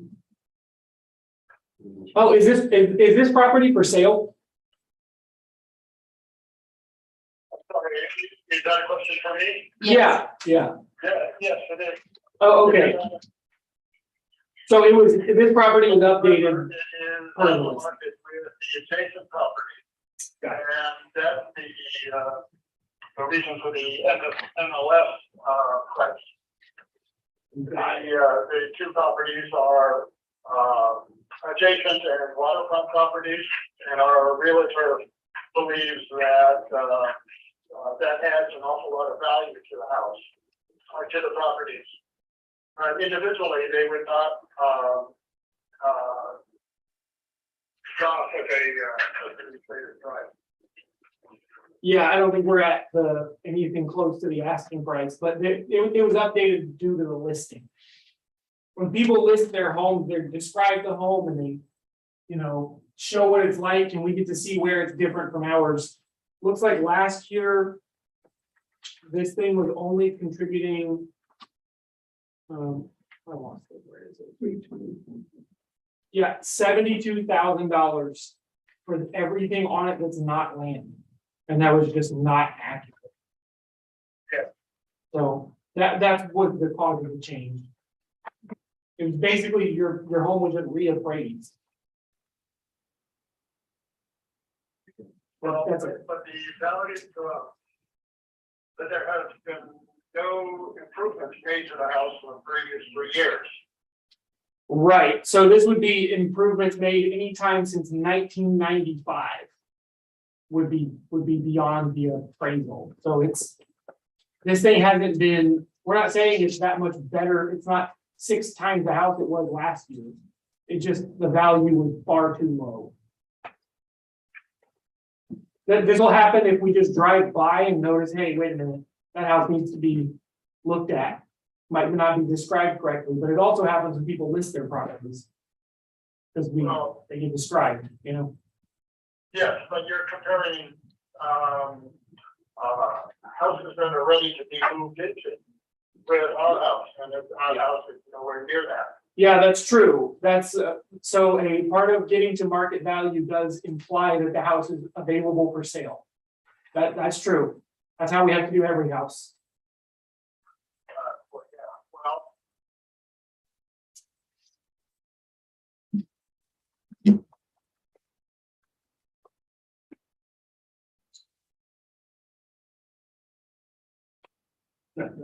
So I don't know what time we're. Okay, well, I mean, we still have 2.5 minutes. Okay.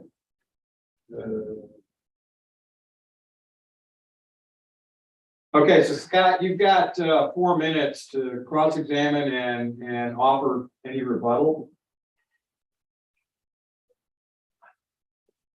well, I guess I have to disagree with the comparison,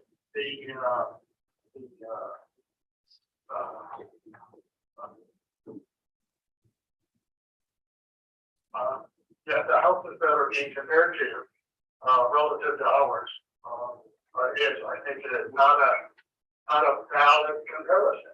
It's not a one-to-one kind of comparison at all. In many cases, well, our realtor believes that our property maybe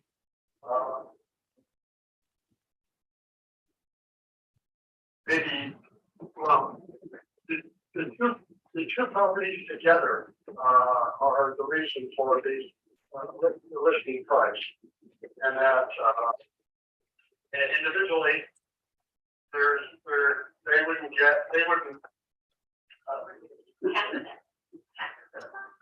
wouldn't be worth half of that. So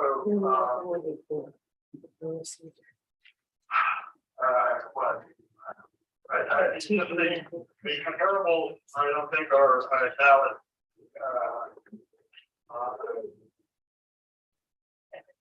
Yeah, it's not valid evidence for pricing I just want to point out, we're not trying to get to your asking price. We're not even close. We're like a mile away from your asking price. I'm just saying, like, when somebody lists their house, they put pictures and stuff of it. And it was like, hey, this is not $70,000 worth of house. That's what happened.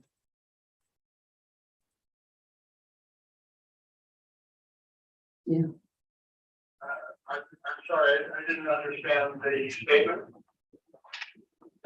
I was saying, we're not trying to get to a value. It's what you're asking for your property. It's that when you listed it, you put pictures and described the building.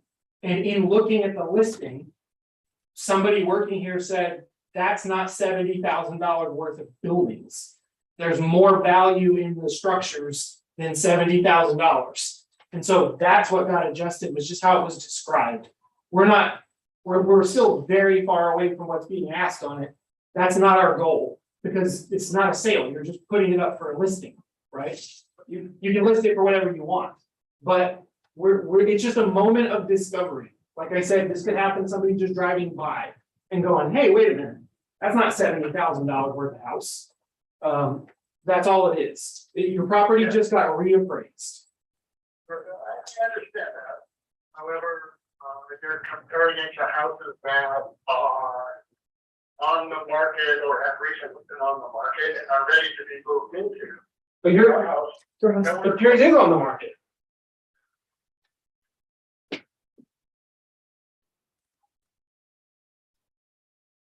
we lose your connection? No, we're still here. Okay. We're good. I'm just saying that the comparables, aren't a true valuation of our home.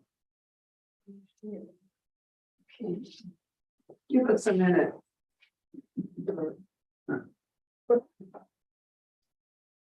Okay, David, do you have any more rebuttal or closing? No. Okay. So Scott, I'll give you another 2 minutes if you have, I'm sorry, another minute to close. Well,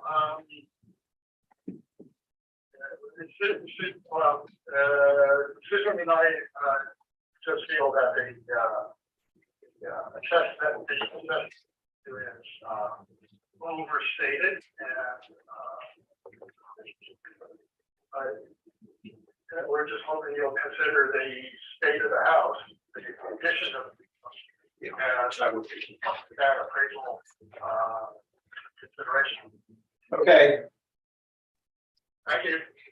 Let me ask you a question. I see pictures of the second story that look very unfinished. Yes, Is that the area above the garage? yes, it is. Okay, and is that heated and cooled in any way? No, well, it's got windows. It's got windows, right? Okay, so my next question related to that is it intended that you were gonna finish that area off? Like sheetrock and so on? I'm sorry, say that again? I mean, I'm looking at studs and rafters. Yes, we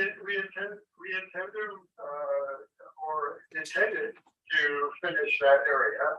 It's actually quite pleasant. With all the windows open, it's quite comfortable, breezy area. You know Rockport and Coconut Bay has a lot of breeze. Yeah, okay, well. It can be pretty comfortable with everything open. Yeah, at certain times of the year, I agree with you. Right now, it's 94 degrees outside, so it might be a little more oppressive. But in any case, here's what I'm going to suggest to my colleagues on the board. I'm looking at the second floor area, which is 36,420. And applying the neighborhood adjustment, which also is another factor that I believe caused or drove a significant increase. And that got me to like 83.7 for that piece. And then I took half of it and I said 50% complete. Okay. Are you with me so far? Does that sound Where's reasonable? the 86? It is 36,420 times 1.75, which is the neighborhood adjustment. Okay, so that's 83,000. Yes. If I did it right. Yep. 341. Are you looking at the second floor value? Yeah, just the second floor value. It's 36,420. Right, and then I applied the neighborhood adjustment, Mhm. 1.75. 36,420 times 1.75. I said 83, that's 63,7. 63,735. I took half of that, and that then became, okay, divide that by 2. 31, 31,8. 32. Yep. 31,867, right? That's half of that. 31,867, okay. And that's what I took, Off of the 568, yes, okay. effectively. And we rounded to 35. or 36. Yeah, the bottom line is I came to 548, 560. 548, 560. Make sure I got that right. Nope, that's not right. 5. 275, 275. 900. 36. 275. 900. That's 252. Which is land. 276.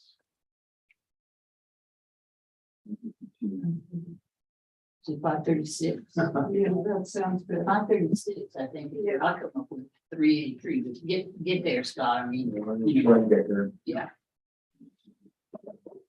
Give us a minute, sir. We're doing numbers. Okay.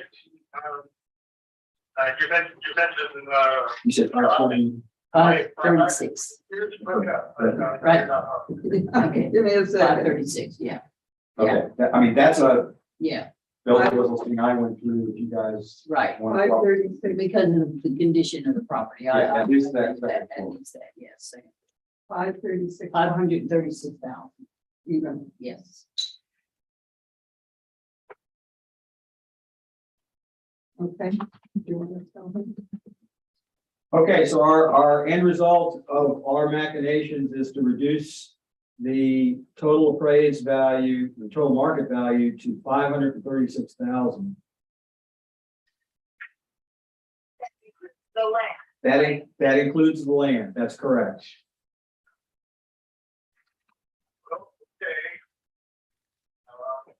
You'll send us documentation on Yeah. how you came up with those numbers? Yes, and we need to make a quick vote and motion to vote here. So just stand by 1 second. Okay. I move that regarding case ID 2022-259, account 17183, after Q1 and Q2, after listening to the evidence by the district and also by the clients, our owner, that we reduce the property value to $536,000. I second. Okay, all in favor? Aye. Anybody opposed? Okay, so Scott and Susan, yes, I had it written down here. So the new number is 536. You will get a determination package in the mail. That the record, the address they have on file is Lake Ridge, Colorado. Yes, that's correct. Okay, thank you for your time. Thank you for your time as well. Okay. Appreciate it. Okay, thanks. Bye. Bye. That's good, but there's, yeah. I mean, who are the other ones? Which ones? Okay, I'll give you numbers. two more. All right, last one, Oh, last. page 98. Count number 66678. Oh, page 8. top of the page. Goodness. Top of the page, top of the morning. Top of the night. You are really a tiny window. It is. I mean, What is it? What number is it? What number is it? It is. You know, over here. 66678. This will be Tracy Jean. Tracy.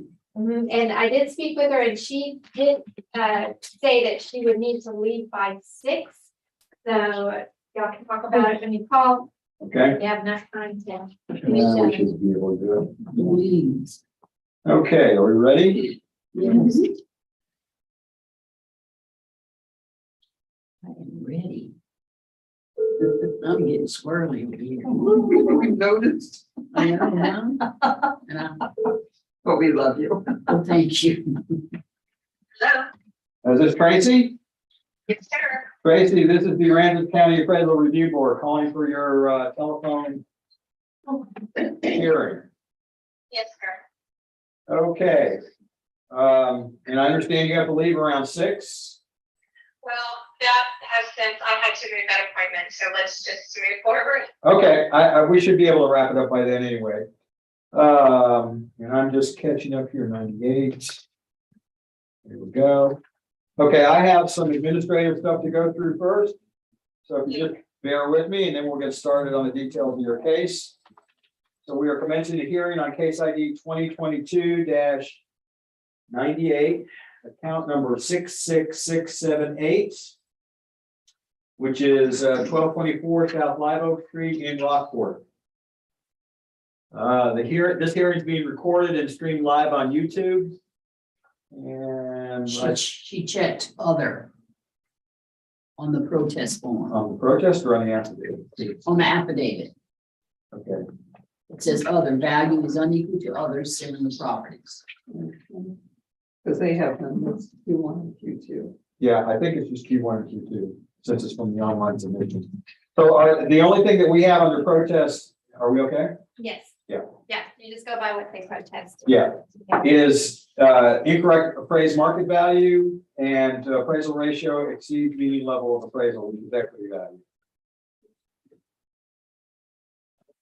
So we are the appraisal. Go ahead. I'm sorry, go ahead. Did you have any other items that you're going to We're protest? not allowed to protest based on values of similar properties around us. That's what equity is. Okay, I understand, okay. Okay. All right, so we are the appraisal review board that will be hearing your protest today. We do not work for the appraisal district. We are appointed to perform an independent review of your protest. At the end of the hearing, you may complete a survey regarding your experience. The survey may be completed using the survey form, which is included in the determination package you will receive in the mail after this hearing, or you can complete the survey online. The information about how to complete it and return it is available, is on that form that you will receive. The survey is entirely voluntary. However, we always do appreciate any feedback you may wish to offer. You have the right to appeal our decision, and appeal information is included in that package that will be mailed to you to document our determination. In accordance with tax code section 41.45H, all written material and evidence that has not been provided must be provided at this time. And I could see in your evidence package, your affidavit, and 1 page of information about some comparables. Do you have anything else that you needed to include? Yeah, so this is complete, thank you. Okay, thank you. The ARB members who are considering the protest have not communicated with anyone about the protest and are signing affidavits to that effect. I, Scott Wagner, do solemnly swear that I have not communicated with another person in violation of tax code section 41.66F. I, Joanne Ferguson, do solemnly swear that I have not communicated with another person in violation of tax code 41.66F. I, Peggy Bird, do solemnly swear that I have not communicated with another person in violation of tax code section 41.66F. All testimony from all witnesses must be given under oath, and I am assuming, since we have a signed and notarized affidavit from you, that you understand that we are considering you to be under oath. Yes, sir. Okay, And I, Eamon Burke, do solemnly swear or affirm the testimony you shall present to the appraisal review board of the Aransas County Appraisal District is true and correct. Yes, sir. okay, Tracy, I need to ask whether you hold a license or certificate from the Texas Appraiser Licensing and Certification Board. Yeah. Okay, that's fine. In the package of information that you received, there is a chart that that says hearing procedure times. Yes, sir, I see it. Oh, excellent. All right, so we have people struggle sometimes to find it. Anyway, this is how we're going to run the hearing. It takes 1 of 2 forms.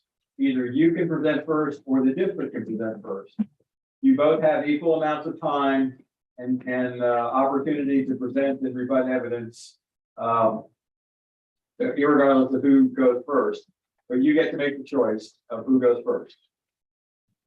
I'd like to go first, if that's okay with everybody. Absolutely, that's your choice. Okay, All right, so I'm giving you 5 minutes on the timer. okay. So looking at a list of properties that are in our address area, I stayed with Live Oak Live Oak Street, South Live Oak, and then I moved over to South Magnolia, which is the street right behind us. And gathered a list of homes to compare the appraised value to. One of the homes that I would like to consider is our neighbor right next door to us. His house is exactly the same size plot of land. His home is the same square footage. His is a 3-bedroom, 2-bath. Ours is a 2-bedroom, 2-bath. His home is estimated at $217,000 before the land, and then his land total is $40,500. Our land total is $60,500. I don't understand why there is such a significant, that's a $27,000 difference between the land value on his property and my property. And they're exactly the same size. I went down and have looked at other homes. The other home right next to us is also a 3-bedroom, 2-bath. That one is also valued less than ours. The land is the same. So again, I'm not sure exactly where we get the $40,000, but I went over, there was a couple of other homes on Live Oak, 3-bedroom, 2-bath, similar square footage. Again, these are all at least $20,000, if not more, less than what ours is valued. Moving over to South Magnolia, which is a street that's right a block over from the banks. It's a lot closer. These 3 homes on South Magnolia, this is a 3-bedroom at 1207 South Magnolia. This is also a 3-bedroom. It's total of $290,000. Another one on Magnolia that's going for apples to apples. These are both the last 2 properties on my list are 2-bedroom, 2-bath, same square footage. One's at $205,000, one's at $290,000. So I feel that there's some wiggle room with the value on our house in comparison to the ones that I have chosen on my list of comparables. Okay, you still have another 2.5 minutes. I don't know if this was real cut right for me. I pulled the comparables and that's what it is. Presentation. So. Okay, you'll have another opportunity as well to talk here in just a minute. I don't have it. Okay. You have 7 minutes. Yep, so this is single family home on South Live Oak in just one quarter. So last year it was certified at 316,770. This year it was noticed at 320, 430. Very little difference. The property, we have a sale from last year at 346. Is what we were pretty sure the number was, but we could be wrong. The first comp in the sales grid is the subject, indicating the value of the sale price, 346. The other 2 comps are on South Live Oak and South Church Street. They're 5 FB homes, similar effective age, around 2010, 2012, that kind of thing. When adjusted to be like the subject, the median indicated value is 348. So we would expect the subject to sell for 348. If it was to sell like most things in this neighborhood. The equity grid is other properties, see how we're comparing them or how we're appraising them. And that number is 325,489. This is mostly focusing on the homes and not the land. The house is just a 5 FB in South Rockport. There's a lot of them. It's not hard to find. When adjusted to be like the subject, they're all just on the same schedule. They get the same neighborhood adjustments. I didn't look at all of the comparable properties that were brought up. They're a little hard to look up by street address, but a bunch of them, their land values are different because they have wet adjustments. So at some point, I don't know when, somebody was convinced to put in a wet adjustment on those various lots. That's why their values are different.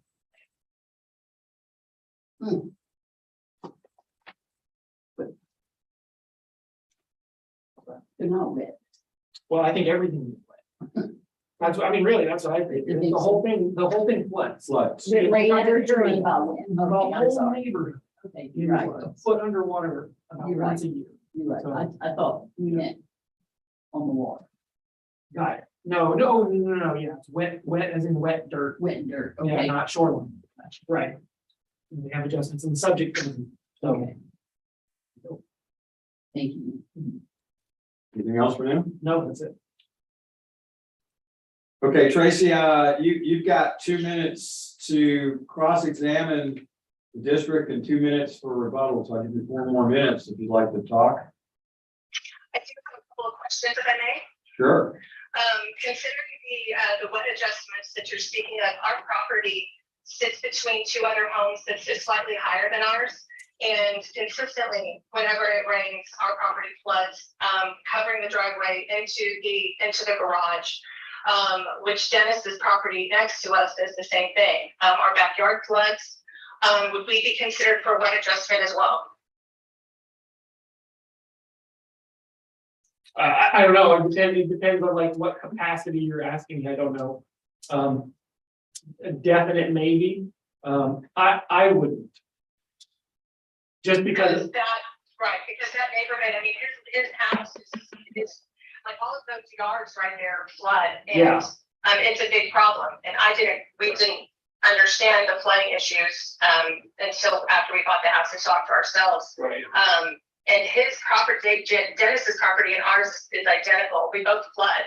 And he's got, again, like I said, his is $27,000 less than ours, probably because of the wet adjustment that you mentioned. Yeah, so I'm just saying the reason that like I wouldn't want to do something like that is just because we have to get to what these things sell for anyway. So if you take half off for it being wet, then it sells, you have to double the price per square foot. And so you've gone nowhere. Nothing's happened. You know what I mean? Like, is it a wet adjustment? I think would be appropriate for a piece of land that is extraordinarily wet for its area. And this whole area floods, the entire thing floods. That's why the houses are built on stilts.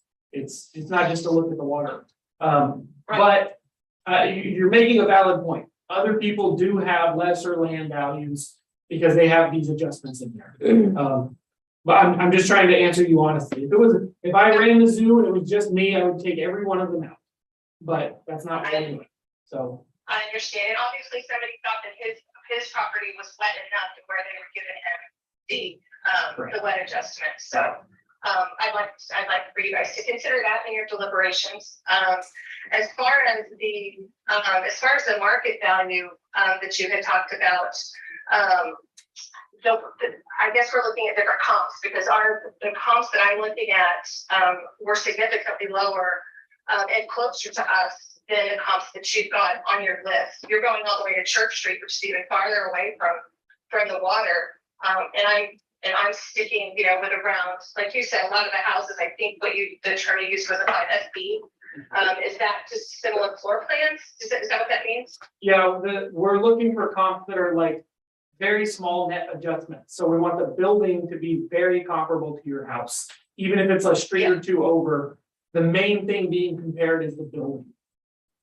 Yep, and that's exactly what I was looking at when I was looking at my list of comps. Is homes that, I looked at pictures I drove by them, I looked at pictures, I tried to be as specific as possible to put apples to apples, because I know that that's the only fair way to comp, to do it. And so, all of these homes that I chose that are less than ours is also, is also really comparable and it's very similar. So whatever you guys can consider to deliberate, we would appreciate it. Obviously, everybody's hurting right now, so whatever you can do to ease that would be appreciated. Okay, David, you got 2 minutes? Okay, and no closing either? Okay, Tracy, you got 1 more minute to do a closing if you've got anything else that you want to add to the discussion. I think I'm good. I appreciate the time that you're giving me so far. Okay, so it's now our time. Look here, give me a second to write some stuff down.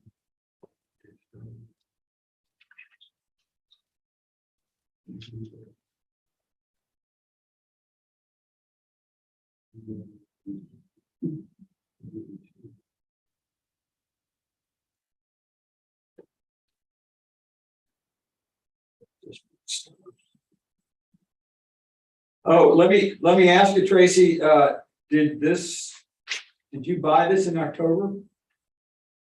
Yes, sir. Okay. And you don't have to tell us, but would you offer to let us know what you paid for it? And you don't have, In my personal opinion, more than I thought it was worth, but I really wanted it. But I think that we're right around the appraisal amount, probably, I would say. okay.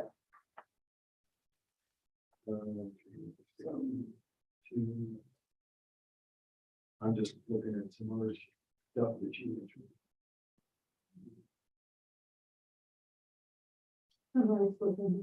Mhm.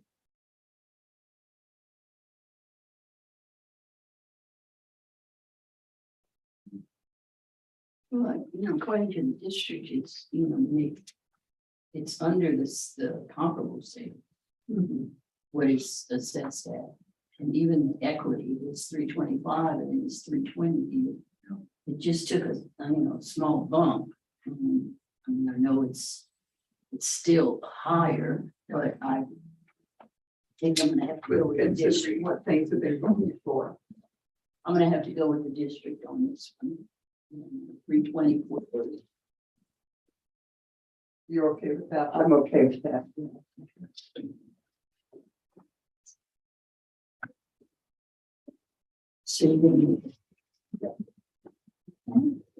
Okay, I move that regarding case ID 2022 98, account number 66678. And looking at Q2 and Q1 with the appraisal district information and the owner's information, that the current values stay at 320, 430. Second. All in favor? Aye. Any opposed? Okay, Tracy, we're staying at the appraised value right now. I do have a little suggestion, if you want to pursue any land adjustment based on this wet aspect of the area, it would be really helpful to have some pictures. And I know you don't live here, but pictures as evidence would be very helpful for the next time we go through this. Oh, no, I guess I missed it. Okay? It's right here. Yeah. All right, thanks for your time. It didn't show it to go down. Bye-bye. I don't think she was. So under values, when I did it, it was 733. and that's what it So should be. wet is wet. Yeah. land. That's what made Well, it just change. Yeah, it was just right here where it was. I don't know, maybe when I You went to got hit real something. wet where- Yeah, it was right next to it. Cause I wanna say, I just did that one. Where it's almost. Let me check it here. Let me see. Yeah, big property, and it's always got water. Wet is not always. Oh, it did now, Val. That's not- Okay, thank you. We're going to waterfront, water view. You want Wet to is like. sign tonight or tomorrow? I'd like to wait tomorrow. I will come in a little early, probably right around Start 8 the meeting. and. Oh, yeah. I'll make a motion that we adjourn. Thank you. Anybody opposed? Anybody second All I that? can say. Yes. Joanne seconded. Okay.